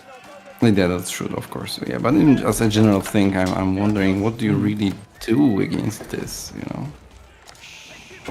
That's very interesting. Like, Byzantine compositions can be pretty insane. Now H-up comes in for SAS as well. Yeah, but he's pumping out we've the got ranking this. guards. Yeah, we've got huge spike in strength for Nuggify right now, right? Because we've got the food income from the coral, we've got H3 upgrades, and now, yes, he's diving all the farms right now. And if he manages to deny the farms, that could be his win condition here. Limit Knight, not in shield wall formation yet. Have to switch. There we go. Now they're in shield wall formation. Now they're taking significantly less damage from all of these range units. Nuggify notices that and is pulling back or kiting effectively. At the same time, though, the javelin throwers they don't die. from SAS. Yeah, they don't die, and SAS is doing a lot of damage with his javelin throwers behind all of that. We've got quite serious Sofa harassment in the back as well. Let's see, for example, these on the right side. Yeah, at the right side, yeah, there's gold and also deer that could be very heavily harassed by the... Does he not see that? He didn't see that. He didn't see the villagers on gold, actually. Oh, okay. Was just slightly out of line of sight. Okay, Yeah, but look at the army population. It's huge for Malian players, so maybe he's still doing it. Let's see. There's a couple of crossbowmen also coming out from SAS. He's going to be able to do some bonus damage there against the Sofas. Sofas that should now see the villagers on the gold mine. And there they go, charging onto them. Meanwhile, still a big part of the food economy for SAS right now is completely idled out. Villagers aren't being pulled from the gold mine, actually. He might lose a couple more there. And so far, Nuggify has already killed 11 villagers. 15 villagers are idle right now. More villagers currently are idled as they're running away from the Sofas.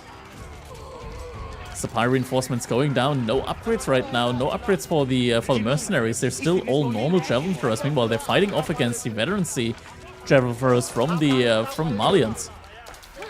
Yeah, I think he's doing it. Look at this. It's just the food income. It's crazy. It's so high, and on top of this, he's got so many production buildings that he just floats the opponent units. And right now, he's gonna deny the farms. And without the farms, SAS is dead. Yeah, at this point in time, I don't think there's anything that SAS can really do. And with that, GG gets called. Nuggify, he's going to go for the equalizer here. 1-1 now, so we got one last game to go here. Awesome, yeah. Yeah. It's just, you just can't play not 2TC against Cowboom. You just have to play 2TC. Or you kill your opponent, but killing Malian javelin, massing javelin throwers is just not possible, right? So when we look at economy count, it's the entire story. Look at this. Yeah, the Cowboom is still quite something.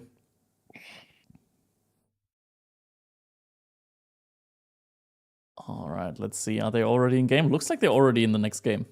Awesome. Let's go. All right, invite me to group again.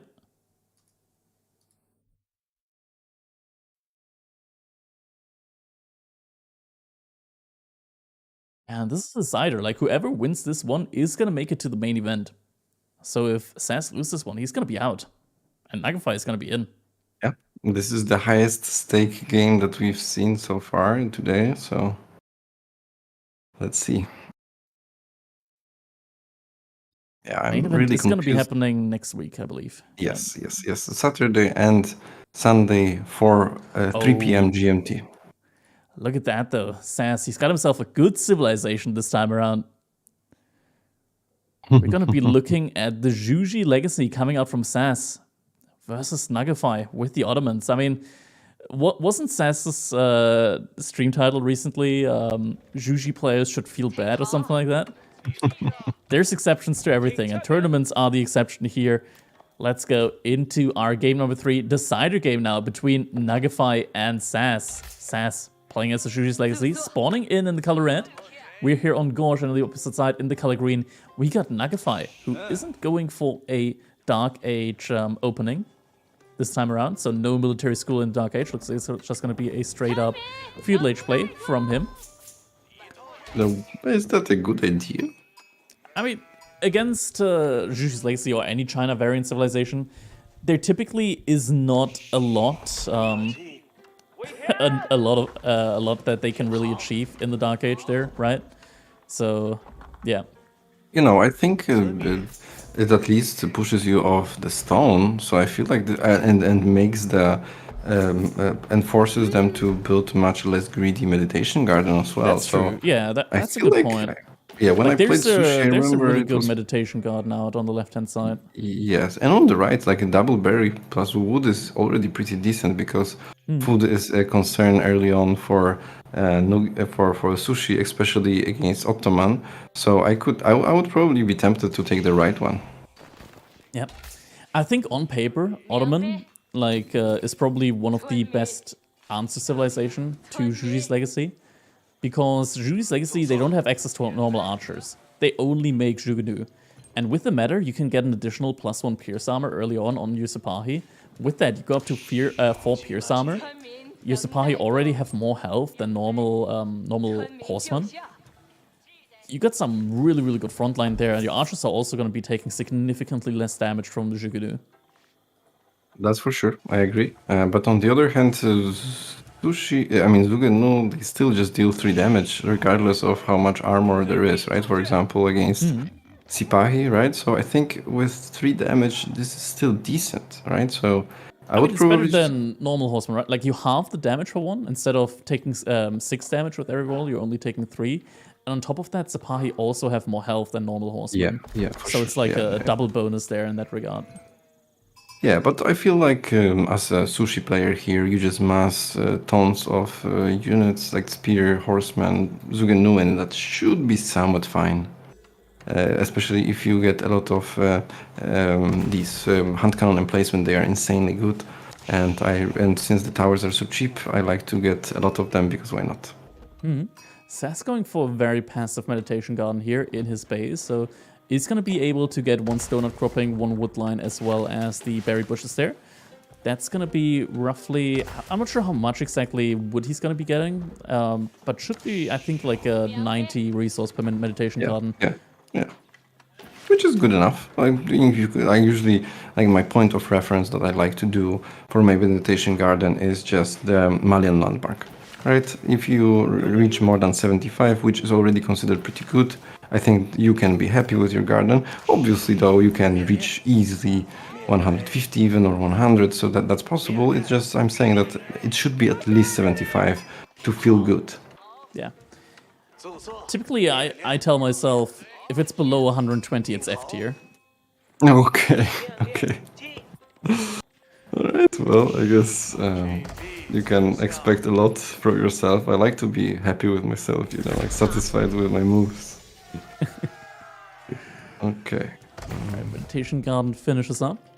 Twin Mineral Address also finishing up. Stone be gathered, so first military school should be coming in soon. Right about now, surely. I am pretty sure. So, do we go second TC from Sasti here? You have to, right? Or no? I don't think you necessarily have to. I talked about earlier, I think actually the strongest strategy right now with Jushi's Legacy is just all in Jugunu, like completely forget anything, just mass Jugunu. Like Really? there's no tomorrow. Yeah, actually, not even kidding. Like getting so much tempo as well with the instant Jugunu from the Jiangnan Tower. You're getting cheaper blacksmith, like you're saving up a lot of wood on like other stuff with the Song Dynasty as well. You're getting bonus resource with the Jiangnan Tower worth of units as well. It is actually, I haven't seen a civilization yet, not even kidding, that can, except for English, that can hold against Juji all in just mass Jugunu from the beginning. Really? But I lost a bunch of times when I heard this from many people what you just said. Just mass pure Zugan. No, but then someone go 2-3 stables pure Sipahi or pure just horseman, and this still beats Zugan. No or no? Actually, no. If you scout that out as well, you just wait in your base until you have sufficient Jugunu numbers, because if they're like chewing through their food that quickly, they're gonna have to make cuts somewhere else on their resource. And if it's really that's only a- cavalry, then you go for spearmen. That's a good point. That's a good point. Yeah, obviously, but then they add archers, and they still, in theory, are supposed to mow down the spears Yeah, as well. Right? So, The thing is, with the archer play, it takes 14 archers to kill one Jugenu.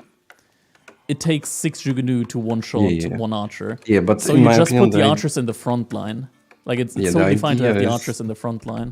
I think the idea is that your horsemen tank and your archers just kill the spears. No?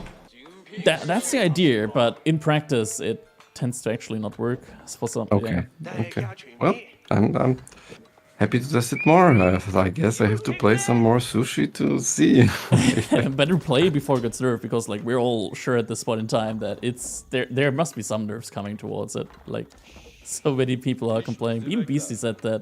Like, when Beastie doesn't play a civilization that's really strong, then you know, okay, that civ is getting nerfed. Yeah, I don't think the nerf is gonna be that big though. Well, let's see. I Okay. think they Well, can't nerf Jugenu directly, right? Because then they've been nerfing China, and China already has negative win rates. yeah, and this is a bit tricky because if you overnerf Zuganu, then on the other hand, you might just collapse the entire feudal, right? So Yeah, they don't get Because- archers, right? So it's very tough to balance them. yeah, and early Palace Guard is pretty bad, I think. Yeah. Definitely doesn't feel good. Yeah. Okay, well, let's see. So we've got Nuggify just going for full all-in, pretty much. Or I guess full aggression at least for He's now. actually pulling a lot of villagers off of wood right now, even though he just dropped to archery range, which is weird. Like, is he just now focusing more on Sipahi then, or? Yeah, this is not enough Is he wood to baiting? support double archery range at all, for sure. So maybe he's thinking about H3 after behind this push. But the problem is that this push, I guess it has to be very committed to actually achieve anything. And the question is, what is Sassy planning? Because is he just massing? Yeah, he's just massing units in H2. Is that it? Yeah. He's got so much food. I was even thinking like he might be considering going H3, but it seems to me Just that 1 TC massing units right now. yeah. I guess this is he's probably respecting. fun. Oh, He's respecting Ottomans, but like he's 7 gold. he's 7 not on gold. producing as much as he also. could. Yeah, I think maybe he just wants to get more Jugenu out, which makes sense then if you get more on gold. Since Zhu's Legacy, they actually don't get that much gold income compared to normal China, since China ages up with the Imperial Academy. Right. And that one actually gives you so much gold. It's actually Yeah, unbelievable. yeah. Like having 20% of your income yeah. like transferred into gold. Kinda insane. Yep. But I was actually talking about 7 villagers on gold for Nuggify, for and Nuggify, yeah, really- okay. yeah, You're right, and you're kind of looks like he is going It's- third age. But is this a right play? I think he actually It's baited so. SAS potentially with this. Like, he baited me at least as an observer. I was like, wait, what is he doing? Like, he pulled the villagers off of wood. I was like, okay, maybe he's focusing more into Sipahi here instead. And then I was like, maybe he's baiting. And yeah, I think he's just baiting right now, making sure that SAS is gonna commit more units to feudal age and not going for like a really quick age up here now instead. Yeah, look how paranoid Sassy is. I mean, I understand being scared, but 3 towers is... Where's the scout? His scout is in space right now. He's trying to get it out again to try and scout. It's very hard to scout when your opponent has Sipahi out on the map, because they're just gonna glue the Sipahi to your scout, and then your scout isn't gonna survive for long. Oh, gets thrown away though, Sipahi, but now the Mehmet Imperial Armory is coming in. Yeah, okay, so I guess what's the plan here? I would definitely go for multiple barracks with just mass men at arms right now and try to push Sassy, because he is so and just get all the relics, get food on the map, but he is adding more archery ranges. So I'm not sure what's the play. Is he planning to counter Zugano with archers? Maybe it's just gonna be veterancy on the archers. That could be a plan, because then it dramatically shifts the amount of archers that it takes to kill Jugnu, and like holding on as well. Like if he gets the matter in then as well, then he can go up to like 3 pierce armor on the archers. That could be a play, but yeah, I'm a little bit confused here as well. Like if this is gonna be crossbows, then that would be the worst decision that he could make, right? I guess he's just gonna be archers, Yeah. which I guess to some extent archer is the counter to Zugano plus spear, but I feel like men at arms would be just way better counter. Yeah, I agree, but no, SAS, he's gonna move forward with everything he's got. Oh yeah, there's just not much unit for Nuggify, so this could be a little dangerous. Dangerous. Let's see. But yeah, all these towers, Sassy must be kicking himself right now because they delayed the push, they delayed the H3 for him. So this is definitely, I think, holdable. Should definitely be. I mean, he doesn't have siege engineering. As I say that, he's getting that right now in the from the blacksmith. Not sure if he's gonna be able to make something happen with that though. There's upgrade on the archers coming in soon, but the Jugunu, they're getting close, Have to be careful. Their meta actually gets sniped out there. Good snipe for SAS, actually. Getting that meta out early. Nuggify is gonna have to reinvest into that one. And now he's burning down the production buildings. Yeah, but it's not enough. You don't really care about some buildings at this point if you've got age advantage. Especially as Ottomans, yeah. Like Ottomans only pay 100 wood for their production buildings. So it's not a big loss for them. Mangonel also only like less than a minute remaining for that one to pop out. So at this point I think it's actually too late probably for SAS to go into a ram push. I think he just has to fall back, go age up himself. Yep. But this leaves him vulnerable to H3 counterattack from Nuggify, right? So he might upgrade all the archers and then he's got the timing, but I still don't see any men at arms. I guess. So the problem is that what is he building? He's making them with the military schools, the men-at-arms. Okay, yeah. I guess that's smart because you're saving food this way. But yeah, if Mangonel pops, the entire attack finishes unless the Mongol gets sniped, but I don't see it. This might be another mind game right now. If Nuggify just kind of like shows men-at-arms out of the military schools, SAS might assume that he's gonna go for an armored unit composition and then make crossbowmen. Maybe, yeah. So Mangonel is out, and I'm not kidding. I'm looking at Nuggify and I'm looking at a man of mind games. You think? I think so. No, I feel like he is mostly a micro player. I'm still trying to learn. He did great eco micro earlier in the China vs English game. Yeah, I still don't know honestly how can we describe him, but definitely this is a solid play. Like even a winning game against Sassy is absolutely a decent feat already. Yeah. And he's looking in better shape in this game. If I were to pick favorite right now, that would be Nuggify. Yeah, I think so too. The army count is getting closer and closer now. The archers have veterancy on them. No other blacksmith upgrade for them right now though. Like they're just veterancy, nothing else upgraded on them. No blacksmith upgrades other than pierce armor. But how do you counter Mango? The Mangonel, yeah, that's gonna be a rough one. SAS has the resource now that he needs to age up. Okay, he's aging up now. Shaolin Monastery. I'm not a big fan of the Shaolin Monastery in this point in time right now. I think the Mountain Academy is... I really don't like the Academy. It's so bad, isn't it? I mean, you're getting like twice as often to your... you're gonna be able to empty out the tax on your buildings a lot quicker. Because passively you're... like the time that it takes for Imperial officials to take taxes out of buildings gets halved. So you're able to take taxes out more often. That's going to be very important once you get like a granary set up. Because that's when you start generating like a ton of tax actually. Also getting bonus food kind of helps you through like difficult food transitions. Alright, let's get maybe to this discussion later, but I'm definitely happy to come back to it.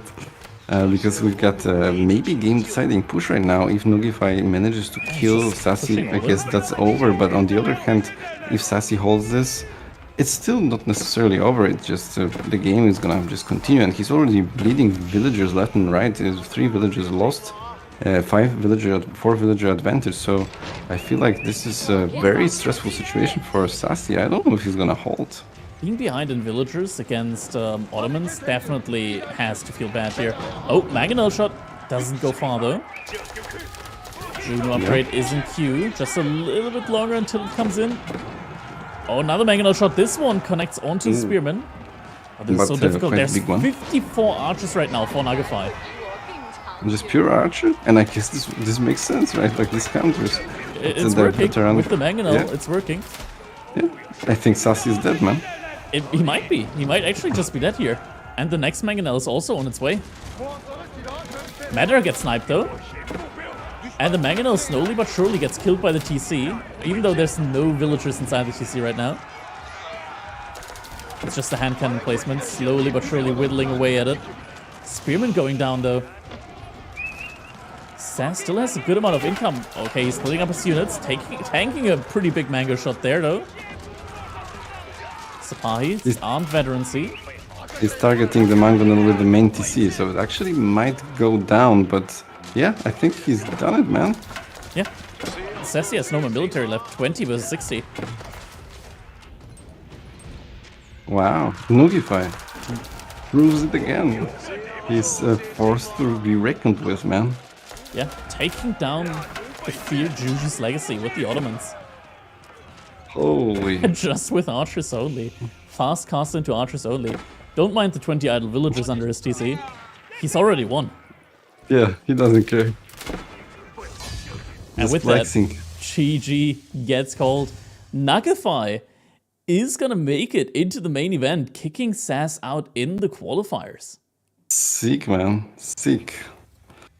And we've had a lot of upsets today. Jeez. Yeah, I didn't expect it, but I guess when there's a new DLC, right, new civs, meta and the levels get shifted a bit. You know, like someone who maybe just played like 3 months non-stop right now, maybe Nuggify what that was.